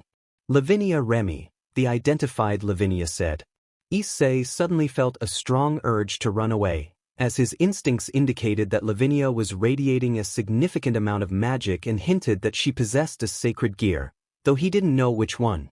"By the way, how is Vikuin?" Lavinia asked. "Vikuin?" Issei echoed. "She means Valet, it's her affectionate way of referring to him. She considers Lavinia her older sister, although he never admits it. Any guy who tries to court her gets chased off by Valet. He's too proud to accept that he cares for his older sister," Tobio explained. "Oh right. Valet is doing well, and I don't know where he is, but he's probably off on a mission somewhere," Issei said. "And Shakuin?" Lavinia inquired. "If you mean Shadow, he's about the same as Valet," Issei replied, thinking about how he could tease both of them. "I just hope Viekuin isn't eating instant ramen, because if he is, I'll punish him myself," Lavinia said with a smile, surrounded by a purple aura. Issei shivered at the thought. Somewhere in the world, a platinum-haired boy felt the need to hide his ramen stash. "All right, now tell me why you're here," Issei said. "We came to investigate some occurrences that have been happening around here. Azazel sent us to this location for that reason." "What are you doing here?" Tobio asked. "Let's just say I was a guinea pig for a teleportation experiment," Issei replied, a hint of melancholy in his tone. Everyone noticed that he seemed a bit down. Before Lu Fei could speak, a being that was supposed to be dead suddenly jumped up and lunged at Issei. Everyone was caught off guard and was about to react, but that ended with the being impaled by a sharp object. They all watched as Issei held Hellraiser in his hand. Tough luck, but hey, I commend you for the surprise attack. But now it's time for you to leave, Issei said, gripping the scythe with both hands and delivering a vertical slash that split the being in half. Awesome. I destroyed it. This is the best day of my life. Lu Fei exclaimed, stars in her eyes. Hee, what can I say? I'm amazing, Issei said, making Hellraiser disappear. At first, I thought Azazel was exaggerating a bit about you, but I see he wasn't entirely wrong. Tell me, would you be interested in joining us? Tobio asked. Of course, Issei replied. Okay, as I was saying before we were interrupted, we were sent to check out this place because certain anomalies have been reported here, Tobio explained. What do you think it could be? Issei asked. We don't know for sure, but these ruins might hold the answer, Tobio said. I see. So, shall we investigate? Issei suggested. Absolutely. Night-sama is on our side now, Lu Fei chimed in. Finn flashback and that's why he ended up there. What will Issei find? Who knows? Everyone had entered the ruins. Those with a good sense of magical tracking felt a lot of magic in the area, but that was all. Issei, however, sensed not just magic but also something corrupt. Even though the mask didn't specify what was corrupt, Issei could feel it, as if it were meant for him. They continued along the path, but nothing strange happened, which felt odd to them since there should have been traps or something similar. Nevertheless, they pressed on, remaining cautious because if there were no traps, it meant something else. Either the creators of this place were completely confident that no one would find it, or it was simply difficult to locate. Issei mused. Is something wrong, Night-sama? Lu Fei asked. I'm just wondering if this place is protected, Issei replied. I think the same, Lu Fei said. I think we all expect to find traps or something similar when we come across old structures, but looking at this path makes me wonder what we might encounter here, Issei said. I understand, Lu Fei acknowledged. Hey, tell me, have you sensed anything besides the magic? Issei asked. Nothing, Lu Fei replied. Same here, Lavinia added. Did you sense anything else, Knight? Tobio asked. Nothing, Issei said. Even though the mask showed him something corrupt and his body seemed to react, Issei felt the absence of his companion Kurz. Now that Kurz wasn't there, he had to stay alert for any signs of danger, especially concerning his heart, as whatever could harm him would require him to take his medicine on time. They continued walking for a while longer, but suddenly the floor beneath them opened up. The Slash Dog team managed to dodge it, but Lu Fei was caught off guard, closing her eyes, thinking she was about to fall. However, she didn't feel herself drop. When she opened her eyes, she saw Issei holding her hand, with his other hand planted firmly in the ground. Can you climb up? Tobio called from above, but the distance looked a bit long. Of course, Issei said, looking at Lu Fei. You'll have to levitate Lu Fei to get up there. Lu Fei's face suddenly turned red. Is something wrong? Issei asked. Actually, I didn't bring my broom, Lu Fei admitted. And what's wrong with that? Issei inquired. Without it I can't fly, Lu Fei replied. Haven't you tried a spell to make you fly? Issei asked. I still have a long way to go. I've only managed to do it once, but it almost drained my magic, so I didn't try again, Lu Fei said, feeling embarrassed. Isn't your magical reserve high? Issei asked. It is, but some spells consume magic quickly, so I can only cast a few high-level ones, and they still take a toll on me, Lu Fei explained. Well, then we'll go the traditional route, Issei said. Traditional? Lu Fei asked. You'll see how, Issei said, lifting Lu Fei. All right, I'm going to ask you to climb onto my back and hold on tight, understood? Hold on tight, Issei said as Lu Fei clung to his back. He began to scale the wall like Spider-Man, but instead of sticking to the surface, he dug his fingers into the earth alongside the tips of his toes. This didn't bother Issei. If he could carry a lot of weight, he could traverse certain surfaces. If he wanted to pass through metal, he would need to wear armor. Issei continued climbing with Lu Fei securely fastened to his back. Are we almost there? Lu Fei asked. Considering we fell quite a distance, I'd say yes, Issei replied. Lu Fei looked a bit flushed, as if she were being carried like a child. Can I ask you something? Lu Fei said. Sure, no problem, Issei answered. Could you go a bit faster, please? Lu Fei requested. Are you sure? Issei asked. Of course, Lu Fei replied. Okay, just hold on as tight as you can because the ride is going to be a bit bumpy, Issei warned. Lu Fei tightened her grip on his back, and he started to climb faster, almost running on all fours. They took a little while, but eventually, they reached safety with the Slash Dog team waiting for them. You took less time to get out, Tobio remarked. Let's just say I was almost running, but at least this tells us we need to stay alert. If that was a simple trap, I can't imagine what the heavier ones are like, Issei said, and the team nodded in agreement. They continued walking for a while until another trap was triggered. Lavinia stepped forward alongside Lu Fei.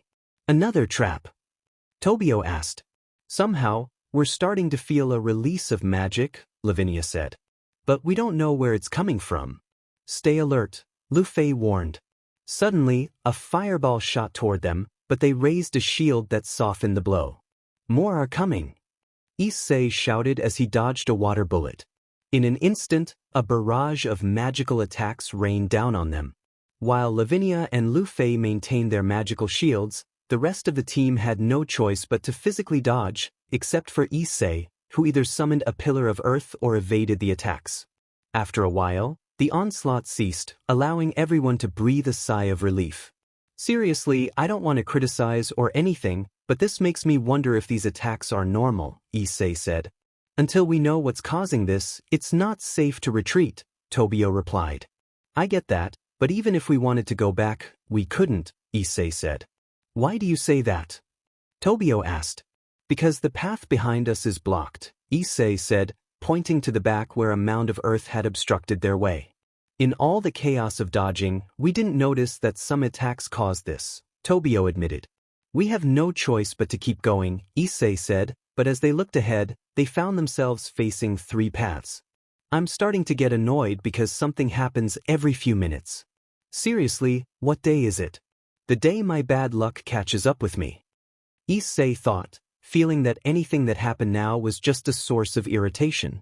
Let's see, 3 different paths and there are 9 of us, so let's form teams. Who's choosing which path? Tobio said. I'll take the middle, Issei said, as his instincts indicated that the middle path was both corrupt and filled with magic. And who's joining you? Tobio asked before Issei could respond. I'm going with Night-sama, Lu Fei said, positioning herself next to Issei. Anyone else want to join? Issei asked. I'll go with you, Lavinia said. Well, one team is formed. Is everyone else okay with this? Issei asked. I have no problem.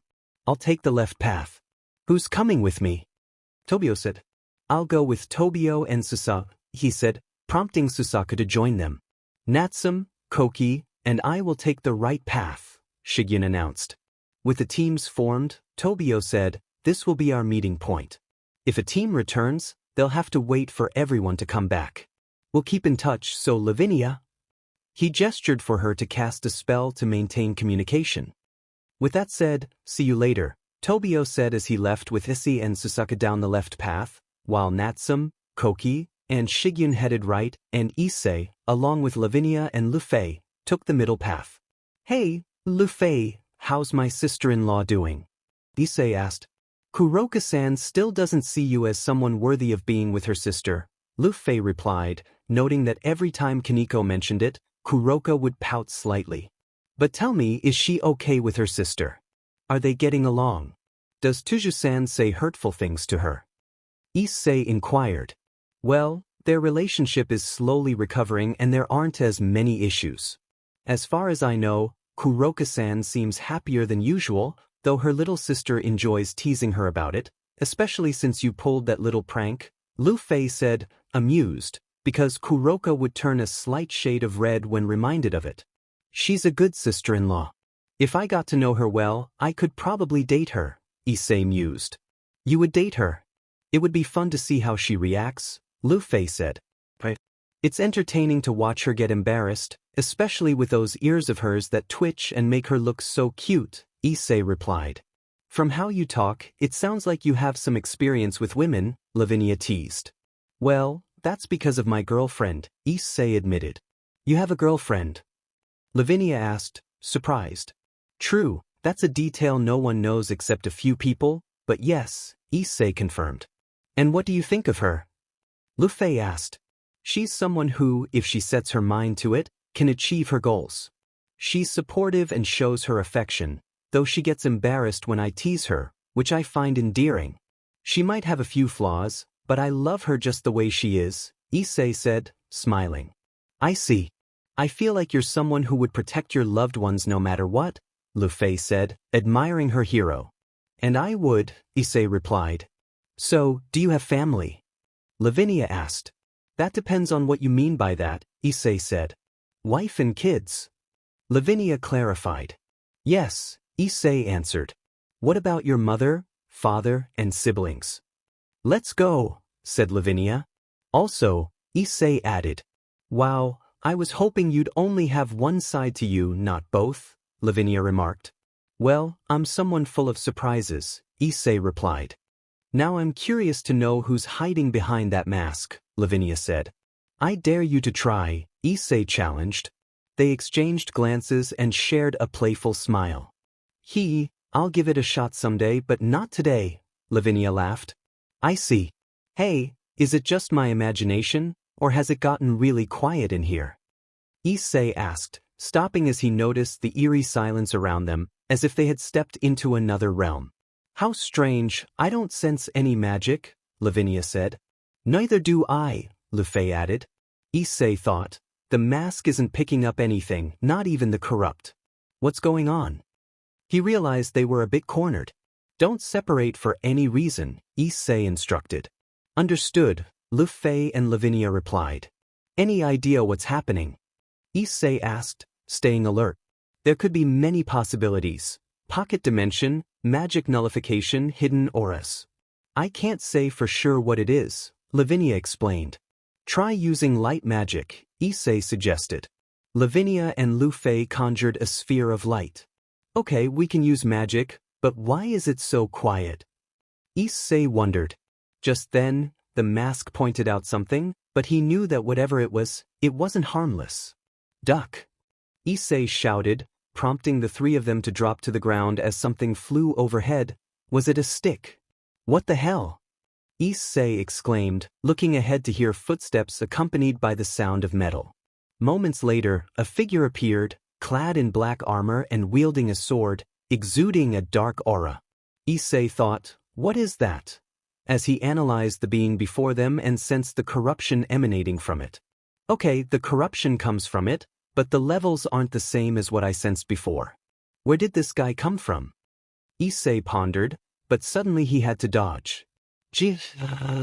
The armored figure roared, lunging at them like a wild animal. Issei instinctively sprang up to absorb the impact, but he didn't expect to be dragged back a bit as he tried to stop it, using all his strength. What power? Issei thought, surprised, but it gave Lu Fei and Lavinia enough time to cast spells against the armor. The spells hit its back but had no effect. The armor roared again.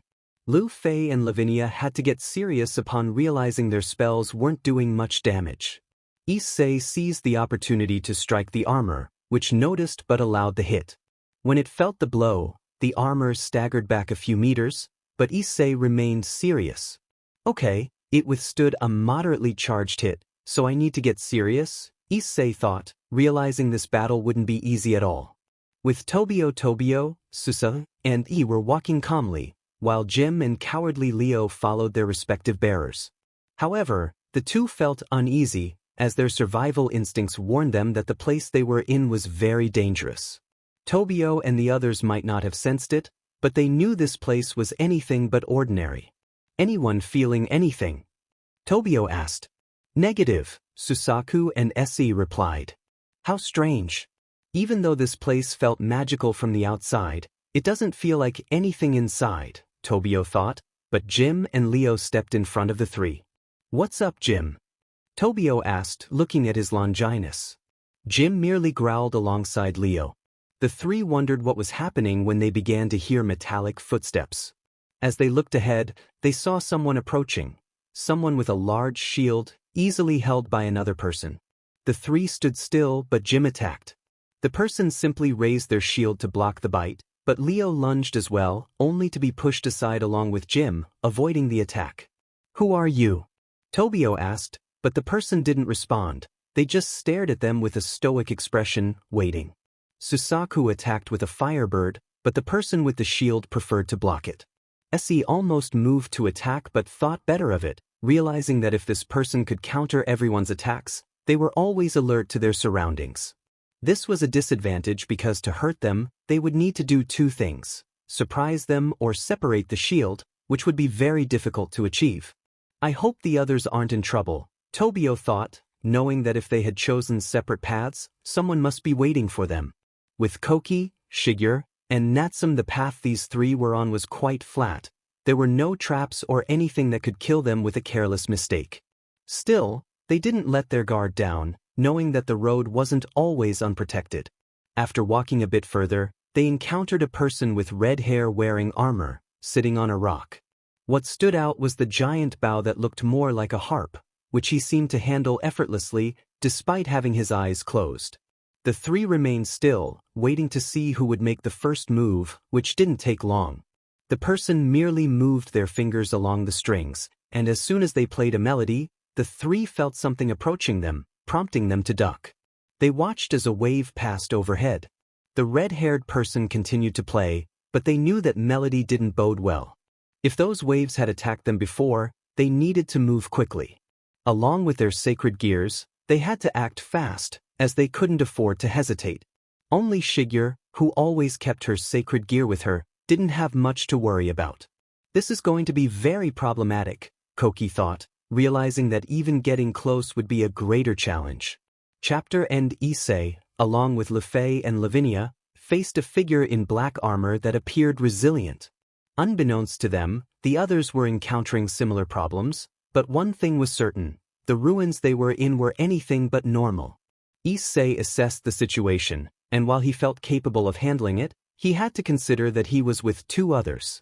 "Alright, I don't have Kurz by my side, I'm alone, and every time I try to get closer, the guy roars, so I need to do something," Issei thought, noticing that Lavinia's energy levels were rising. "Lavinia, wait," Issei said.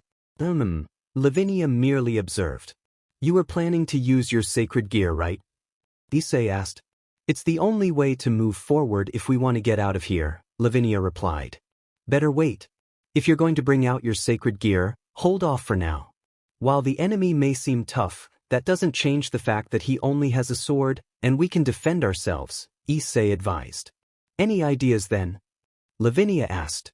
"We could work as a team, but until we see what abilities this guy has, it's better to opt for something more reserved," Issei suggested. "So what will we do, Knight-sama?" "Let's hold our ground for now, Lavinia. If the situation gets tougher, then use your sacred gear," Issei said. "Understood," Lavinia and Lu Fei replied. Issei quickly stepped in front of them as he noticed a figure charging at him with a sword. He caught the blade with his hands but had to summon part of his armor for protection, sensing that bare-handed contact could lead to disaster. As he halted the attack, the sword began to emit a dark aura and ignited. Issei felt a hint of anxiety as the heat radiated from it. He needed to deflect the sword, but when it struck the ground, it created a small explosion.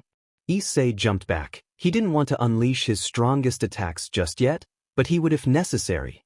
"Lavinia, Lefei, cover our rear," Issei instructed, and both nodded in agreement. As long as things didn't get complicated, it shouldn't be too difficult, Issei thought. But instead of a sword, his armor now wielded an assault rifle. He placed his hands on the ground, raising a pillar of earth in front of him. The armor fired, and the bullets ricocheted off the pillar. "I should stop saying things that only make things worse," Issei thought as the gunfire ceased. Then he heard a louder sound that pierced through the earthen pillar, a bullet whizzing past the left side of his head. It sent chills down his spine, so he quickly removed the pillar, only to find he now had a sniper rifle. "Damn it," Issei thought, darting quickly in a zigzag pattern to evade the shots. The armor switched its weapon back to a sword, prompting Issei to slash backward. Alright, for now, it's clear it has both long-range and short-range weapons, but it seems that's all it can do, Issei mused, noting that the armor hadn't produced any other types of weapons apart from those it had already used. Lavinia and Lu Fei remained vigilant, ready to act if things became too difficult for Issei, but for now, everything was under control. Oh, the armor roared. Seriously, don't you have any other way to communicate? It feels like I have to scream to mimic you, Issei said. RRD, the armor roared again. I'll take that as a sign that you can only roar, Issei replied, narrowly dodging a horizontal slash from the armor. Looks like it's getting annoyed, Issei thought, a bead of sweat trickling down his neck as he dodged another vertical slash, dashing backward. He countered with a punch to the stomach, which barely phased the armor, but a second hit to the helmet elicited a grunt from it. In response, the armor swung at Issei, forcing him to evade again. He was surprised to see it make a slash aimed at him, so he raised his hands to cushion the blow, but it still sent him flying. Seeing this, Lavinia and Lu Fei decided to intervene with their spells, launching a powerful attack at the armor. It raised its sword as a shield and charged forward. Its speed was impressive, but Issei managed to intercept it, successfully halting its advance before delivering a swift kick to push it back. However, it seemed that no matter how hard Issei, Lu Fei, or Lavinia attacked, nothing seemed to affect the armor. Meanwhile, with Tobio, Issei, and Susu, they were facing a tough situation, as the shield blocked any attack, whether magical or physical. Every time they tried to get closer, the figure simply raised its shield or used it to deflect their assaults. That shield is becoming a problem, Tobio said, watching as the figure remained still. They sensed no magic emanating from it, yet it only responded to their attacks. At least we know it's not aggressive, but we still don't know if we can get past it, Susaku added. The truth was, with this enemy, they had no clear idea if they could do anything at all. They had completed missions assigned by Azazel and faced many challenges, but this felt different. The person before them seemed to be on another level, not necessarily a danger, but certainly formidable. I think I know how to defeat it, Tobio said. Issei and Susaku looked at him, ready to consider any suggestion. Let's hear it, Susaku replied. While its shield can block, it can't block everything. We need something with greater impact, Tobio explained. Are you going to use that? Not yet. If the situation requires it, then I'll use it, said Tobio. Then just something that has a strong impact, and that's it, said Susaku. Let's hope it doesn't escalate further, thought Issei, analyzing the situation. To be honest, she wasn't specialized in hand-to-hand combat, but she knew the basics of self-defense. Her magic levels were average, so thanks to Leo, she felt somewhat at ease. Tobio glanced at Jean, prompting him to summon swords from the shadows. A figure jumped out, but Leo countered by raising his shield in that direction. Susaku then unleashed a fire attack. No one may have noticed, but the figure's eyes widened slightly in surprise, as they hadn't expected that assault. They saw Leo and the approaching flames and realized they couldn't defend against both attacks, so they placed the shield in front of Leo, knowing the fire wouldn't harm them too much compared to Leo, who could drain them of BLD. Leo collided with the shield just as the fire hit, creating a cloud of smoke. Tobio, Issei, and Susaku knew that while the attack wouldn't cause significant damage, it would still leave some minor burns. They heard something fall to the ground, but the smoke didn't dissipate. They remained alert for the next move, but soon the smoke began to clear. The figure in front of them remained calm, alongside Leo, who was somehow also affected by the fire but still seemed fine. The figure observed the three of them, analyzing their expressions. Tobio and Susaku appeared somewhat tense, contemplating their next move, but Issei noticed something on the figure's left shoulder, the arm that held the shield. Look at their shoulder, said Tobio, and Susaku turned to where she pointed and saw a burn extending from the shoulder to the elbow. Upon noticing this, the figures touched the shield to their other arm, but it was clear they hadn't come out unscathed, and with that arm nearly immobilized, their chances were even slimmer. I see, so that's how things will be, said Susaku with newfound confidence. No, even if one arm isn't functional, that doesn't mean they can't defend themselves, thought Tobio, realizing that until now, their attacks had been defended by just one arm, so it would still be almost like fighting normally. Tobio continued attacking, glancing at Jean again, prompting him to create a sword that Tobio grabbed before launching himself at the figure. They responded by putting the shield up against the attack, allowing Tobio to slash. As soon as the sword touched the shield, it was expected that it would be the same as before, but to the surprise of all three, the figure didn't withstand the impact at all, causing them to stagger back. This is new, thought Tobio, as he had expected his attack to be deflected, but if it made them retreat, he would take advantage of that. Meanwhile, with Koki, Natsum, and Shigyun, the battle wasn't the hardest, but that didn't mean it was easy. The red-haired opponent was playing a harp-like bow, and the attacks were aimed directly at the three of them. They had come close to being hit more than once if it hadn't been for Shigyun's sacred gear absorbing the attacks. Apparently, her sacred gear was harmless unless it was consuming something, and by anything, it meant everything: magic, fire, metal. It didn't matter what it was, it always absorbed it except for physical blows or similar attacks. It hadn't been tested if it worked against those, but for safety, it was better not to try. Any ideas on how to get closer? Even though we managed to avoid those wind attacks, we still haven't found a way to close the distance, said Natsum. Just keep fighting, said Koki. Koki was the muscle of the team, Natsum was the thinker, and Shigyun provided defense. Eyes closed, we don't know who they'll attack, and their attacks only focus on touching that weapon, thought Natsum. We can get closer if we can find a way to advance, said Koki. Byakuza meowed, and Griffin stayed close to Natsum, both looking at their sacred gears. Well, we have no choice then, said Koki, launching himself alongside Byakuza.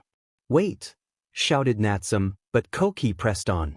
Byakuza jumped onto Koki's shoulder, transforming into a sword-like claw, getting too close to the red-haired opponent. The latter merely touched the harp, but Koki had anticipated that part, so he raised his arm with the sword in front of him to absorb the cuts. Still, he didn't come out unscathed. After all the cuts were dealt, he charged at the red-haired opponent, catching him slightly off guard.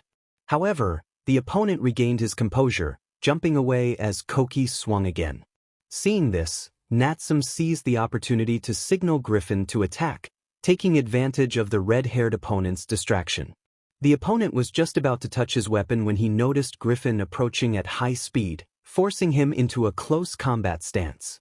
He grabbed his bow and began to spin it in front of him, causing Griffin to halt. But Koki took advantage of the moment to close the distance and delivered another slash. The red-haired opponent stopped spinning his bow to use it as a defense, blocking the attack, but Koki pushed harder, forcing the opponent to stagger back slightly. However, he also exerted more force, halting Koki's advance.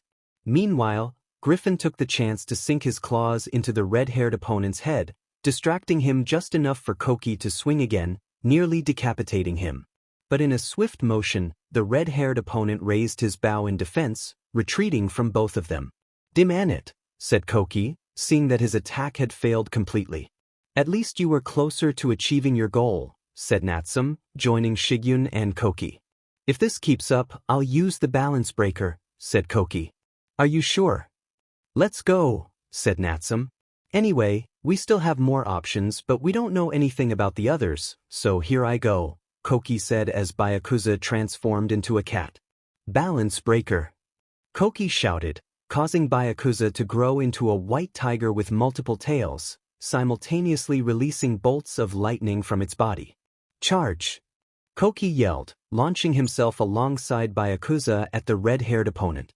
With Issei, Lefei, and Lavinia, the battle was no longer difficult. After discovering the armor's pattern, coordinating their attacks became straightforward. The armor itself was starting to feel overwhelmed, and the pressure was showing. It was beginning to exhibit signs of fatigue. However, Issei was also starting to tire, both of them nearing their limits. This will be the final blow, Issei thought, raising his fist and charging energy into it. The armor, noticing this, lifted its sword to release some of its corruption. "It seems we're thinking the same thing, but this ends now," Issei shouted, launching himself at the armor, which responded in kind, their attacks colliding and beginning to struggle against each other. Issei was putting nearly everything he had into it, while the armor merely roared in response. They both shouted, but Issei was starting to lose ground and would have been defeated if not for Lu Fei and Lavinia, who helped him with some reinforcement spells, allowing Issei to regain the upper hand. "Goodbye!" Issei yelled, winning the battle and creating a crater in the wall with the armor embedded in it. The armor remained still, motionless, but it had dropped its sword. Issei quickly approached to retrieve the sword and drive it into the heart of the armor. "Groer!" The armor roared, but it was too late. It had no strength left and couldn't move. After a few seconds, the armor ceased to move and then disintegrated into particles, disappearing. The sword, however, remained. Issei picked it up to examine it, but the sword then dissolved, transforming from its corrupted state into a metallic color. Issei checked the sword but didn't feel anything unusual. "At least this won't continue any longer," Issei said, exhausted, but then he started clutching his chest. "Not now, please," Issei thought. Lu Fei and Lavinia were about to see what was happening, but Issei pulled out a syringe to inject himself and ease his pain. Without a curse, it's hard to know when this will kick in, Issei thought. "Are you okay, Knight-sama?" Lu Fei asked, somewhat worried about Issei. "Don't worry, Lu Fei, it's just a side effect from overexerting myself," Issei said, telling a little white lie. Lu Fei and Lavinia couldn't tell if it was true or not. The mask he wore concealed Issei's expression, so they had to settle for what he said. "Is the sword safe?" Lavinia asked. "Not sure, but Lu Fei, could you keep it for now so you can check it in Grigori?" Issei replied. "Of course, Knight-sama," Lu Fei said, storing the sword in her pocket dimension. "Now let's rest a bit. The battle has left me tired," Issei said, sitting on the ground. Lavinia and Lu Fei nodded in agreement and sat down as well. With Tobio, Issei, and Susaku, Tobio had the situation under control, but if he wanted to end the battle, he needed to act quickly. The person holding the shield was struggling to withstand the attacks. Their injured arm was barely functional. Seeing that they were distracted, Tobio took the opportunity to launch a slash. The person raised their shield to block the attack again, but Tobio's strike was a feint, so he grabbed the shield with both hands, causing the other person's eyes to widen in surprise. "Now!" Tobio shouted. This time, Susaku unleashed his fire attack at close range. The person saw it coming and dropped the shield to dodge, but they hadn't accounted for Leo and Jean attacking to prevent their escape. Tobio released the shield, and Susaku's attack hit the person squarely, resulting in an explosion that created a cloud of smoke. Tobio, Issei, and Susaku remained alert, waiting to see what would happen, but when nothing occurred, they decided to relax. Once the smoke cleared, the person who had been there was now severely burned, unable to stand. Gradually, they began to disintegrate into particles and disperse into the air, leaving only the shield behind. "It's over," Tobio said, exhausted. This battle hadn't been the most dangerous, but it was certainly challenging. "Is this your first time facing someone like that?" Susaku asked. "Azazel's missions tend to be more dangerous, but this was different," Tobio replied. "Different?" Susaku inquired. "Normally, our enemies would attack us or be more rogue demons or similar things, but this was something else. The enemy thought strategically and mostly deflected our attacks while also considering their next move," Tobio explained. "Do you think we'll encounter similar opponents in the future?" "I wouldn't be surprised if that happened," Tobio said, glancing at the intact shield. With Koki, Natsum, and Shigyon, the atmosphere shifted after Koki activated the balance breaker. The red-haired fighter struggled to attack, as Byakuza's lightning element provided a protective barrier. Koki focused on dodging the fighter's strikes while Byakuza closed in, forcing the red-haired fighter to act. He began to rapidly play his weapon, and Koki quickly distanced himself, but Byakuza wasn't as fortunate. Blue threads emerged, injuring him and holding him tightly to prevent escape. The three watched in astonishment as Byakuza was restrained, but what shocked them even more was the red-haired fighter creating a light arrow, drawing back his bow to shoot.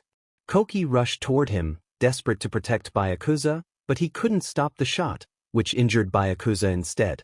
Enraged, Koki charged at the red-haired fighter. The fighter attempted to evade, but Griffin appeared, catching him off guard and distracting him long enough for Koki to snatch the weapon away and throw it far. Seizing the moment, Koki unleashed a flurry of punches. The red-haired fighter dodged as best he could, but his earlier attack had drained him. Eventually, he collapsed, defeated by exhaustion and blows, dissipating into particles that scattered in the air. Koki approached Byakuza, finding him unconscious but relieved to see the wound healing little by little. "Thank goodness it's over," Shigyun said, leaning against Byakuza. "I feel the same way," Natsum added, also resting against him. Koki simply lay down next to his friend to rest and regain his energy, as the battle had left him exhausted. After their break, Issei, Lufei, and Lavinia decided to press on and see what awaited them. They had tried to communicate with the others, but something had interfered. Turning back was an option, but they realized the path they were supposed to take had vanished, so they chose to move forward. "Hey, Lufei, tell me something about your life," Issei said. "My life?" Lufei replied. "Yeah, just to pass the time while we're here," Issei suggested. I don't know. I feel like my life is boring," Lufei admitted. "I don't see it that way. Traveling with Vale and your brother must mean you have a story or two to share," Issei encouraged. "Still, I don't know what I could tell you," Lufei said. "How about starting with some basics? Do you have more siblings besides Arthur? How do you get along with your family? What do you like?" Issei suggested. "Well, I get along well with my family, even if they opposed me leaving home. But I escaped," Lufei said, sticking out her tongue and lightly tapping her head. "Look at what I'm learning," Issei said with a smile. "As for what I love most, it's magic. I get excited about new things," Lufei said. "I respect that," Issei replied. "And regarding siblings, I do have an older sister," Lufei revealed. "You have an older sister?" Issei asked, surprised. "Yes, but don't tell anyone. Everyone thinks Arthur is the oldest, but he's actually the second child. I'm next," Lufei explained. "Why doesn't anyone mention that?" Issei inquired. "It's because she had a disagreement with our parents over an arranged marriage. Not wanting to go through with it, she left. They threatened to disown her and take away her surname, so she decided to escape and never return, although she didn't leave empty-handed," Lufei recounted. "If I had to guess, she took a family heirloom," Issei speculated. "More than a relic, she took a weapon, the strongest of all. They tried to stop her, but she ended up defeating those who pursued her," Lufei said. "Is that true?" Lavinia asked. "I never knew the full story, it's just something I was told when I was about 5. I don't have any memories of her, except for Arthur. Even though she was a woman, Arthur respected and admired her. He still admires her even if he doesn't say it," Lufei added. "I understand. At least you guys aren't under threat," Issei said. "Well, we're not under threat because we're on Valisama's team. Everyone knows that messing with him is almost a death sentence," Lufei replied. "That's one thing you can't deny," Issei said. "I didn't know that," Lavinia said. "Yes, but please, don't mention this to anyone. I trust you both," Lufei said earnestly. "My lips are sealed, Lufei," Lavinia promised. "Same here. What kind of person would I be if I earned the hatred of my #1 fan?" Issei said, raising his arms. Lufei smiled at that, while Lavinia found Issei's behavior amusing. He seemed serious, yet sometimes acted like a child, and she wouldn't criticize that. After a while of walking, they arrived at a peculiar place. Nothing out of the ordinary, but what caught their attention was someone in striking silver armor. Unlike the dark armor they were used to, this one revealed the person's face, showcasing hair that was a mix of blonde and dull. As they entered the chamber, Issei and his companions could only stare at the new armor. No matter how much time passed, something drew Issei's attention: the sword the person held. The mask indicated that their levels were high. Okay, their levels compared to the other guy are not the same, they would be higher, but I still don't detect any corruption, Issei thought, hoping the person before them wouldn't be hostile. "Alright, well, if you'll excuse us, we'll continue on our way," Issei said, moving forward. Lavinia and Lufei would have followed him if the armored figure hadn't raised their sword, signaling that they wouldn't let them pass. "Sigh, I guess problems will never leave me alone," Issei said, already expecting this outcome. "Are we going to fight?" "That offends Lufei," Issei said, striking a combat pose as Lavinia and Lu Fei prepared themselves. Meanwhile, Tobio, Issei, and Susaka had rested enough and continued on their way. Leo carried the shield from their previous battle on his back. The path was silent. They had grown accustomed to this kind of quiet, but this time, it felt heavier. Doesn't this silence start to feel suffocating? Tobio remarked. I was thinking the same thing, he replied. Any idea what these ruins could mean? Susako asked. Not a clue, Tobio admitted. Nothing comes to mind, Issei added. I see, Susako said, and they fell back into the oppressive silence. As they entered another room, they were greeted by an individual who, unlike their previous encounter, didn't carry a large shield but wielded a white tome alongside a sword. They could feel a slight warmth radiating from him. Tobio, Suso, and Issei knew what was coming. It was something they would prefer to avoid, but escape seemed impossible. We're never getting out of here, Tobio said, annoyance creeping into his voice. Issei and Susaku shared his sentiment, and all they could do was prepare for battle and hope to find a way out soon. In another part of the ruins, Koki, Natsume, and Shigyun moved forward after recovering from their battle. Koki carried the weapon from their last fight, confident that the path ahead would be clear. Unfortunately, as they entered a new area, they encountered another individual. Now that they had found someone, they needed to see if he would let them pass. The likelihood of him refusing was high, but they figured they had nothing to lose by trying to go around him. Who's going to try? Koki asked, sensing the hesitation among his companions. I will, Shigyun volunteered. Sigh, here I go, Natsume said as Griffin hovered in the air. However, as Natsume attempted to pass, the man raised his sword, signaling that she couldn't go through. There's the answer, Natsume said, quickly backing away. Well, if that's how it's going to be, then this time I won't hold back, Koki declared, causing Byakuza to leap onto his shoulder and transform into a weapon once again. Back with Issei, Lavinia, and Lu Fei, Issei was now fighting Hellraiser, having summoned him after not doing so before. Somehow, Hellraiser had adopted his Shinigami form. Issei wasn't sure if this outfit had different properties than the armor, but he felt stronger and more defensive in it. While he appreciated the added strength, he also noticed he felt lighter in his previous outfit. He still wore the bracelets, but this form allowed for more mobility. Issei focused on defending himself as the armor struck again and again, not giving him a moment's rest. Lu Fei and Lavinia wanted to help, but every time they tried to conjure a spell, the armor rushed in to interrupt them. Somehow, it sensed when they began reciting spells and knew how to disrupt their efforts. Lavinia, Lu Fei, try to separate. That way, you'll have a better chance of casting without interruption, but do it quickly, Issei instructed, blocking another strike from the armor. Lu Fei and Lavinia followed his advice and moved apart. Now, who will you go for? Issei asked. The armor looked from side to side, knowing it could only target one of them at a time. It hesitated, then charged at Lu Fei, but Issei stepped in its path to block it. The armor jumped over him, allowing Lavinia to finish her spell and hit the armor. While it didn't inflict damage, it distracted the creature, and Lu Fei also cast a fire spell. However, that merely diverted the armor's attention, allowing Issei to dash forward and land a blow, pushing the armor back. The armor stood still for a moment, and Issei expected a more aggressive reaction. It didn't take long to appear, as the armor quickly launched another powerful vertical strike. Issei positioned his scythe to absorb the blow, but the impact caused him to sink slightly into the ground.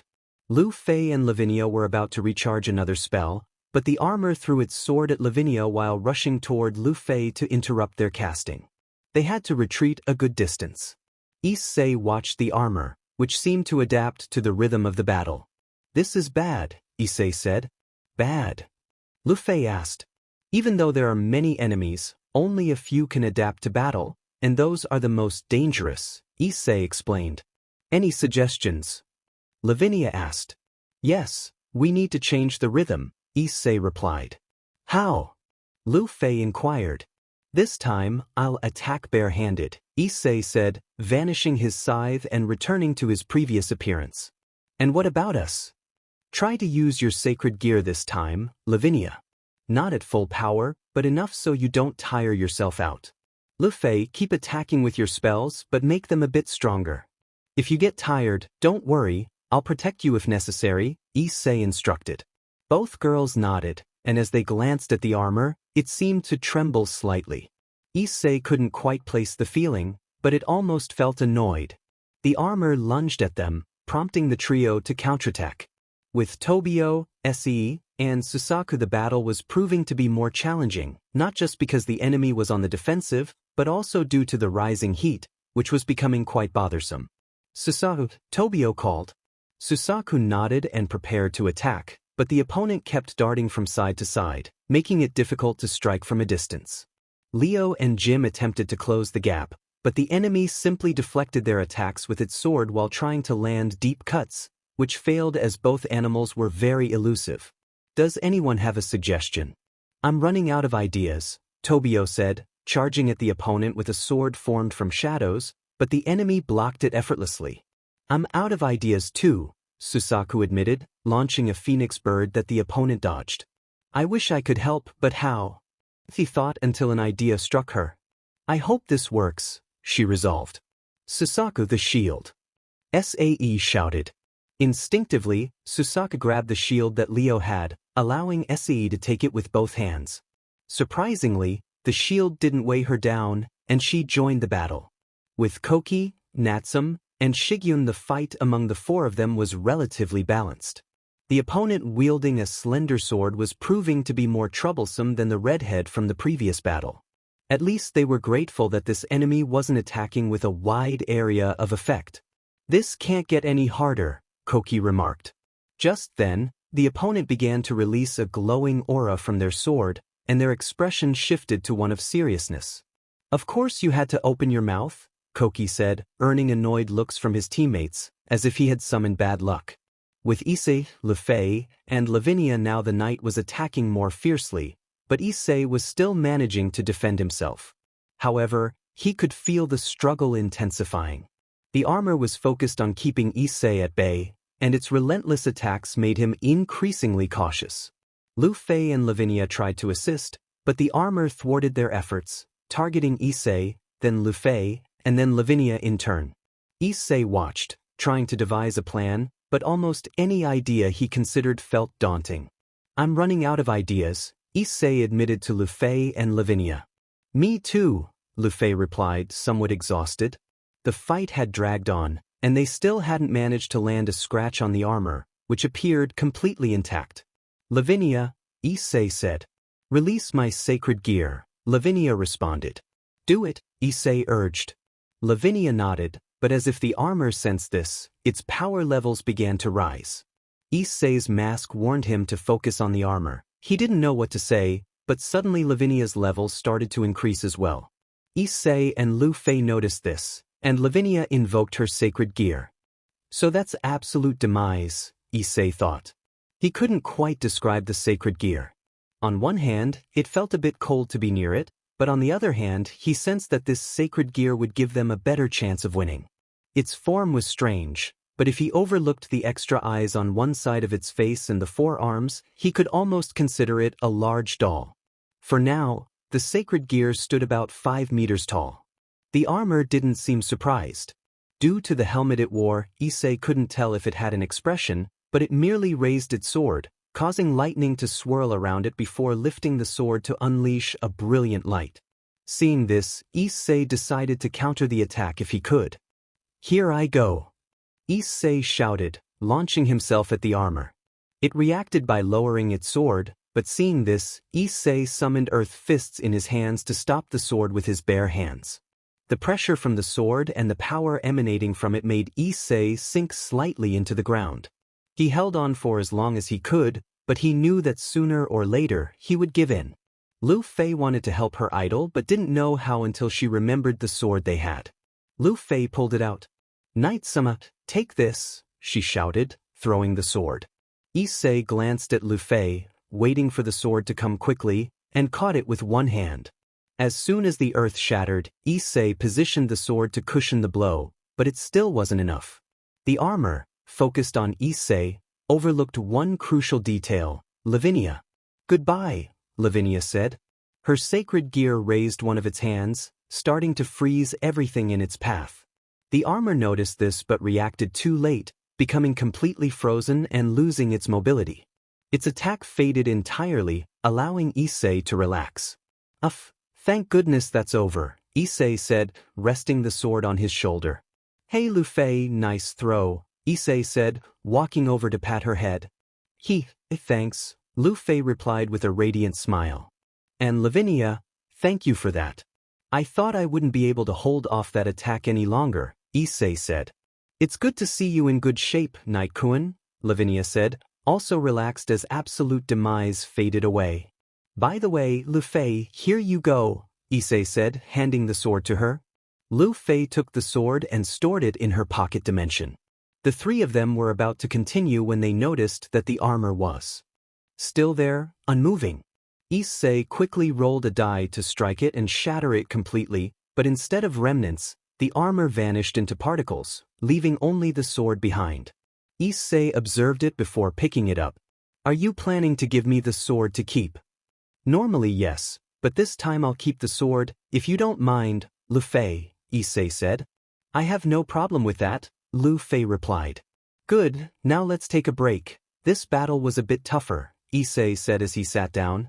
Lu Fei and Lavinia nodded and joined him. Meanwhile, Tobio, Issei, and Susaku were struggling against their opponent. With each passing moment, the heat intensified, affecting them and leading to mild dehydration. Jim and Leo, being sacred gears and Utsusimi, were less vulnerable, but the atmosphere felt off. Their opponent, however, seemed unaffected. They tried everything, including the shield that Issei brought, but nothing worked. "Guys, we need to take him down quickly," Tobio urged. "That's what we're trying to do," Susaku replied. Issei noticed that Jim and Leo were starting to tire and felt a sudden spike in the opponent's temperature, which began to rise alarmingly. The heat was now burning them just from being close. In an instant, the opponent grabbed his sword, performing a flip to catch it in his hand. Sensing danger, Issei stepped in front, firmly planting her shield. "Get behind me!" Sae shouted. Jim and Leo shrank down to a smaller size, and without hesitation, Tobio and Issei positioned themselves behind her. The opponent then delivered a vertical slash. The air felt scorching, and the attack radiated intense heat. The shield managed to withstand the blow, but the metal heated up significantly, forcing Issei to let go. With no other option, Tobio grabbed the shield. The heat seared his hands, but he held on tightly. After the opponent's attack, the temperature began to drop, bringing a sense of relief, though they remained on guard. Only Issei and Susaku could continue, as Tobio, with burned arms, could not. Jim and Leo returned to their original size to rejoin the fight. The opponent observed them closely before dropping his sword to the ground. Confused, the three watched as the sword began to emit steam, a sign that it had overheated. It wasn't melting. It was simply releasing steam as if it were an overheated machine trying to cool down. The opponent, too, was releasing steam, so much that his body began to dissolve into particles. No one understood what was happening. All that remained was his sword, continuing to release steam. "Let's take a break," Tobio said, finally letting go of the shield as Susaku and he tended to him. With Koki, Natsum, and Shigyun, they were at a loss for words. Their battle had dragged on for too long, and they didn't know what to do. The opponent they faced was elusive and precise. Koki had been injured in one arm, leaving him somewhat immobile. Natsum and Shigyun were the only ones still standing, but even that wasn't enough. Shigyun could only block thanks to her sacred gear, which devoured everything in its path. Natsum, knowing only the basics of fighting, relied on Griffin to last longer. However, the opponent's sword began to glow, preparing to unleash a blinding light. Natsum knew that if she didn't fight seriously, no one would make it out alive. "Balance breaker!" Natsum shouted. Griffin, initially the size of an eagle, began to grow. Its body transformed. While its head remained that of a falcon, its body took on the form of a lion, becoming a griffin. Natsum grabbed the weapon from her previous battle, climbed onto Griffin, and took to the skies. The opponent began to chase them, ignoring Koki and Shigyun. Natsum knew she had to take the risk of getting close enough to land a solid hit. She couldn't think of anything else. "It's now or never," Natsum said. Griffin looked at its wielder, understanding the high stakes. If she had more options, she wouldn't have to go through this. Griffin turned to face the opponent, who prepared to strike. Natsum held her weapon firmly. She would only have one chance. As the opponent and Griffin drew near, he swung his sword, and the cut began to expand. Griffin positioned its claws in front, stopping the opponent's arm from slicing through, but in that moment, Natsum leaped off Griffin to plunge her weapon into the chest of the armor. Lacking power, she felt the armor about to be pierced, and the opponent aimed to attack her. However, Griffin seized the moment to push Natsum's weapon deeper, piercing the armor and striking the opponent in the chest. The opponent watched as the weapon penetrated his body, but he still attempted to remove it. With added force, it completely pierced through his chest. The opponent did nothing before disappearing into particles, leaving his sword behind. Natsum sighed in relief as Griffin returned to its previous size and form. After their break, Issei, Lufei, and Lavinia continued on their path. They still hadn't managed to communicate with the others, but it wouldn't be unusual if, each time they advanced, the way behind them became blocked, leaving them with no choice but to move forward. "Well, at least the path has been calm so far, and we haven't run into anyone, which is what matters," Issei said. "Better not say that. The less you expect it, the more likely it is to happen," Lavinia warned. Issei nodded in agreement, knowing from experience that certain phrases were best left unspoken. "Do you think this will end?" "Maybe it's night-sama, but we still don't know if this will have an ending," Lu Fei said. The three of them continued on their path until they reached a pit. Seeing that the path ahead ended, they decided to descend into it. Lu Fei struggled a bit since she didn't have her broom, Lavinia wanted to conserve her magic, and Issei was the only one who could go down without issues, able to dig his hands into the ground. "All right, I'll do this," Issei said, placing his palm on the ground and causing a small ramp of earth to form. It was large enough to accommodate them but still manageable. "Are we going up?" Issei asked as Lavinia and Lu Fei climbed onto the patch of earth. "You did this for..." Lavinia began. "First of all, hold on tight," Issei instructed. Lavinia and Lu Fei settled into grip tightly. "Ready, what's next?" Lavinia asked. "Going down," Issei replied, and the patch of earth began to slide downhill. Lu Fei and Lavinia remained frozen in place for a moment before they eventually screamed. Whether from fear or excitement was hard to tell. They finally reached the bottom of the pit. "That was fun," Issei said nonchalantly. "Fun? I'm sorry, but next time, give me a heads up so I can prepare," Lavinia replied, her hair slightly disheveled. "I thought it was fun," Lu Fei chimed in, also with a few loose strands but sporting a smile. "Great, because now we need to keep going and see what lies ahead. But if you want, we can wait for you to tidy up a bit," Issei suggested. "Oh, don't worry about that, let's just continue," Lavinia said. "I agree," Lu Fei added. "If you say so," Issei replied, leading the way toward a light they spotted ahead. Meanwhile, with Tobio, Issei, and Susu, the three of them continued on their path. Their battle had been intense, but they managed to survive. Still, victory felt bittersweet since the enemy dissolved into particles. At least the sword remained intact, but the battle felt like a loss to them. Jim had the sword strapped to his back with ropes, just like Leo had his shield tied. "I hope I don't run into another guy with a sword," Tobio said. "Did the fights leave you that exhausted?" "Exhausted? No, just a bit annoyed," Tobio replied. "Well, let's hope for the best," Susaku said. They continued walking until they almost stumbled upon a large door. They exchanged glances for a moment, nodded, and entered. With Koki, Natsum, and Shigyun. Among the group, these three were the most worn out. Facing two opponents who clearly outmatched them took its toll. Shigyun was the least injured, but Koki and Natsum had pushed their limits against the other two. They didn't want to discuss it and decided to keep moving, only to find themselves at a wall with a crack in it. Koki decided to strike it hard. Both girls were about to stop him, but they realized the wall crumbled as if it were nothing. As the dust settled, they found themselves in a different room, where Issei, Tobio, and the others had also entered through their respective entrances. They all exchanged glances. "Wow, I never thought we'd run into you guys," Issei said, more relaxed. "Same here," Tobio replied, surprised. "This is quite a surprise," Koki added, also taken aback. "So, no more enemies?" Issei asked. "Did you guys also face armored enemies?" Tobio inquired. "And I thought we were the only ones who had to deal with that," Koki said, relaxing a bit. The three groups moved to the center, and when they arrived, Issei raised his arms. Finally. It's over. Now nothing can go wrong." Issei shouted excitedly, but then they heard an explosion in front of them, raising a cloud of smoke. As the smoke cleared, two silhouettes emerged. Both figures were clad in armor, but they had their differences. The first wore black armor and wielded a sword, but what stood out was their dull golden hair and a mask covering half their face. The other figure also wore black armor, but her helmet only covered part of her face, revealing her white hair and yellow eyes that smiled at everyone. Issei, thanks to the mask, wore a blank expression, clearly forgetting that his luck often made his life a nightmare.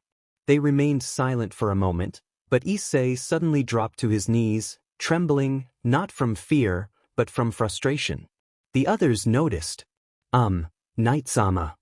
Lu Fei called to Issei, but he didn't respond. "Knight," Tobio said, but Issei only began to tremble a little more. "Knight-kun," Lavinia said, slightly nervous, but what Issei did next took everyone by surprise. "No more. Aha, I'm done with this. Diol, the one who brought me into this, I curse them." Issei screamed, clutching his head in exasperation. He could no longer bear this lifestyle. Every time he thought things couldn't get worse, life proved him wrong. This outburst clearly shocked Tobio's group, as they never expected to see knights so exasperated. "No more, sniff, can someone give me a hug, please?" "I can't take it anymore," Issei said, curling up and rocking back and forth. Tobio and the others broke into a cold sweat. All right, Knight, calm down," Lu Fei said, patting Issei on the back. "Thanks, Lu Fei, I feel better," Issei said, recovering a bit. "Well, after that moment, what do we have in front of us?" Issei asked, activating his mask to check their energy levels. When he saw the readings, he noticed something. The corruption levels he had detected earlier were now visible, and they were emanating from the one wearing the visor mask. When he checked the other person, he saw that her corruption levels were also high, nearly identical to the first. "Now I understand why I was seeing those levels. At first, I thought it was something else. I never imagined there would be two people radiating so much corruption." Issei thought as he moved toward them. "Where are you going, Knight?" Tobio asked.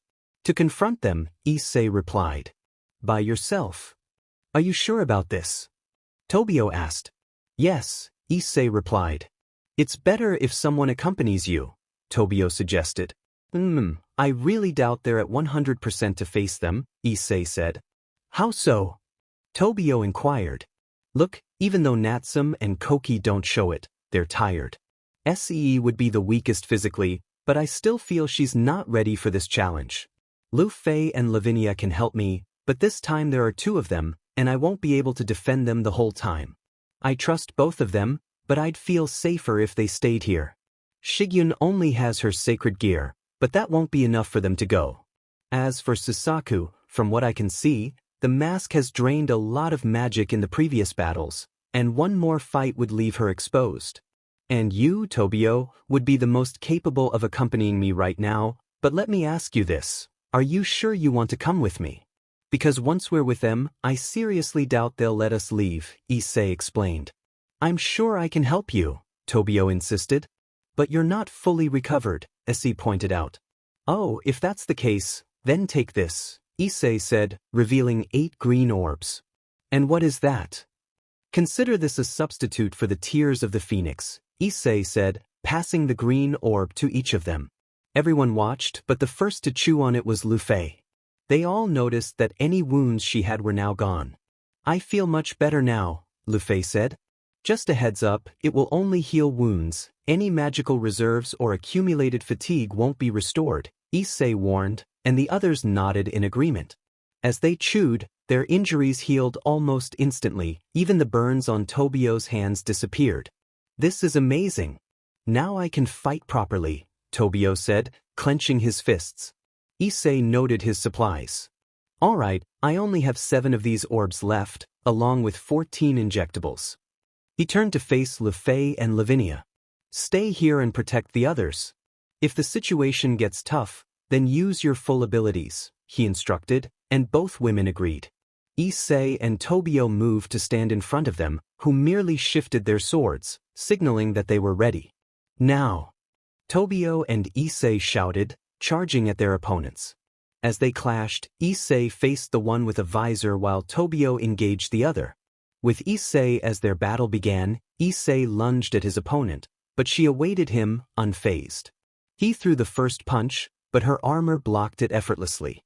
Issei continued to strike, but she kept parrying his blows. Undeterred, he began to incorporate kicks, yet the armor still defended against them. Issei kept assessing the situation but refused to give up. With Tobio contemplated his next move. The previous enemies had proven to be more challenging than he had anticipated, but not impossible. However, the person in front of him radiated a high sense of danger. A smile crept onto his face. He knew he would have to fight seriously this time. Here I go. Tobio shouted as Jim emerged from his shadow, handing him a sword.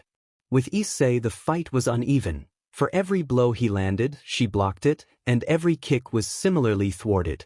So, he decided to step back. Interesting. If I can't land a hit, I'll change my approach, Issei said, placing his palm on the ground. The earth began to tremble as pillars of dirt rose beside the armored figure.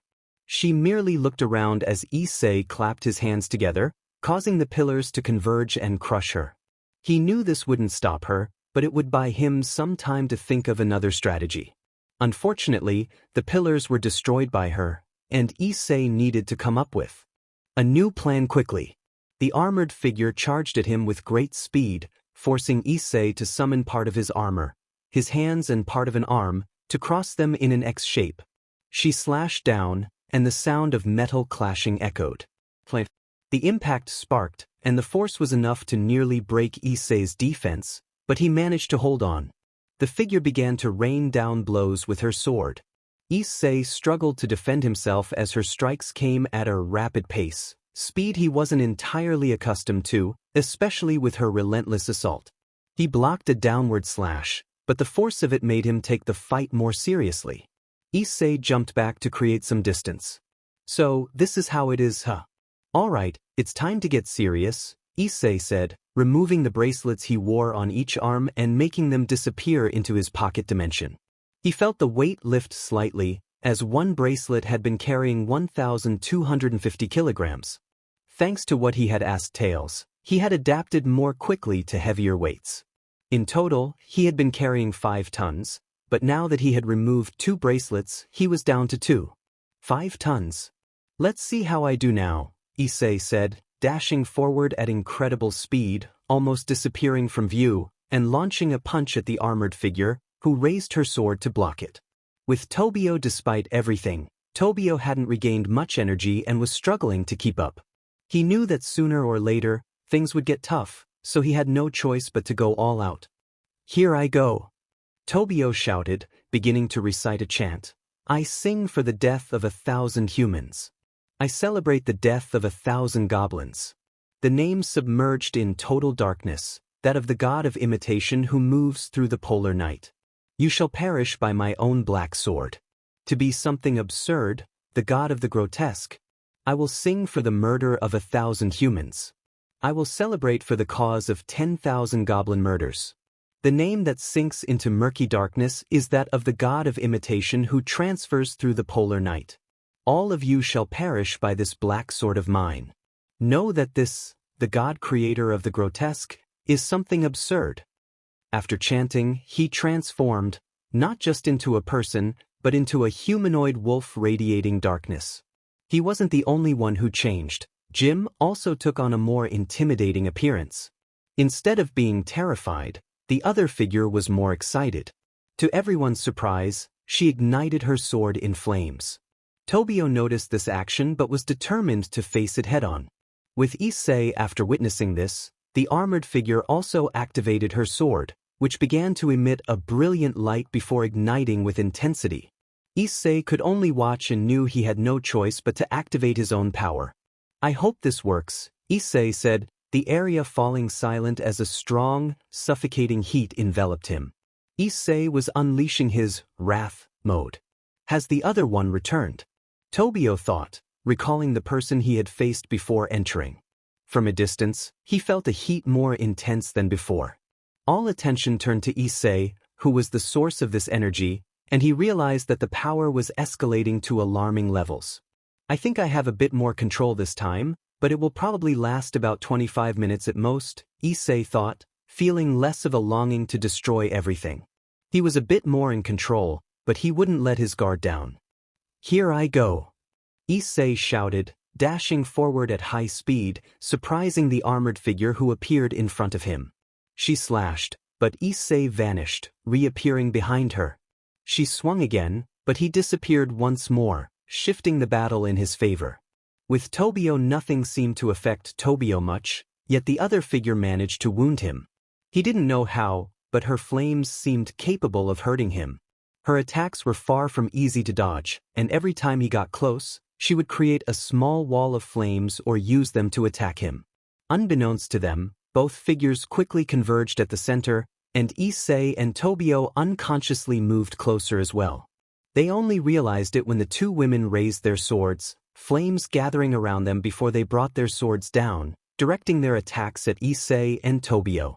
Issei and Tobio saw that the attacks covered a wide area, making it impossible to dodge. Issei thought hard about what to do until he remembered the previous sword. As he summoned it, a fleeting memory flashed through his mind, quick, but enough for him to know what to do. The sword began to shine, providing light that he used as support. When both attacks collided, Issei held firm against them. Seeing their attacks being resisted, the two women decided to increase their power, forcing Issei to exert more strength. "Ah, Tobio, grab the sword. Quick, I have an idea," Issei shouted, barely holding off the attacks. Tobio nodded and grabbed the sword, but Issei let it go, forcing Tobio to apply pressure as well. Jim decided to help Tobio by positioning himself behind him to support. Issei took the opportunity to dash left and then dash toward the two. "I hope this works," Issei thought, wanting to execute Drake's technique, Pierce, but this time he would do it differently. Issei appeared in front of them, surprising them as they stood in shock, and then he placed both hands in front of him, forming a fist. "Impact!" Issei shouted, unleashing a powerful current of suppressed air that collided with both women and pushed them against the wall. The sound of broken bones echoed, the source being the two women and Issei, who also got knocked back by his own technique. "Ah!" Issei screamed, not expecting the attack to hurt him so much, nearly breaking his arm bones. He held his arms up in the air. "Wow, I didn't expect Drake's attack to be so devastating. Still, it worked, but I almost had to sacrifice my arms," Issei thought in pain, while Tobio deactivated his balance breaker and fell back, a bit exhausted. Is this over?" "Issei, look at Tobio," Jim said, who had returned to his previous form as a large wolf, appearing better compared to Tobio. "I hope so," Issei replied, his arms hanging limply. He could move them somewhat, but it was better not to take any risks. The other two had been devastated by that blow.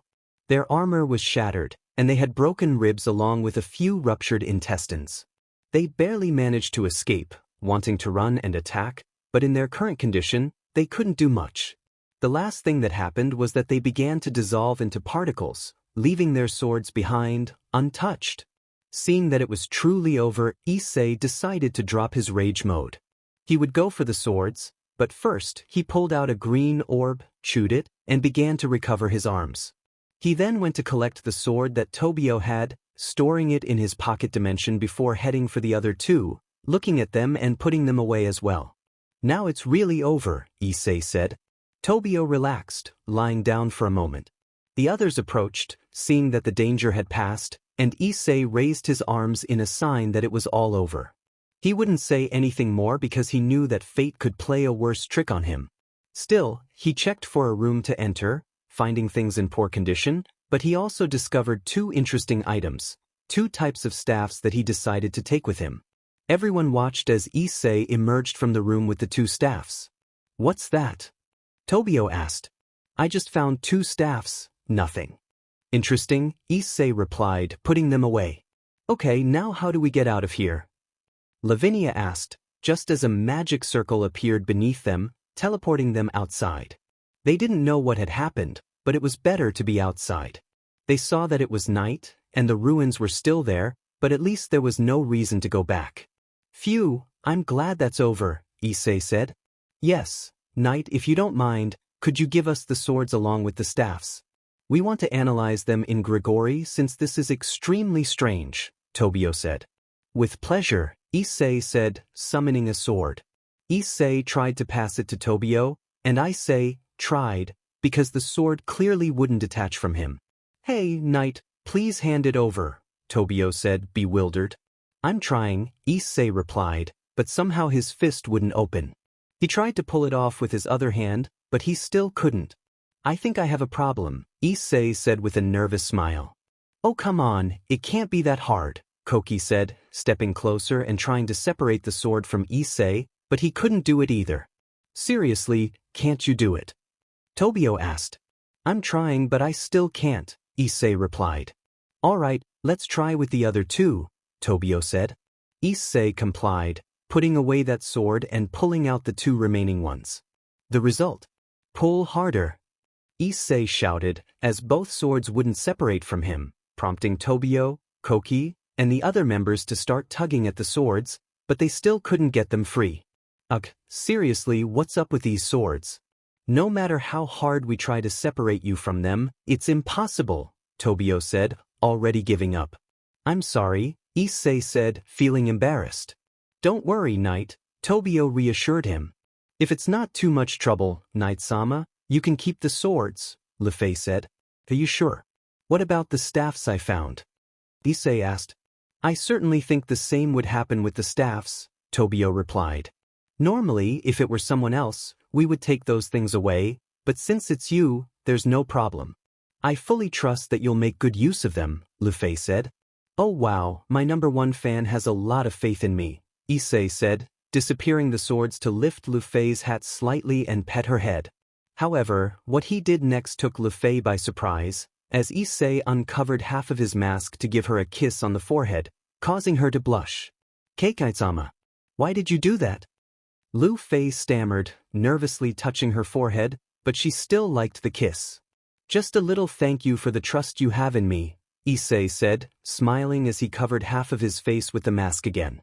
Lufei simply hid her face with her hat, feeling embarrassed by the kiss. He chuckled, grinning. Before anyone could speak, "Issei!"